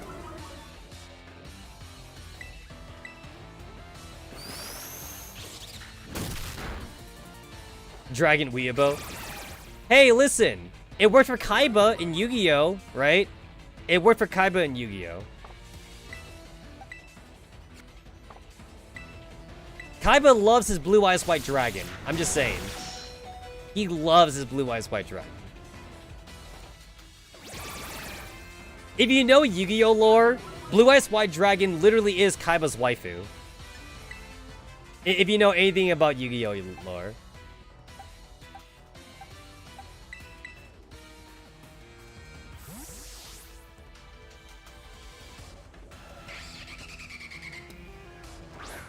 Hey, you know what I just realized? Something dumb, by the way. So I used toxic spikes in the Larry fight, but then like Larry was using flying type Pokemon, so the toxic spikes didn't do anything. I just realized that because I was kind of thinking to myself, I was like, wait a minute, they're all flying type though.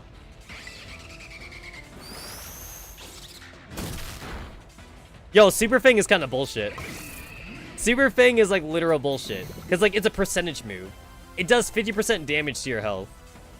It's super bullshit.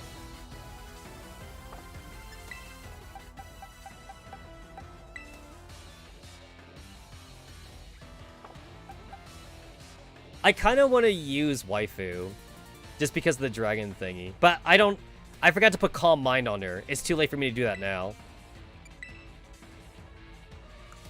Wait, can I do that now? Okay, I can't do that now. It would be kind of funny if I could do it now. Yeah, I can't do that now.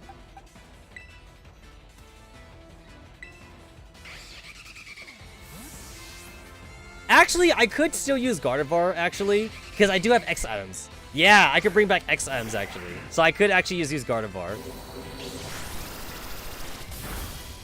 Ouch. But I definitely need to agility, because, like, Gardevoir is a little bit on the slow side. Oh, that's some bullshit. That's some bullshit, actually. Okay, yeah, so I should be faster now, because I definitely need to baton pass. Okay, good, I'm faster. Okay, I'm faster. So I only got the one agility off, but hopefully that's enough. I'm gonna switch to Gardevoir, actually.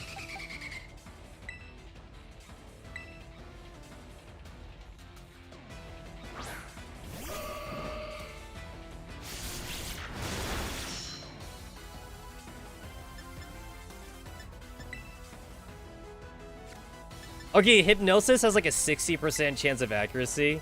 I'm not sure how lucky I get. Yeah. Like, and basically every turn I use Hypnosis, I'm basically like wasting a turn. Yeah, there we go. Okay.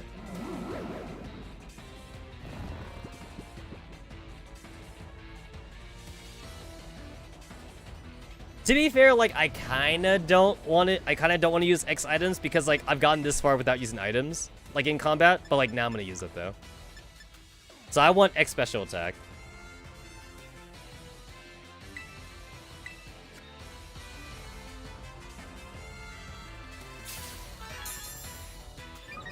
Honestly, like one X special attack should be good enough actually for... Are you kidding me?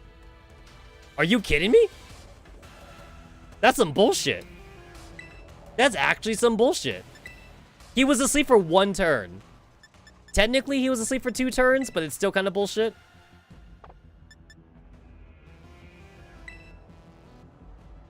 That's actually some bullshit right there.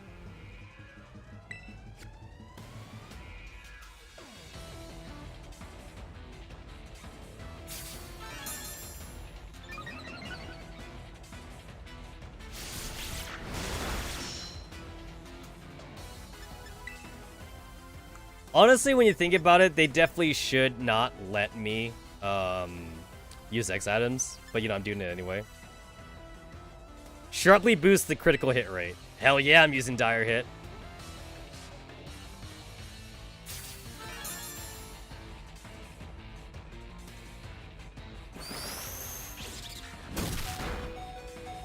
Yeah, Super Fang is bullshit. Super Fang is mega bullshit.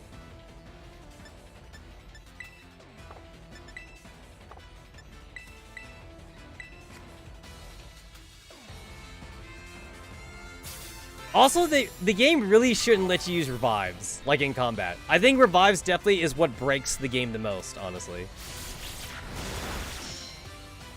I think that's like the one change they should actually do, at least like for gym leaders and the Elite Four. Don't let you use revives. You could still let people use potions because, you know, kids play this game, but I think revives definitely should just be taken out. Don't let people use revives.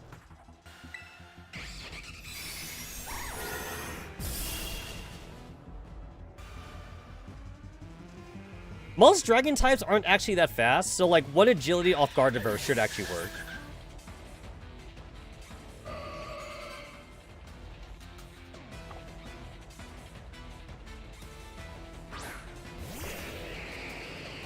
Oh, this thing is poison. I know this thing. It's like Poison Dragon or some shit. So I believe I'm supposed to use Psychic for this thing. I'm supposed to use Psychic for this one.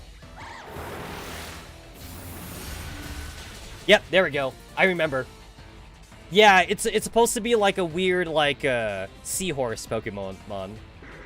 And a lot of seahorses are surprisingly poisonous, I remember. Haxorus? Haxorus, I believe Haxorus is Ground Dragon.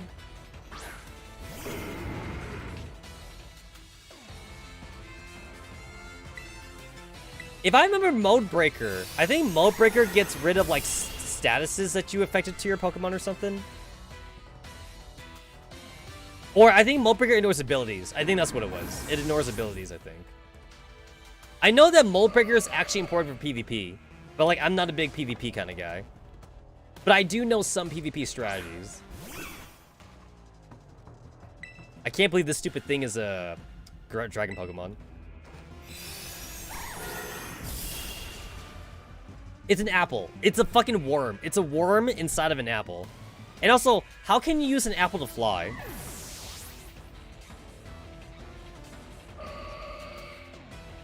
Baxcalibur. Baxcalibur. Only a little more until you pass. Don't let up. I believe this thing is Ice Dragon. It's a new one. It's a new one for this region. I believe this is Ice Dragon. So yeah, just Moonblast my way to victory. Come, O great dragon, and take a Terra Jewel as your crown.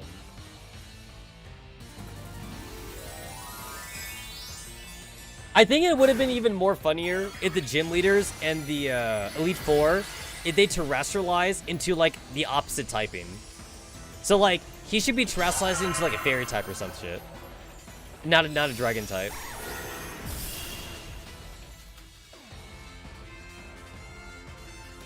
When you think about it, like, terrestrializing actually kind of makes the gym leaders weaker, because when they terrestrialize, it means like their dual typing ace Pokemon is not dual typing no more.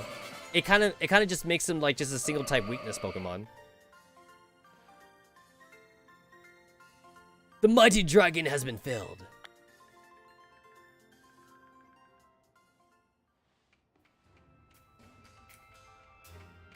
You really did it. Oh, wow.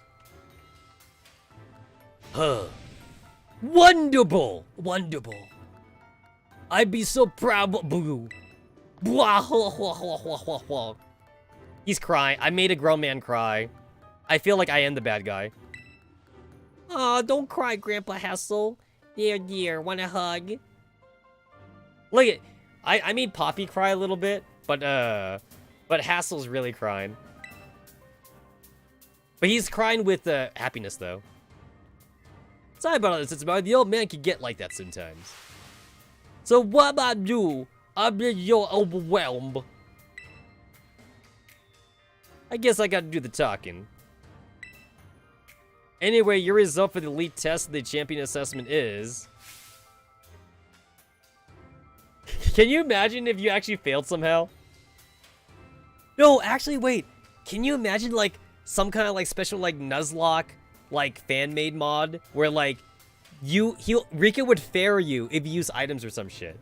Like, it would be a hard mode. It would be, like, a hard mode fan mod, like, hack mod of the game. And then, like, you actually could lose Elite Four if you do shit like use items, revives, or, like, if you, like, end up using Baton Pass or some shit like that, right? Or if you access your PC. If you access your PC, you also just fail. Even if you do win the fight. Yeah, you're tougher than steel. Yep. You did beautifully. Congratulations. I say you're good to go, but there's actually just a wee bit more than champion assessment. That'll be your final trial. See the door back there? Our fearless commander, the final opponent you faced in the test is way beyond. Her skill is so amazing, she was able to be strong on all of us and join the Elite Four. You won't find a mightier champion. Though I think you're fine, kiddo. You beat me after all. I'll patch up your team on the house, so don't you lose. Oh good! Rika healed me. I really love your Pokemon, mister. So I'll cheer for you as hard as I can. Well, good luck. Even a baby dragon can breathe fire. Whoa, I guess you got over your subs. You can do this. We all know you can. Now go, young Tetsamaru. Your hands may be small, but let them seize a great victory.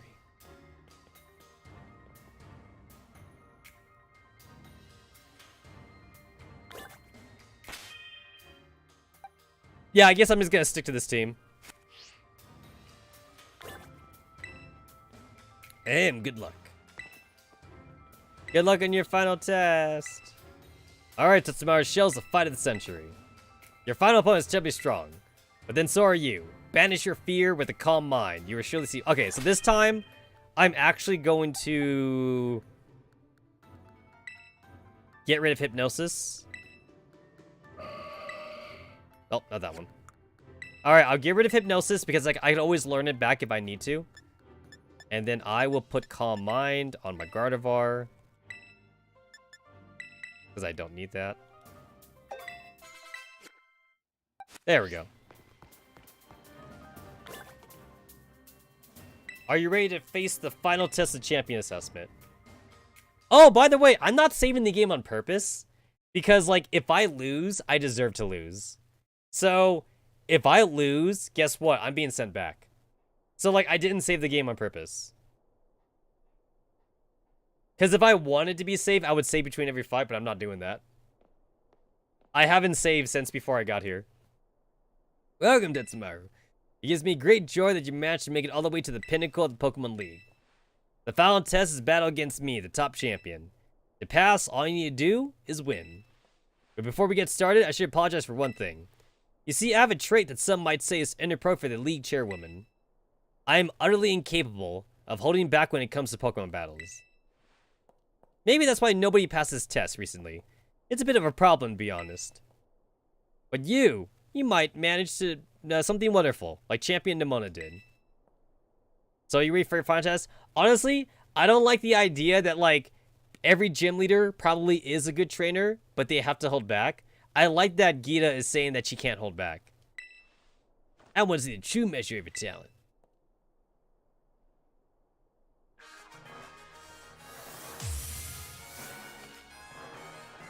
You're challenged by top champion Gita. Okay, I remember you. I believe you're like pure fairy or something. Oh, you're psychic. You're pure psychic. I do hope you can defeat me and become a champion yourself. So wait, this is actually really good for me. Because like, Esparta is like pure psychic, which means no stab bonuses because it's a bird, so it has like peck and shit. Or like flying type moves.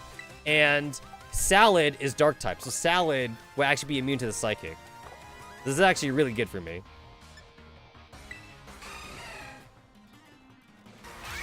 Reflect. I'm fine with that.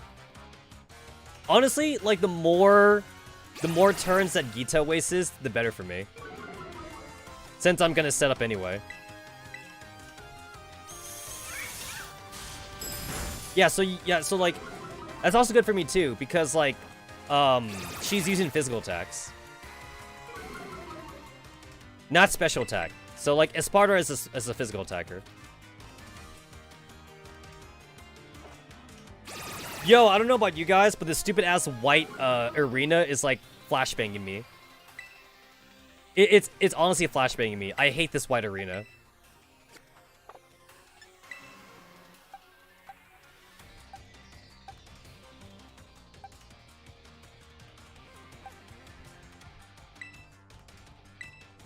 Alright, so I'm switching in my poison thing. Hachima gonna lay down them spikes. Lay down them spikes. So this is fine, honestly. This is honestly fine. What's the matter? You're not one to let something fluster you. I'm actually afraid that this thing might be faster than me. Because I want to lay down the spikes. Shit, it is faster than me. Oh, thank God. Okay. Hachima toughed it out so you wouldn't feel sad. So, this is also why friendship is broken as shit. Because with friendship, my Hachima would have died, but the friendship made it last with 1 HP. So that's why friendship is so broken in this game.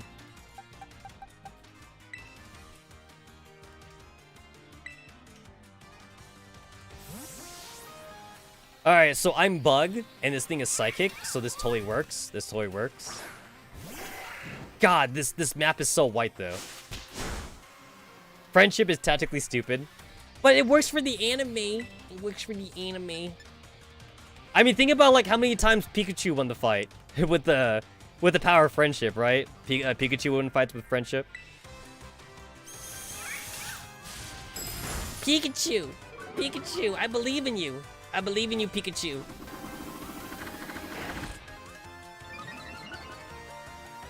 So I know some of her... Oh. Oh. That's interesting. That's actually interesting. That actually doesn't affect me that much because Mascara can't miss. Oh. That's very interesting.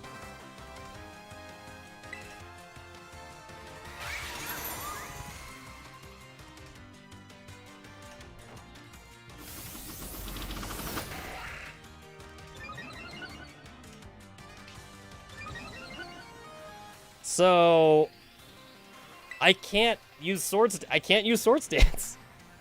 I actually can't use Swords Dance.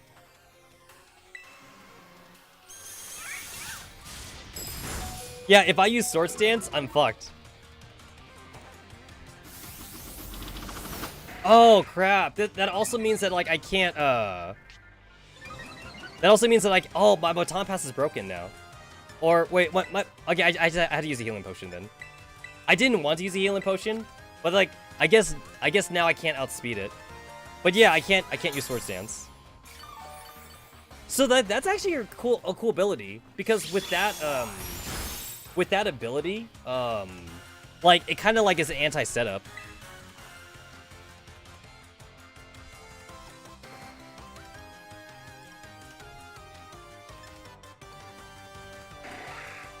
Yeah, but my Wiggle's gonna die anyway, though. So, like, I got a baton pass.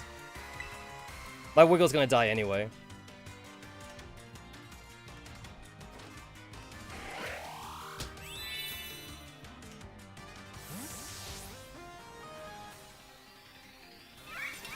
Basically, the problem is that, like, even though I gave my Scyther an Evil Light, my Scyther just isn't that tanky enough unless I'm literally spamming potions.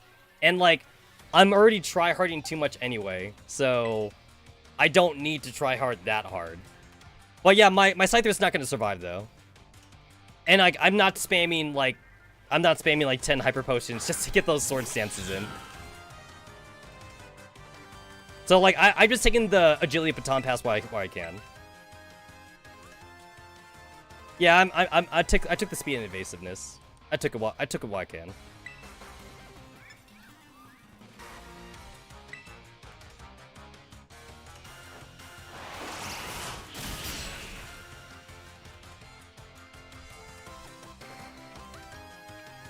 A little annoying.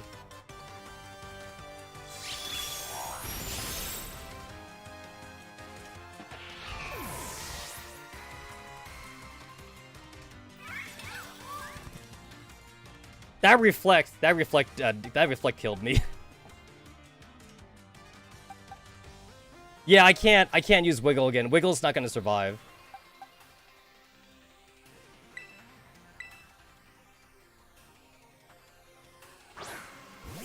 But that's actually hilarious, though. I think this is the first time I've ever faced literally any trainer in the Pokemon games that had like some kind of like anti baton pass setup. Because I do that for every game, even though it's gross overkill for the single player. Because you don't have to do that. Honestly, I'm pretty sure they don't expect most kids to know what baton pass is. Because I definitely didn't know that. I didn't learn baton pass until like Generation 5, which was black and white.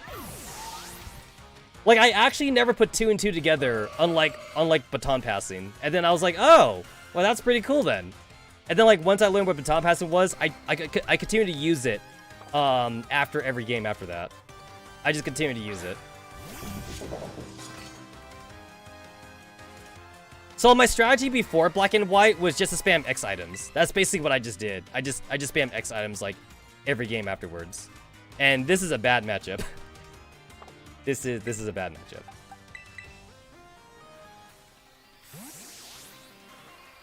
I mean, like, it's still setting it up, though. Basically, like, I would just, like, get the tankiest Pokemon I could get.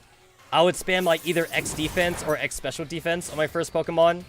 And then, like, once I was sure that I was taking, like, 10 damage a turn, then I would spam, like, either X attack or X special attack. Spam some X speed, spam a dire hit, and then just sweep. Because I love sweeping in single player. Without the downside of the belly drum thing, since belly drum, like, reduces your HP by half. But yeah, just without the downside.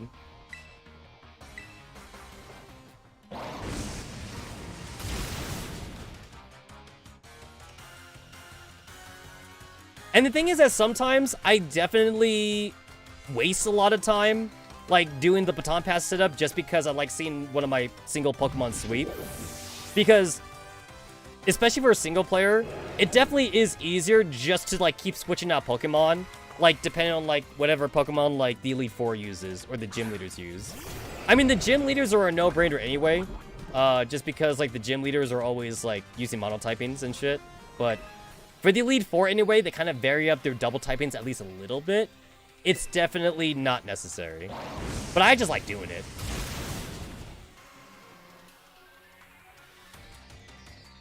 Like, you see how much turns I wasted, like doing the whole, like, Scyther Mascara bullshit for it to not matter right now?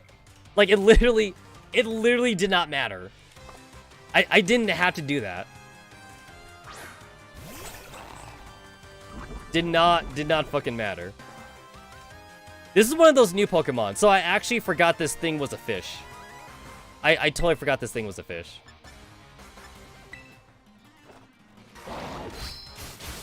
Did you seriously add War to one of the Elite Four members?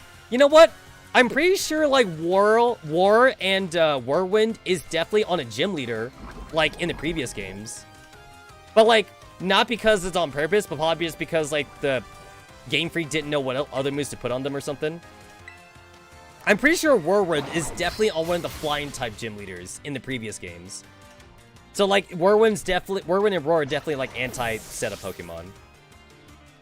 But you know what? There's one problem with your proposal, Hayako. If someone is truly tryharding with the setup thing, then, like, they probably use agility, right? To baton pass or whatever.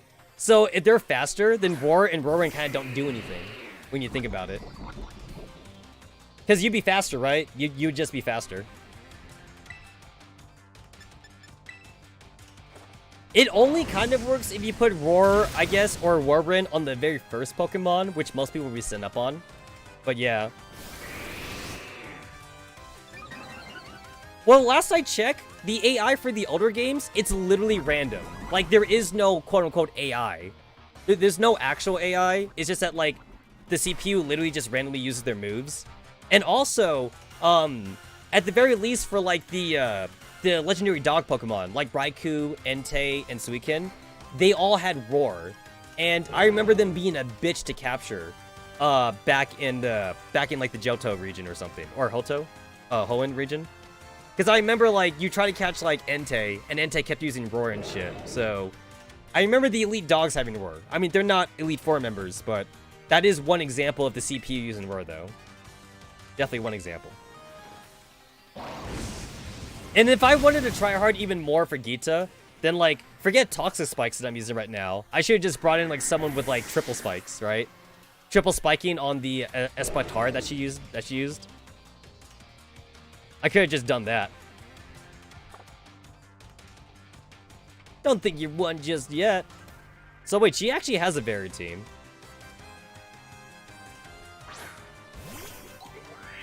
Yeah, she actually has a varied team. Johto. It was Johto. Got it. You hear that? You hear that? One theory that, like, all the Johto dogs are like Eevees or something. Like, they were all Eevees, and then, like, that's why, like, Raikou, Entei, and Suicune are all, like, different typings. There was that theory.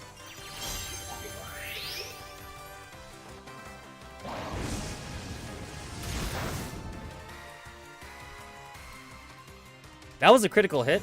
Oh. Oh, look, I burned it anyway, though. I burned it anyway. Oh wow, I survived.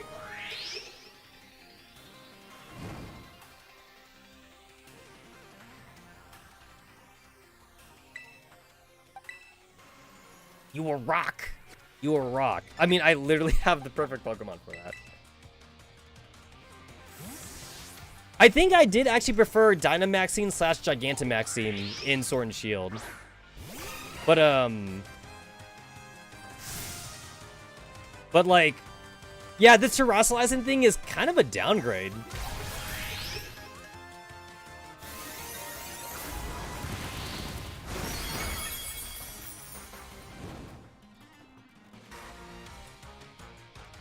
Honestly, like, the terrestrializing thing in this game, it definitely made the gym leaders easier.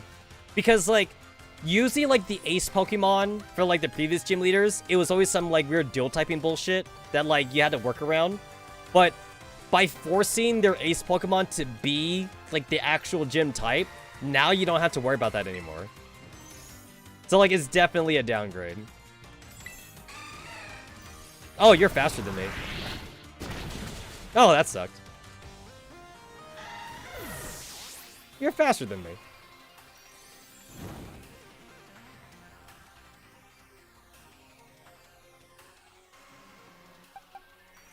In the absolute worst case scenario, I could just spam revives. It's like, it's not something that I want to do, but I have like 50 revives in my pocket. So I could totally just do that. I don't want to do that, of course, though.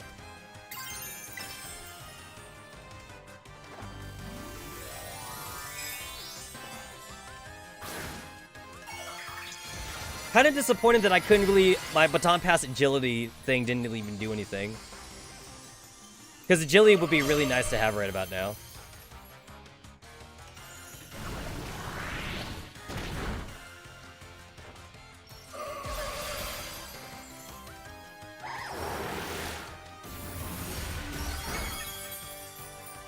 Waifu wins it. Waifu wins it.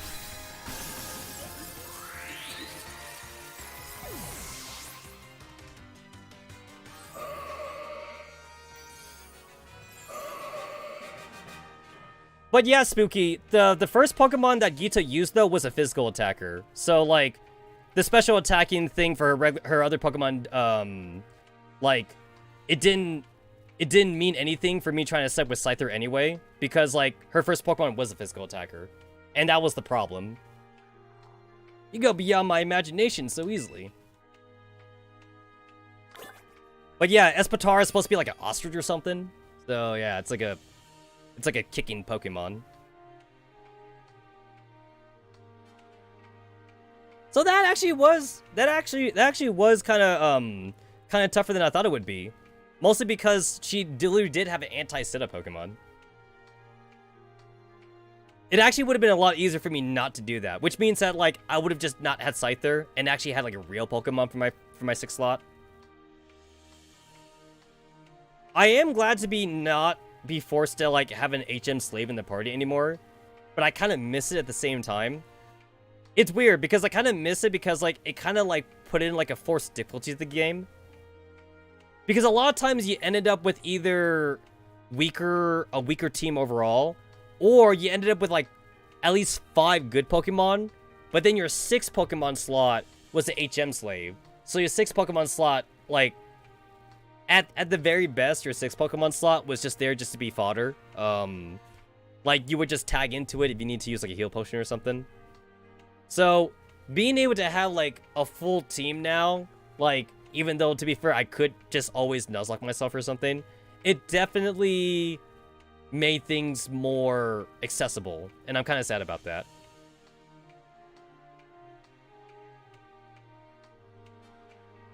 If I played on the offline Switch, what would I change? Well, like, here's the thing. I'm definitely going to do a run in the future anyway when more mods come out. And, like, that's going to be, like, a Pokemon Scarlet run, since this one's Violet. But, first off, other than, like, texture mods, which you guys know I always do, I definitely would do a randomizer. Definitely, that'd be the first thing I do. Randomizer, texture mods. I would give myself, like, 1,000,000 monies, just to, like, be able to, like, customize the character more. And then, like, also, like, buy all, like, the attack items at the very start of the game. Like, you know, like, the boosting items and shit. I would also, other than a randomizer, a lot of people usually make hack mods too, where like they actually make the gym leaders harder. So I'd probably install that as well. Also, I would go to Lover's Lab, because Lover's Lab, they actually did have quote unquote spicy mods for Sword and Shield. And I know for a fact that people on Lover's Lab are making spicy mods for Scarlet and Violet. So I would definitely install that as well whenever I do run that Scarlet playthrough. It's not going to be right now, though. Like, once I'm done playing Violet, I'll take a break from Pokemon for a while. So, the Scarlet modded run would definitely happen way later. Probably not even this year, because we're in December right now. So, probably not even this year. But sometime next year, I would definitely do a Scarlet modded run when more mods come out. But yeah, you guys know there's a fucking, like, big dick mod and big titty mod for, like, Sword and Shield. That's actually a thing. It seems Paldea has gained another wonderful train to be proud of. Congratulations! It's my honor to call you Champion Tetsamaru. But first we gotta fight Nimona anyway, though. Congratulations is right. Now I can really say you're good to go. Seriously, why did they let, like, such, like, young preschoolers be, like, Elite Four members? And the funny thing is, this isn't even the first time. This is literally not the first lolly they've had be Elite Four member.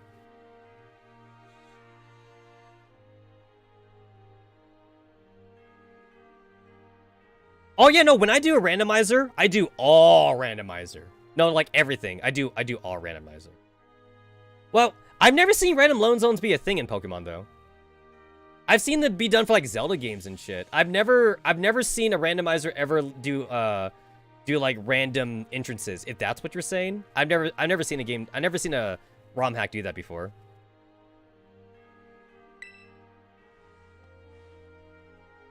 I've only ever done just random all Pokemon. I've never seen one where you do entrance ones. Yeah, I've never seen that. I've never seen that before. Just blazing, I can't hold it anymore. Oof, crying again. Honestly, like, I don't think I'd ever do that anyway, just because, like, that doesn't even sound fun to me, it just sounds frustrating. Like, even like, for, like, really big Zelda fans, for example, because I know Zelda and Mario like doing that shit. It's like, I don't know, to me, like, that just sounds too frustrating. Like, I actually have to know where I'm going, at the very least. But random enemies are fun, though. Admit that treasure champions the jewels that shines bright. Champion Tetsamaru, it is now your duty to set an example for all the trainers of Paldea. Now allow me to walk you back to the entrance. I'm certain you'll find a familiar face waiting for you. Can we not? Can we go to the back entrance, please? Can we not go to the front entrance? Yeah, I'm not doing that. Fuck that shit. Oh no, it's our Yandere waifu. Oh man, I can just tell. Look at that. You did it, right? You became a champion. No. No. Ha, you got jokes. But seriously, you did become a champion, right? No. Come on, it's me. You don't have to lie. Just tell me you became a champion. Okay, I'll say it. I'll say yes. Aha, I knew all along. I got word from La Premiere when you cleared the elite test. So wait, you guys like phone friends or something? Yeah, you Facebook friends? You guys like exchange numbers or some shit? Oh man, this is a champion, and now you're a champion.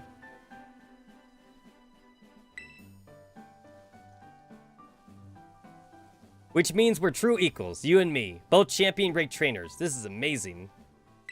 Now that you made it here, I got one thing to say. Well, let me guess. Let me guess. Is it time to battle? Let's you and me be the best rivals for life. No, okay, I'm not that mean. I'm not that mean. Yes! Tell me yeah. Alright, you know what rivals do. Battle the absolute heart. There it is. There's the battling. There's the battling. You're gonna hit with everything this time. You ready? Do wait a moment, Champion Nemona. What's the matter, Primera? The champion assessment has only just ended. I believe a rest is in order for Champion Tetsamaru, Azumarill, and the others. I like how a lot of the NPCs talk about your first Pokemon in your party. So, like, Mascara's never my first Pokemon. So, like, in this case, it's my Azumarill. Imagine antagonist someone when they just want to be a wholesome friend. Well, geez, it sounds literally like Green and Silver. It sounds like Green and Silver in Gen 1 and 2. Because they were assholes. And then it sounds like me when I played Sun and Moon. And Sword and Shield. Because Hop and How were assholes.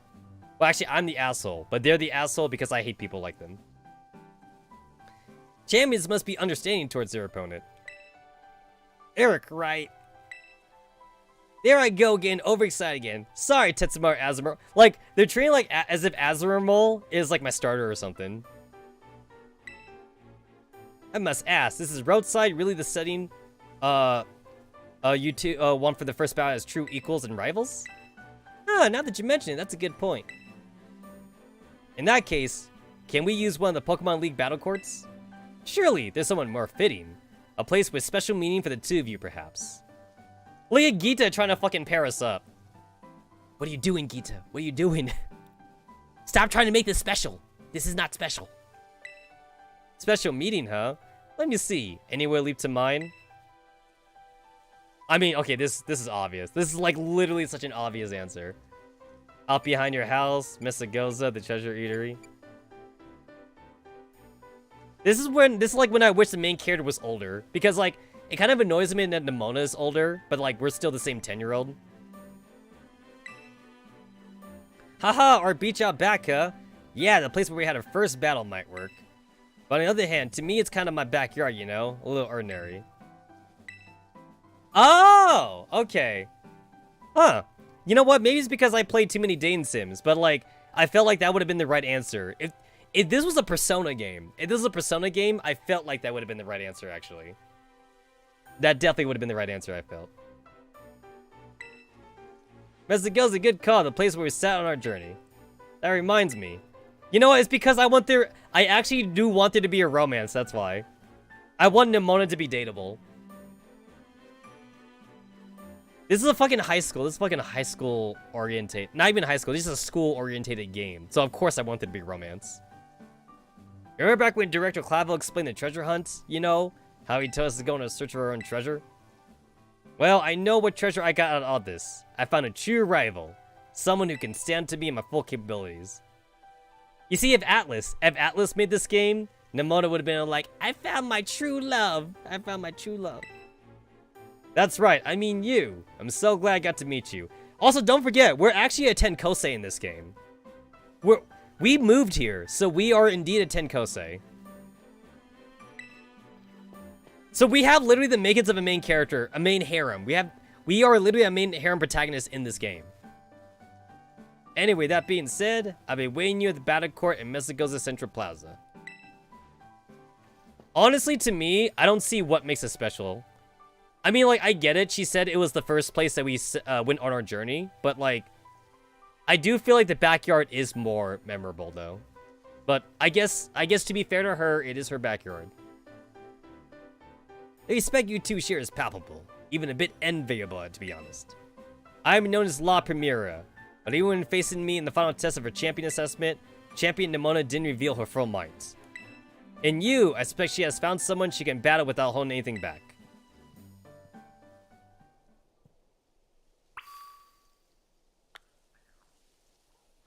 I feel like this fight might actually be easier, because I'm going to assume that, like, Nemona doesn't have an anti-baton passer. So I'm probably going to sweep her. What, Gita? Gita's a chick.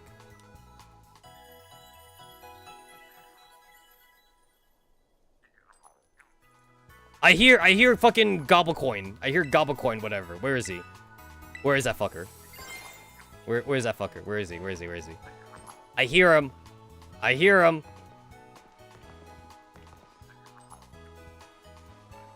Where is he? I still don't have his evolution. I still don't have his evolution, so I want the coin.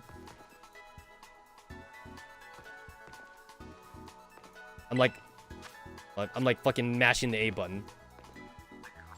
I hear him. I hear him.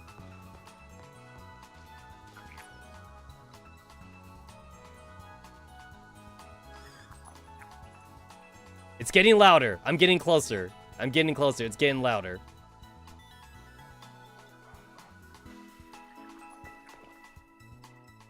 You're not next to the tables or anything.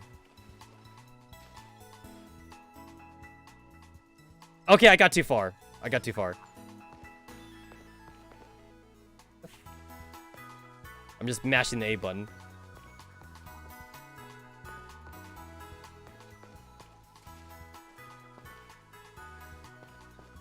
What?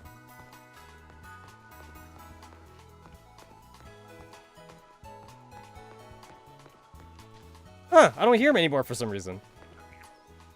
Oh, I heard him. I heard him. I heard him. And now I don't hear him. Usually they also hang around signs, but like I don't see any signs either though.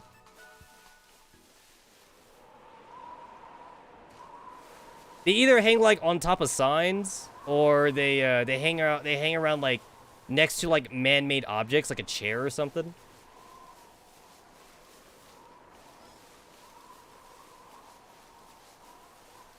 And the thing is that, like, there's no reason for me to look for him because I know he's only going to give me, like, 5 coins. He's going to give me, like, 5 or 6 coins or something. So, like, I know that, like, I'm better off just, like, farming, like, the actual, like, treasure chest around and shit. But I still want him. Oh, wait, you over here? Okay, because this is man-made. There he is, I found him! 2 coins! I spent all the time for 2 coins. How many fucking coins do I have now? I keep ducking because I'm like mashing the B button. How many coins do I have?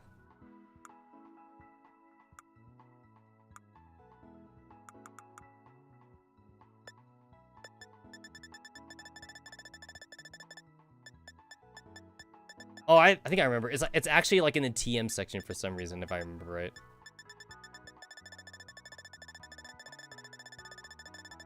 Okay, no, it's not. All right. 306. I have 306 of them, so I need 900. I need 999. So yeah, it's gonna be a while. I've never gotten the shiny charm in any game because I've never caught all the Pokemon. I've only done Gen 1, and obviously the shiny charm didn't exist in Gen 1. There was no shiny charm.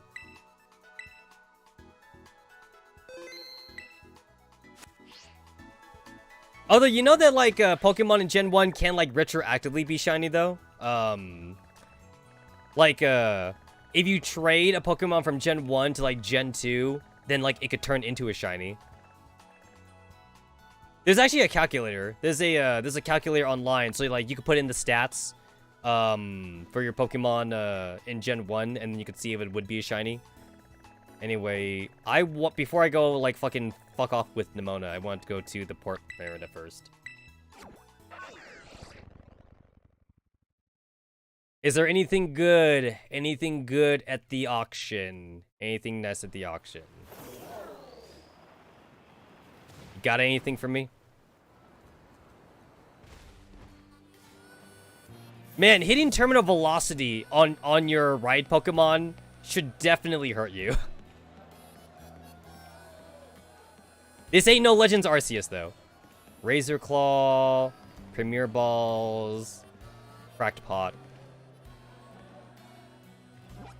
I have like 70 Premier Balls, so like I don't need any more Premier Balls. I have 81. I have 81 Premier Balls. Yeah, I'm taking the Crack Pot. I don't need that those Premier Balls. Yeah, I'm just gonna... Okay, so... I always pass, like, the very first one. And then I just bet everything else after that. I know that you could also, like, kind of, like, farm for crack pots, kind of. Because, like, if you just go to, like, where where like the stupid teapot Pokemon like live. They kind of like spawn a little bit like in the little golden shiny spots or something, but I'd rather just buy this right now. I'd rather just buy it. It's like I probably overspent, but I want to have it. I want to have it.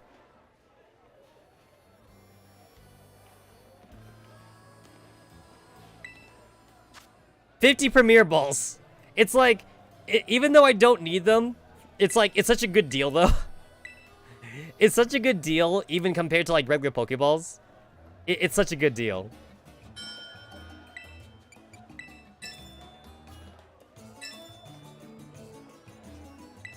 It's such a great deal.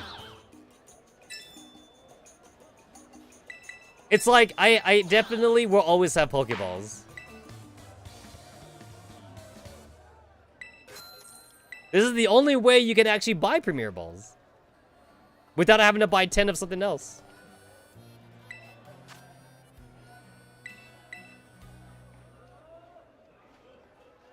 Yeah, I'll just grab everything. Man, who let the fucking preschooler in? Kids got money. Kids got money. To be fair, like, my character doesn't have any room to talk, because my character's also like 10 years old.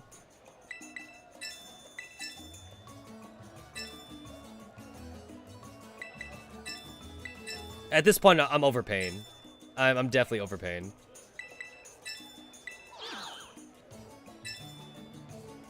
Damn, bro, just let me have it. Let me have this. Are you kidding me? What the? Just give it to me. Yo, this guy won't let me have it.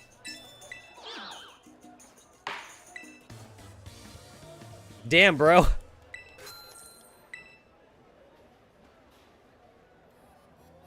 It's like, why do you need... Are you a Pokemon trainer? That old guy didn't look like a Pokemon trainer. So I don't even think he needed it.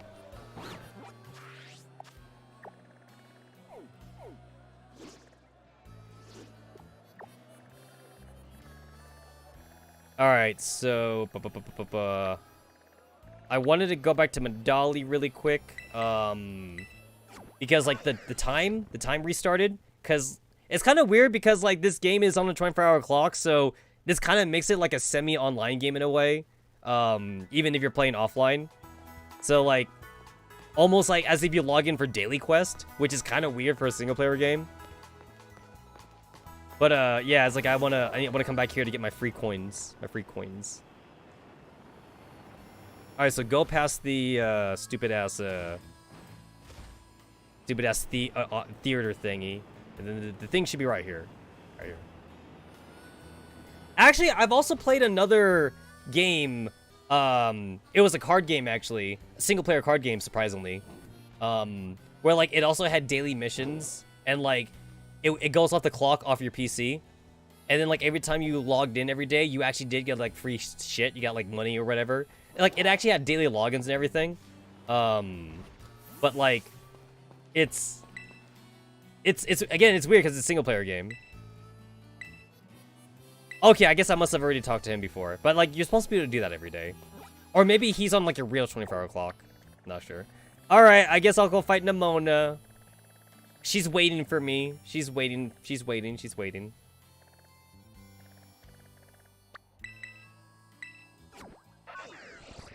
Alright, Nemona. Are you gonna be easier or harder than Gita? Are you going to be easier or harder? Here's the funny thing. In a way, she's definitely going to be easier because her team's not a mystery. Because I know what her team is. I know what her team is. So in a way, it's not going to be a mystery. There's a ladder up here. I've never been up here. This doesn't seem safe at all.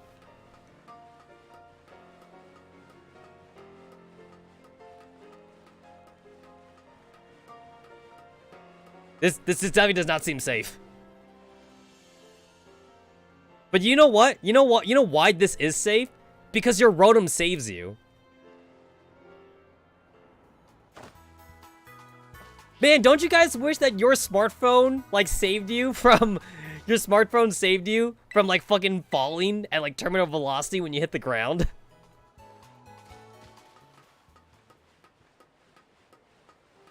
Imagine if, like, you're on a plane, and then, like, the plane, you know, like, actually had a catastrophe, and you would launch out of the plane. As long as you had your smartphone, which you probably do, then, like, right before you hit the ground, your smartphone would just, like, just stop you from hitting the ground.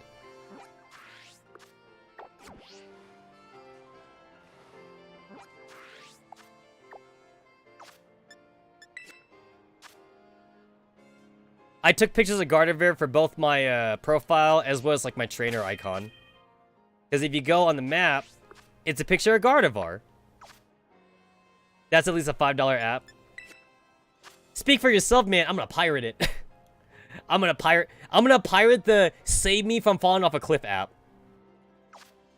Oh, you know, that reminds me. There's a Toho. There's a Toho Dojin where like Gensokyo, like it's like 1,000 years in the future. So Gensokyo, everyone has technology now. And there's actually an app for humans on the phone. There's a flying app. There's actually a flying app on the phone for humans. So now everybody can fly. There's a fucking app for that. Like, basically, like, as long as you have your phone with you, you can fly. Is there any reason for me to be up here?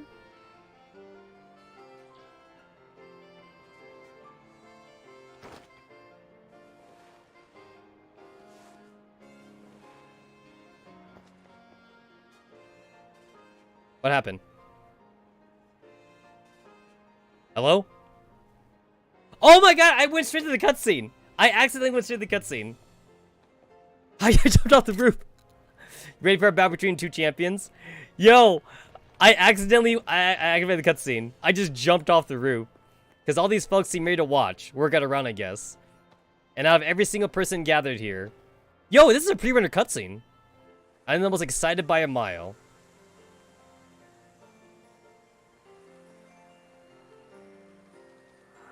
The stage is set. It's my all-out power versus your strength in full friction and for fruition. Let's see who comes out on top. You know what? I kind of actually want to know the story, if there is one, about Nemona's like glove gauntlet thing. Like, is that just like a Shuni fashion sense that she has, or like? Is that like, does that glove do anything for her? Because I actually kind of want one.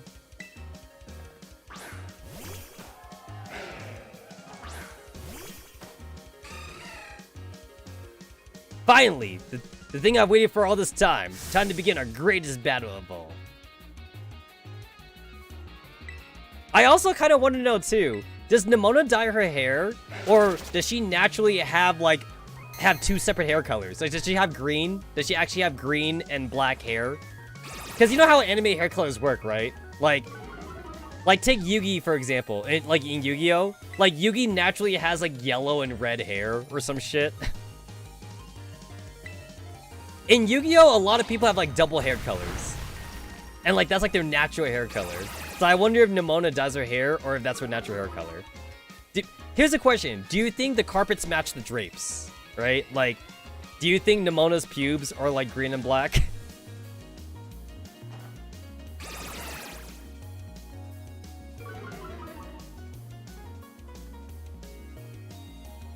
Well, like, the way the Dojin talked about it, Fuji, is that, like, I think it's because of Kaguya and Eren. Like, Kaguya and Eren, like, they have, like, Lunarian tech, and eventually, like, it just spread out through Gensokyo.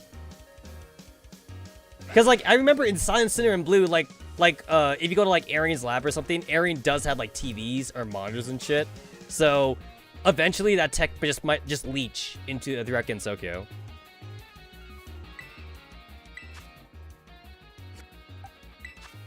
Alright, good. Okay, max attack alert. Alright.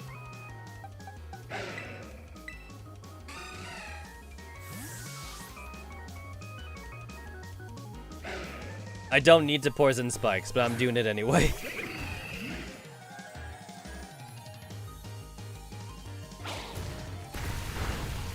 Nice Stone Edge, bitch.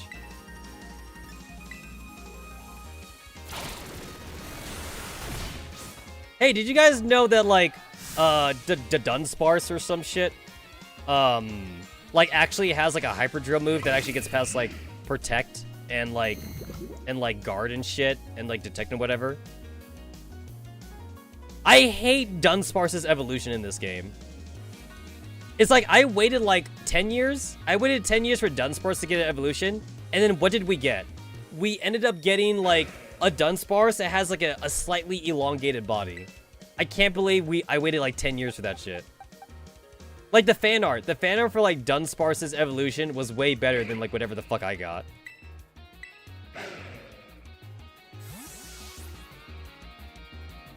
You think it's natural, but the only way to get their hair like that is to have a Pokemon ancestor and family tree? Well, remember what they said in Pearl and Silver, right? In Pearl and Silver, they did say in the library that like Pokemon and humans used to get married and shit. And you know people be fucking Gardevoirs or Gothicas or whatever like that. And then in the Hisuian region even makes it even more canon, because in the Hisuian region, when you go back in the past, there's heavy Pokefields. There's heavy Pokefields in that village. So you know they'd be down for that. 100% they down. They down bad for Pokemon. And remember too, I believe this was stated like back in, oh shit, that sucks. I remember this was stated like back in, this was stated like Gen 3 or something, that like Pokemon and humans were considered the same thing at one point. Like they weren't different. They were actually considered the same. So like when you like take that into account, then like it definitely makes sense that like if Nomona would have Pokemon DNA in her or something. But then like eventually obviously like it just got less and less pronounced obviously because they're staying with humans or whatever. I mean, think about Ash. Well, actually, when you think about Ash too, right? Like Ash, how many times has Ash been like thundershocked or thunderbolted in the anime? When you think about like how much damage humans take in the Pokemon anime or games, it would definitely make sense that like with interbreeding with Pokemon from the past or something, and if humans and Pokemon are the same thing, that humans are just more durable if they have interbreeded a lot. It would definitely make sense. And here's the thing too.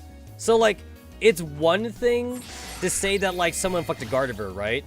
But what if somebody fucked like a Grimer or some shit, right? Like, isn't that kind of just eh? Imagine somebody like got together with a Hisuian Voltorb or a Growlithe. Yo, you know people be down for like Arcanine, right? A Hisuian Arcanine or Growlithe. Imagine somebody fucked a Growlithe or some shit and like it laid an egg. You know, just saying. Just fucking saying. Alright, if I keep spamming double team, she's never killing me. if I just keep spamming double team.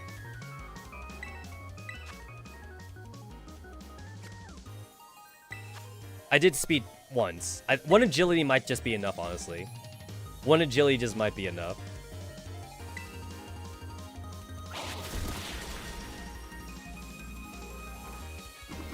You know what's actually still one of my most hated moves of the game, even though like it's not really a thing in post game or something, but like it gave me PTSD because of the early game prevalence. Sand Attack.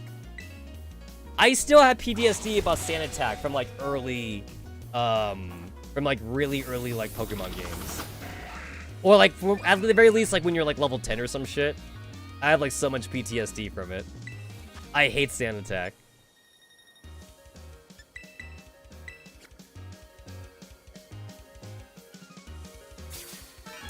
Yeah, so this is definitely gonna be easier than Gita.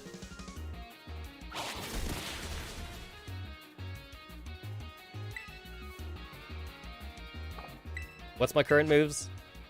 So 4 evasive, 4 speed, and 4 attack. It's like I'm pretty sure I don't need to do anymore. I'm very certain I don't need to do anymore. Stupid priority moves. It's like I use agility, but like Accelerate Rocks is a priority move. That's why I kept on spamming double team.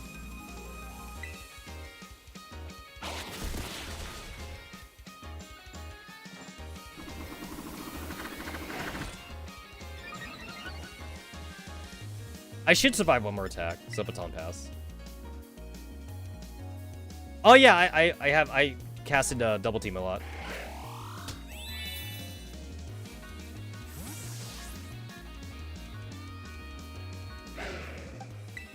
Alright, cool. I'm gonna sweep your entire team with my starter.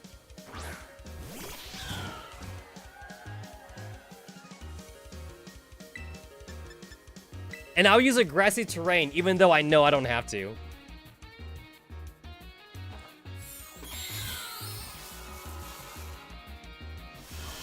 I definitely don't need to.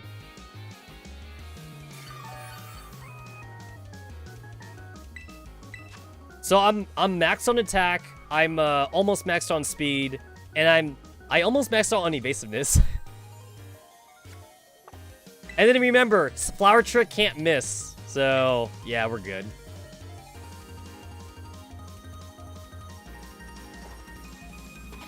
And then, just in case I don't one-shot her Pokemon, I have 5 stacks of Double Team.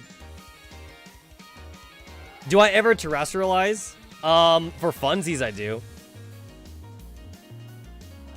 A critical hit in a critical moment? That goes beyond luck. You got some kind of gift. Nimona is not a gift if the move always crits.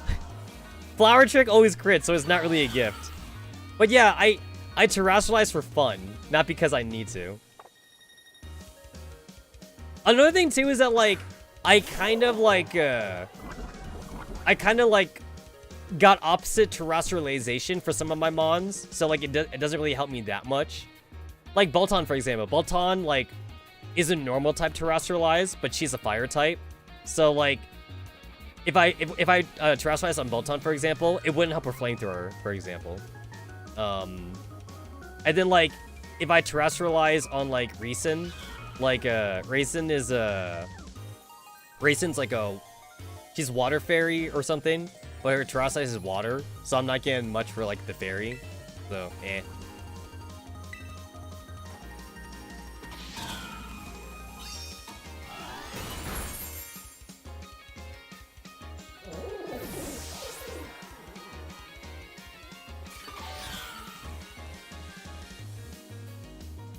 Another thing, too, about terrestrialization in this game is that, like, so when you terrestrialize, you go back to being a single type Pokemon.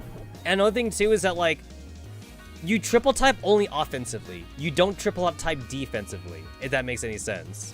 So if you're going to terrestrialize, you actually need to, your typing actually matters, which you terrestrialize as. So to me, it's actually a mechanic that I haven't used that much in this game because, like, I got kind of unlucky with my terrestrializations, and obviously for the single-player content, it's not like I needed to really hunt for certain Terra types.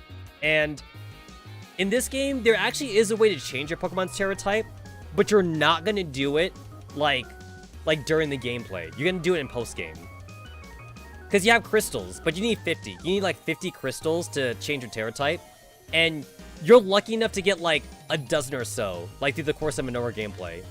So, unless, like, you're actually searching for those crystals, which means that, like, you're probably looking up guides online or something, and if you're playing the way I'm playing, which is, like, you know, blind, because I didn't look up any guides, I'm not going to get 50 crystals. So, yeah, terrestrializing was definitely underutilized by me. Lay rough.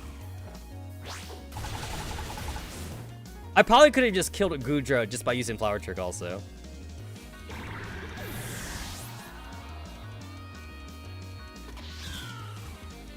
Sound Earthworm. Hey, look, it's a dick.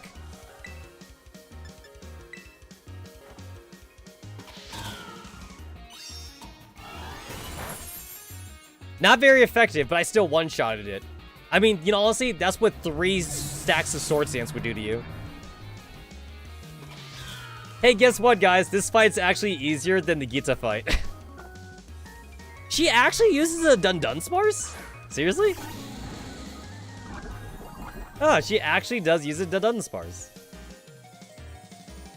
But why? I can't miss. There was absolutely zero reason for me to put out the Toxic Spikes. Hey, look at that. It's Quaxley. It's Donald Duck. It's all down. This is my last Pokemon. We're gonna fight with everything we got.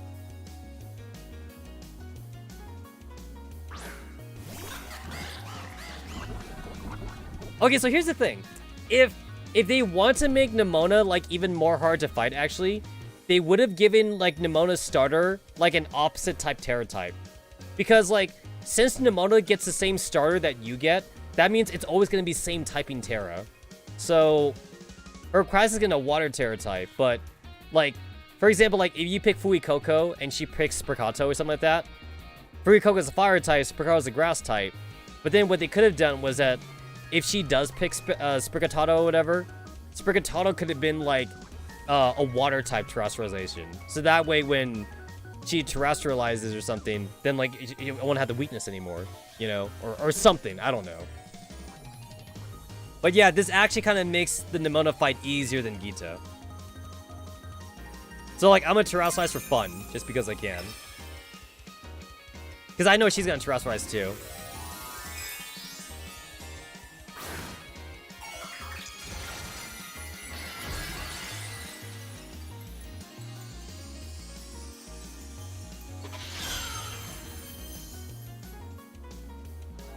Shine blazing bright, my greatest treasure.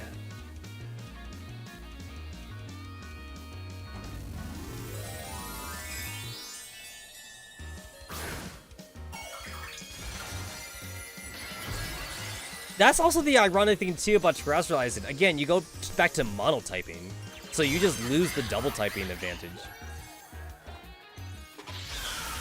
You hope Dunsparce gets another evolution next game and it just gets longer. If they do that, then that'd be hilarious. If they do decide to do it.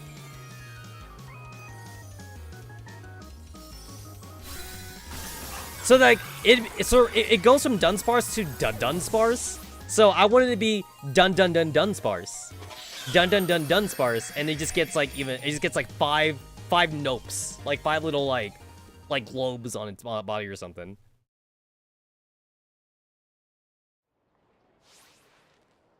Pre-rendered cutscene.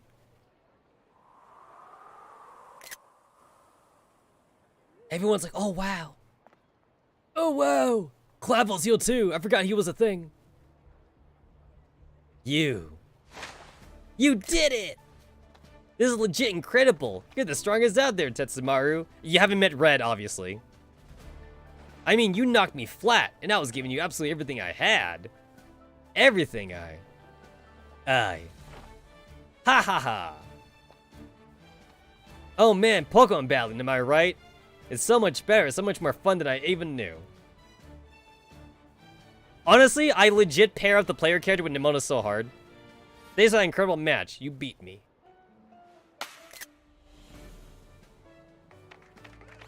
Yo, I want to see more Dojins, though. I definitely want to see Dojins and Nemona hooking up with the player character. Let's give this a minute and take a quick break before round 2.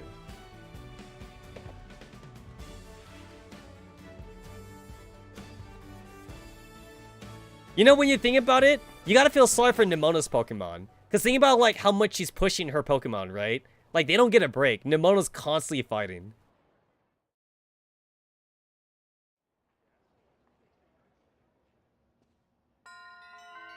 Hey, look at that. The game sent us back to our dorm for once. Yay.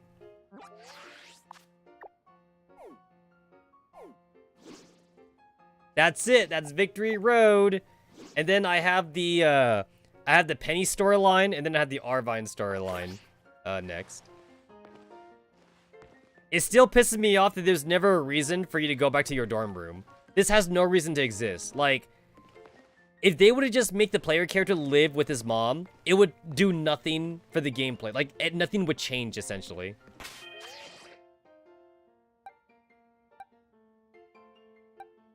My waifu is level 69. Nice.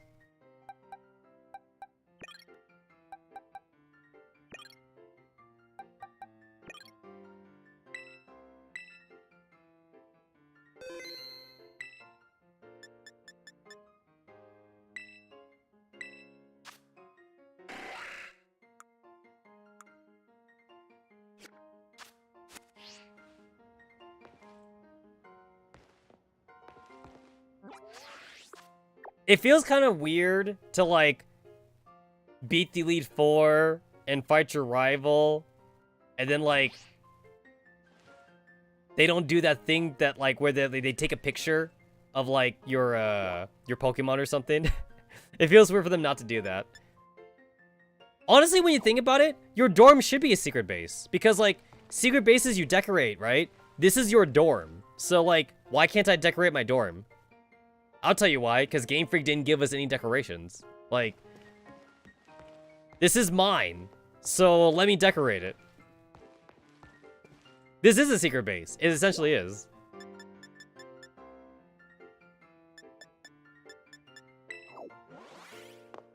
I guess I need to bond with the language teacher.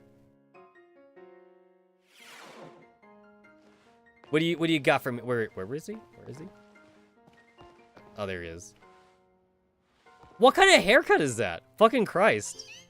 I thought it was bad from the front side. I didn't know he had this whole, like, side of his head too, where, like, he could cut off. Oh, Tetsamaru. Did you come all the way here to staff room just to see me? All the way here? Ah, it seems like I finally made it into the hearts of my students. That makes me tres happy. After all, like I said in class, communication is very important. If you're getting confused by in class, or if you have trouble here at the academy, you can always come and tell me. Ton ami Salvatore, your friend Salvatore. That is, Wasis. You become slightly closer to Mr. Salvatore. I can't believe that they actually put a fucking language course in this game. Like, it's not even Pokemon related. Because all the other courses in the game are actually Pokemon related. I can't believe they actually put them in. I guess I'm following him around. I'm stalking him.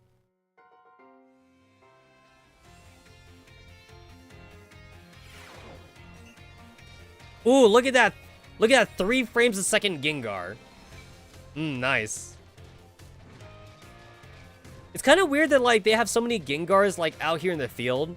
Especially, like, when you read, like, Gengar's Pokedex shit. Like, Gengar is supposed to be, like, a very vengeful Pokemon. So, like, why do they got Gengars over the place? And then look at this motherfucker. He got, like, a Gyarados right here. It's like, yo, like, first off, Gyarados isn't that... Gyarados is supposed to be a lot bigger than that. Second off, like, you know that Gyarados is, like, walking rage, right? You really... There should be a rule against, like, having Gyarados and Onix on school grounds. It took a lot of effort to get Magikarp to evolve into Gyarados, let me tell you. Actually, bro, it's a lot easier now because everyone shares experience. Back in my day... Listen, bro, you know nothing about how to level up Magikarp. Back in my day, alright? Back in my day, we had to put Magikarp in the first slot of your party. And then, like, you always had to switch because that was the only way to get Magikarp experience. Back in my day, Magikarp learned Tackle at level 15 and you liked it. Magikarp has, like, 4 moves now, right? Like, he's got Flail and shit. Like, Magikarp actually has moves. And you could also, like, do some shenanigans, too, with, like, Rain Dance and crap. Like, you could have, like, Magikarp, like, fucking, like... Magikarp actually also has abilities. You could also, like, sweep teams if you, like, Baton Pass into Magikarp and crap. It's so dumb. It's so dumb. Alright, I gotta find Mr. Salvatore. I know that hairstyle anywhere. Is that an Eevee? Oh, that's a Palmont. That's a Palmy. Tetsamaru, I'm a bit of a pinch. Take a look at this. This Palmy really doesn't seem to be feeling well. I don't know if the poor thing can even stand up. What should I do? What should I do? Just stay calm.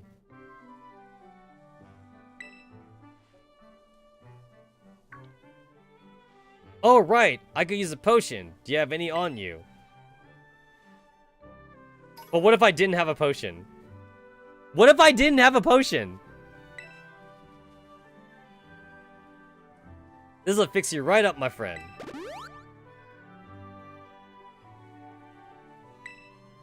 That seems to have done the trick just in the nick of time. But this Palmy doesn't appear to belong to a trainer. Could a wild Pokemon have wandered to the academy grounds? Still, I just can't leave it here alone without anyone to make sure it's okay. It's decided then. I, Salvatore, would just have to lend all the helping hands I have to take care of Palmy in this touch-and-go situation. Merci, very, very much, Tetsamaru. Alright. Adios, au revoir, farewell.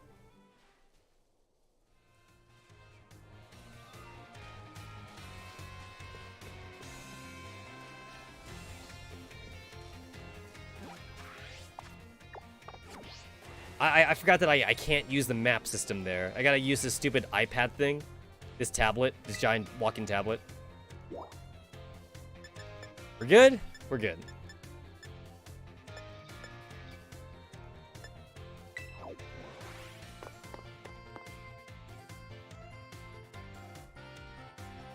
Grapes.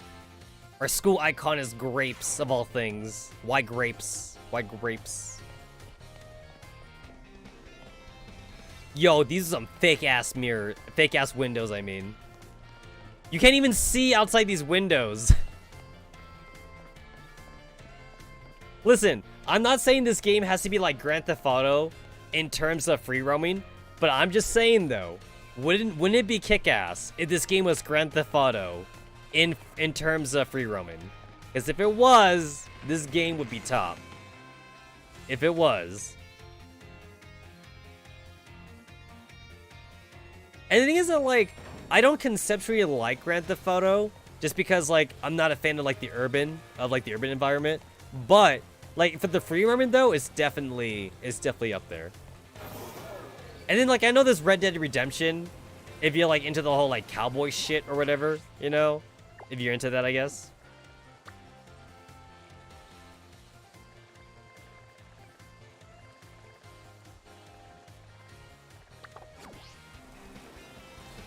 Gotta find myself a sandwich shop because I want I'm pretty sure I could get like a new recipe. Hey, look at that! You could actually like walk on top of the Pokemon Center. That's kind of cool.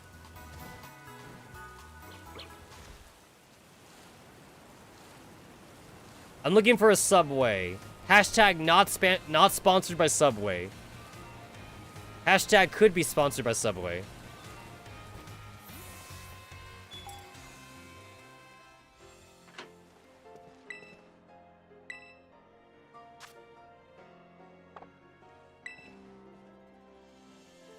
Oh, okay. Okay, I guess I got them all.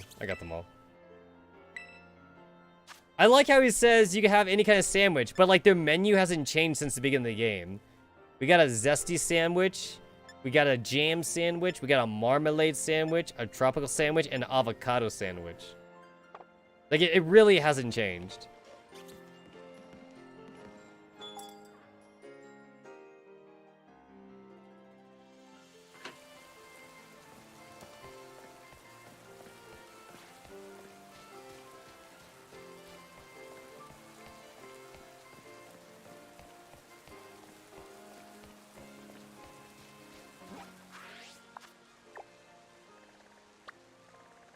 And then I know that, like, there's recipes to learn, like, back at your place.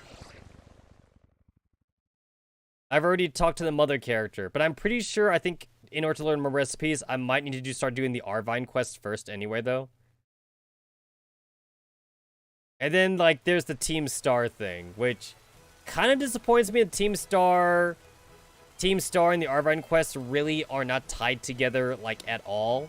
Like, when you play through a regular Pokemon game, even though it is somewhat linear, at least all the storylines kind of interact with each other. It's like with this, though, it's like they literally have nothing to do. Like, it kind of makes it seem like not as prolific, you know? Yeah, okay, so I definitely need, like, the Arvine storyline. I already learned the vegetable sandwich from the mom character, but she does have, like, extra recipes to teach me. Just not at the moment, though. I will take back that held item.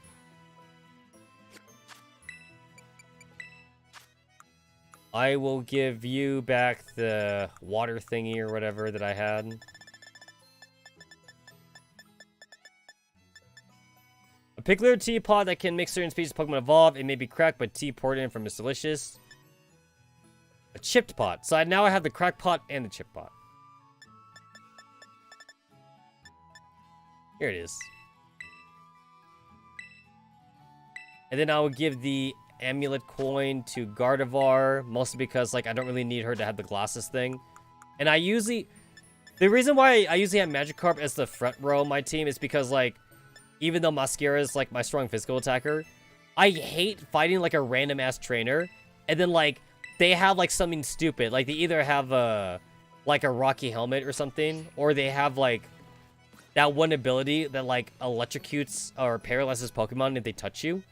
And that annoys me, because, like, I don't want to use a Paralyze heal, and I don't want to run back to the Pokemon Center. So, I typically don't like using physical attackers, for random encounters, just because I'm afraid of getting paralyzed, or possibly, like, you know, like, damage or something. If I use special attacker, then, like, that doesn't happen as often.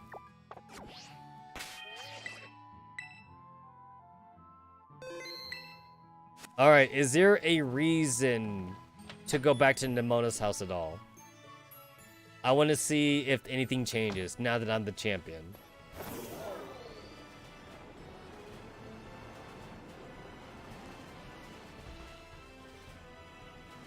You're the technology dude. Yep, power, science. This guy's in every game. This guy is literally in every game. He's like, the power of science is amazing. And then, like, he talks about something, you know, like, in relation to, like, when the game came out. Man, Nemona's fucking rich. Like, her parents have a fucking private beach with its own stupid, like, Pokemon Battlegrounds thing. I don't know what, like, Nemona's parents do for a living, but damn, they rich.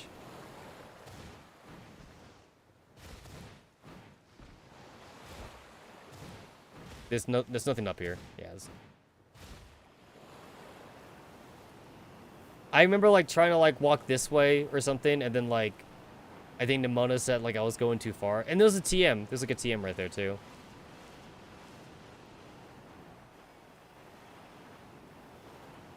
What kind of annoys me, too, about this is, like, I know that you get closer with Miraidon when you do the Arvine quest, but then, like, when you do the gym quest, I feel like you should get closer to Miraidon. But, again, because of the free-roaming nature of this game, there's a lot less story.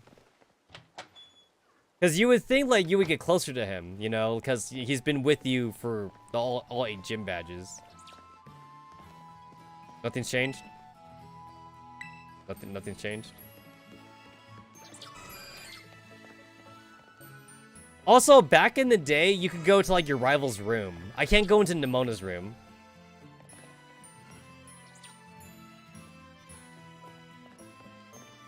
That's because, like, since I specifically wanted to do each questline separately, so, like, the Arvine quest is HMs. So, the Path of Legends, that's the Arvine quest, for the Titans.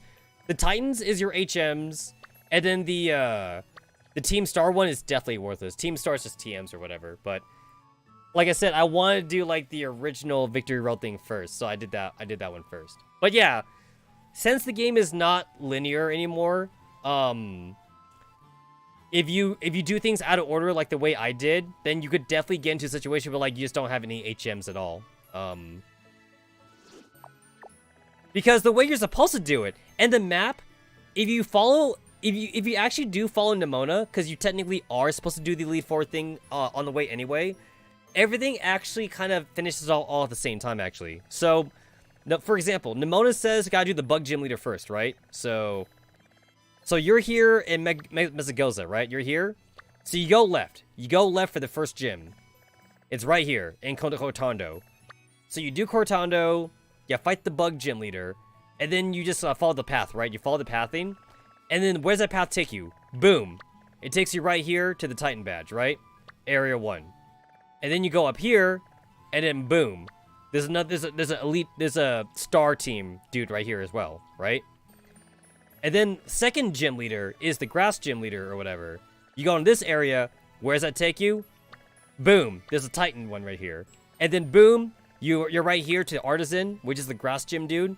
And then boom, there's a fire. There's a fire star team check right here too. So If I was to do the game, like, in the canonical way, I basically would have everything about finished, honestly. Like, by the time I beat the Elite Four, then I either would have probably finished up the Arvine quest, as well as the Team Star quest. But I did it out of order, because I did not fight the Bug Gym Trainer first.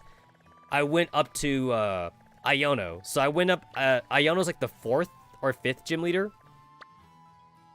Iono is like about the 4th or 5th gym leader you fight. I want to say 4th. She's like the 4th gym leader you're supposed to fight. I fought her first, and then I went, because she's the live streamer chick, and I want to do that for fun. And then I went to Grusha's gym. And Grusha is like supposed to be like the 8th gym leader, because Grusha's got like level 50 Pokemon. So I fought Grusha as my 2nd gym, and that literally just made me overlevel for everybody else. And the game doesn't stop you. You don't need HMs. Like, you literally don't need HMs to get to all gyms. So as soon as you're given the free roam capabilities from Mesagoza, you could go straight from here to Grusha. And Grusha's level 50. And you, because of how stupidly overpowered the Let's Go feature is in this game, it doesn't matter that the Pokemon around that area are like level 30 or 40 or whatever. As long as your Pokemon has like the advantage typing, you could basically win against Pokemon a higher level than you. Like, that's how I leveled up to fight Grusha. So when my Pokemon were like level 20 or level 25 from fighting Iono, even though there was like easy like a 20 level difference, I was using Bolton a lot since she's a fire type for all the ice Pokemon around that area. I leveled up like a shit ton. And since Pokemon all gain experience, I was getting experience for like, you know, my starter, my all my other Pokemon and shit, you know. So I got to the point where like, again, all my Pokemon got to level 50, and then I just fought Grusha, and yeah, there's literally nothing stopping you. Another thing too that also made me overleveled is that like, after I fought Grusha, I didn't go straight to like the 7th gym or something like that. I actually stayed in this area. So I stayed in this entire area. I even like ended up like going over here or something. And all the Pokemon over here are like level 60. They're like level 50 or 60. I just kept on auto-battling. I kept on auto-battling. I just stayed in this top area, because this top area of the map is definitely like where the high level shit is. And I just like kept on auto-battling. And then like once I got to level 60, which to be fair, I wasn't even trying to grind. I just ended up getting a lot of experience. At that point, I just did the gyms in a random order. So I ended up doing like the... Oh, you can see the number 2. I did Iono first. I did Grusha second. For third, I did the Psychic. I did the Psychic gym third, which I believe is supposed to be the 6th gym leader. For the 4th, I did the... That's Larry. I did the Larry gym 4th. So yeah, I just did things out of order. I did things super duper out of order. But the way you're supposed to do it though is you're supposed to fight the bug. That's supposed to be number 1. Then this Titan, or this Titan is supposed to be number 2. Well, actually, wait, the way you're supposed to do it, I believe. Cortando gym first. So that's the Cortando gym first. That's the bug gym. Then you go and fight the 2nd gym, which is Artisan gym. It was the grass leader. But like the Titan, the Earth Titan is like on the way there. So you fight the Earth Titan, then you fight the grass dude, and then like on your way up to fight Iono, you fight the fire star team chick. You fight Iono, and then you kind of sort of backtrack, and then you go and fight the Air Titan, and then you fight the star dude here, and then you go and fight the Casfera gym. The game says Casfera gym's like right in the middle, so he's got to be the 4th gym leader then. So the game naturally wants you to go in a certain direction. It's actually very natural. But, you know, I obviously didn't do that. Because fuck that. Fuck doing things in the natural order. Screw that.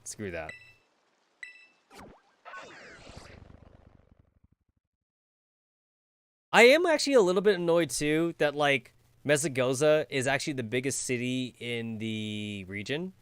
Because in the older Pokemon games, usually the way they always did it was that, like, you kind of work your way up to get to the big city.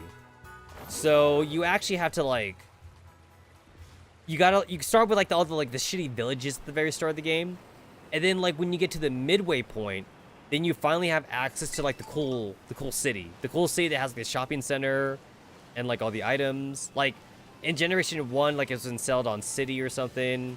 Generation 2 and 3 like also had like very similar things, but not here though. And this one, Mesagoza, is just there, and you kind of just you already have access to the best city of the game.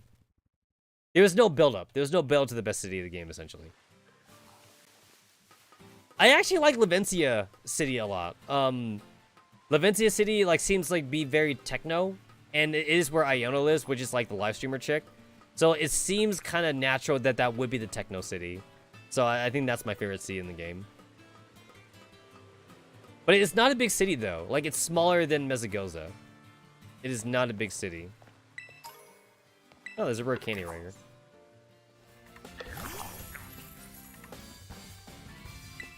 These Grimgulls, they actually respawn every day. So like every day you're supposed to farm up the towers. You're supposed to go to every tower, get the coins, and then you could like evolve your gimme ghoul. 50 coins. 50 coins. Another thing too is that like you could definitely overlevel if you decide you just want to do nothing but raid battles. Like you can mega overlevel if you do nothing but raid battles. Raid battles is ridiculous. The only bad thing I don't like about raid battles is that it actually takes a long time. It's literally faster just to let your Pokemon loose. Let your Pokemon loose and just kill shit. This is easily like the best / worst thing they've ever added to the game, honestly. It's just so easy to get experience now.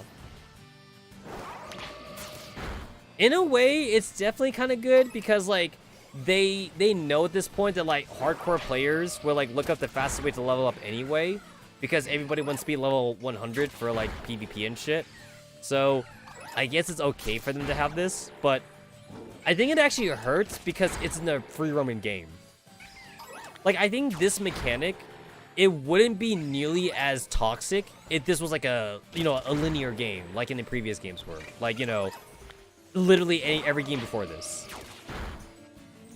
By giving you the option to do this let's go shit in the free roaming game, it just, why would you battle any other way? Why would you want to? And yes, you do get less experience for doing the let's go feature, but then like it's kind of like, even though it's less experience, it's kind of like already balanced out by the fact of how fast you can kill mons. Like doing a real battle is just so much more slower. You got the animations, you gotta like watch the Pokemon cry and shit. And they removed the animation thing. Like in the options menu, there's nothing in here to remove animations. So animations is actually on. Like in every Pokemon game before, there was an option to either turn off animations or skip animations. That's not a thing here. That's literally not a thing. So you watching everything. You're literally watching everything. Which I think it's a crying shame. I mean, the thing is that, like, I've actually always, to be fair, I've always left animations on, like, even in the previous generations. But I do think it does definitely hurt, like, the speedrunners, though. It hurts the speedrunners, and it hurts, like, it hurts the people more serious in Pokemon than I am. I've definitely been a little bit more on the casual side of things. Like, I kind of like just the act of catching Pokemon and just using my favorite mons. Like, I don't use ugly mons. I'm not a fan of using ugly mons. I use cool and cute Pokemon. I'm not a fan of... Oh, that's a bit on that. I'm not a fan of, like... I actually don't like most Dragon-type Pokemon, because I actually think most Dragon-type Pokemon are actually kind of ugly. Like, I would use more Dragon-type Pokemon if I like the way they look. It's not just because of Dragonite, because Dragonite is definitely, like, the derpy dragon of the group. I do think most Dragon-types just don't look that good. So I skip. I skip, like, basically majorly all of them. There's also the fact, too, that, like, Dragon typing is not good offensively anyway, because Dragon type's only good against Dragon types.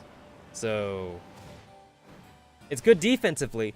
Dragon type basically suffers the same thing that Steel typing does, where like Steel typing and Dragon typing, they kind of like, they're great defensively, but they're really horrible offensively.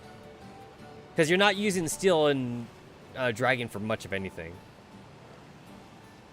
And then Ice type suffers kind of like the opposite problem. Ice typing really, it's really great offensively, but it just sucks defensively. Ice type, like, only resists, like, basically itself. I kind of feel like Ice typing should resist normal typing. Because, like, Rock types resist normal typings, you know? And I feel like Ice is just, like, another version of Rock. That's just me.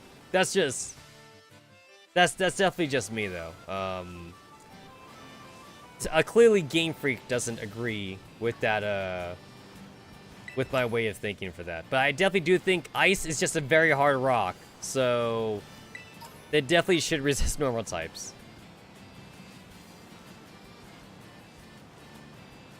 I'm gonna forget that this chick exists here, so like I have to fight her.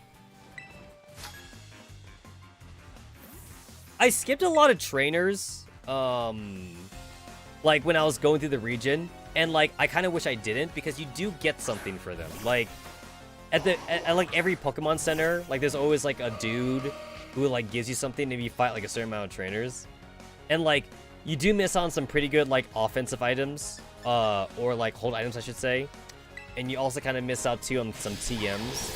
So if I see a trainer now, it's like I should probably fight them if I haven't already fought them already. But like this feels like such a chore now. I've been spoiled. I've been spoiled now off the Let's Go feature. It's like, yeah, I do get money for fighting these guys, but there's like other ways to get money now. It's not like in the older games where like it was like the only way to get money, like to fight trainers. We have other avenues of getting money now. It's not the only thing.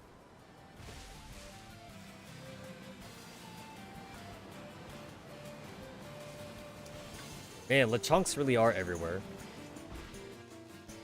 I have a Teddy Ursa, right? Yeah, I do have one.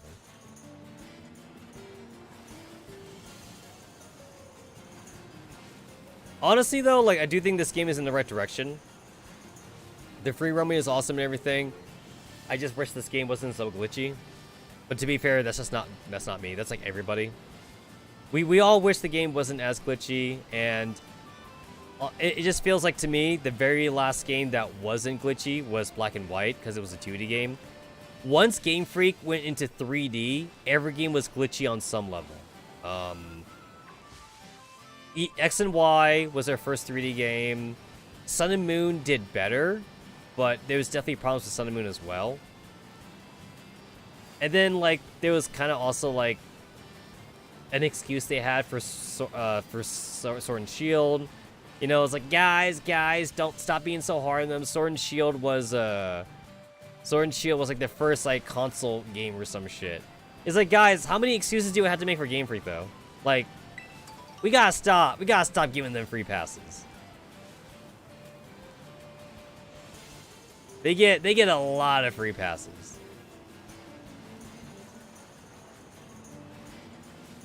Multi-billion-dollar franchise. They can't make a game without frame rate issues and glitches. Another thing too is that like again, I always use this as an example, but like Square is willing to spend like $20 to $30 million making a Final Fantasy game that's definitely niche. Like, Final Fantasy does not have widespread appeal. Like, that's not really something that you really market towards children in the same way that Pokemon is. And adults and children like Pokemon. Whereas, like, you kind of have to be a bit of a weeb to like Final Fantasy. And you also had to be like an actual gamer. Oh, that's Dratini. You also had to be a fairy type Dratini. You have to be a little bit weeb, and you actually had to be like an RPG gamer to like Final Fantasy. Because like, they sure as hell ain't making good Final Fantasy movies, right? So if Square can afford to spend $20 to $30 million making a Final Fantasy RPG with full voice acting and like fully rendered cutscenes and shit like that, then like there's no way the Pokemon Company can't afford to do the other thing for the other thing for, you know, for their mainstay Pokemon games. I have seen the excuse also that like, oh well, like they only use money set aside for Pokemon, for the Pokemon games that they make from the Pokemon games. Like any money they make from the franchise itself, like action figures or the anime or the movie, something, that money doesn't go into the games. And it's like, but why though? Like why? Because like for Square, for example, everything that they do goes into the next Final Fantasy game. Like Square makes other games besides Final Fantasy, but that money gets funneled into Final Fantasy. But then you're telling me that like Pokemon doesn't want to do the same thing for some reason? Why? Oh, I can tell you why. Because it just goes into the money of their fucking shareholders, that's why. It goes into Nintendo's pocket. So that's the main reason.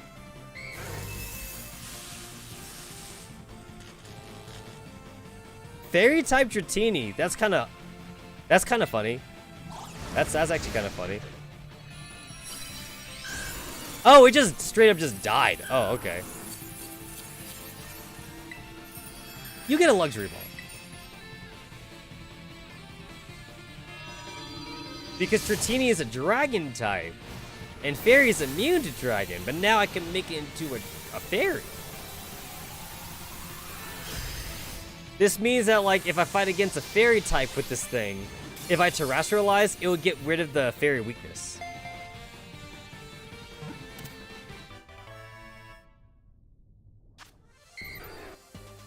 That's cool. Honestly, though, like, when you're playing a new game, there's also, like, no reason why you shouldn't, like, go to, like, every, like, raid crystal you find while we're at the beginning, because sometimes you could get Pokemon, like, out of your area. Like, if there's a Pokemon, like, that's supposed to be, like, in, like, the future route of the game, the raid dungeon can kind of, like, skip you ahead. I did that a lot in Pokemon Sword and Shield, like, when I was doing my Nuzlocke challenge. Like, in Sword and Shield, like, there's some Pokemon I was supposed to get to, like, Route 19 or something, but I got it, like, in Route 3 because of a fucking Dino Raid battle or some shit. It's like, I'm not supposed to have that Pokemon yet, but you know what? The Dynamax Cavern is letting me fight this Pokemon now, so it's a Fremon. It's a Fremon.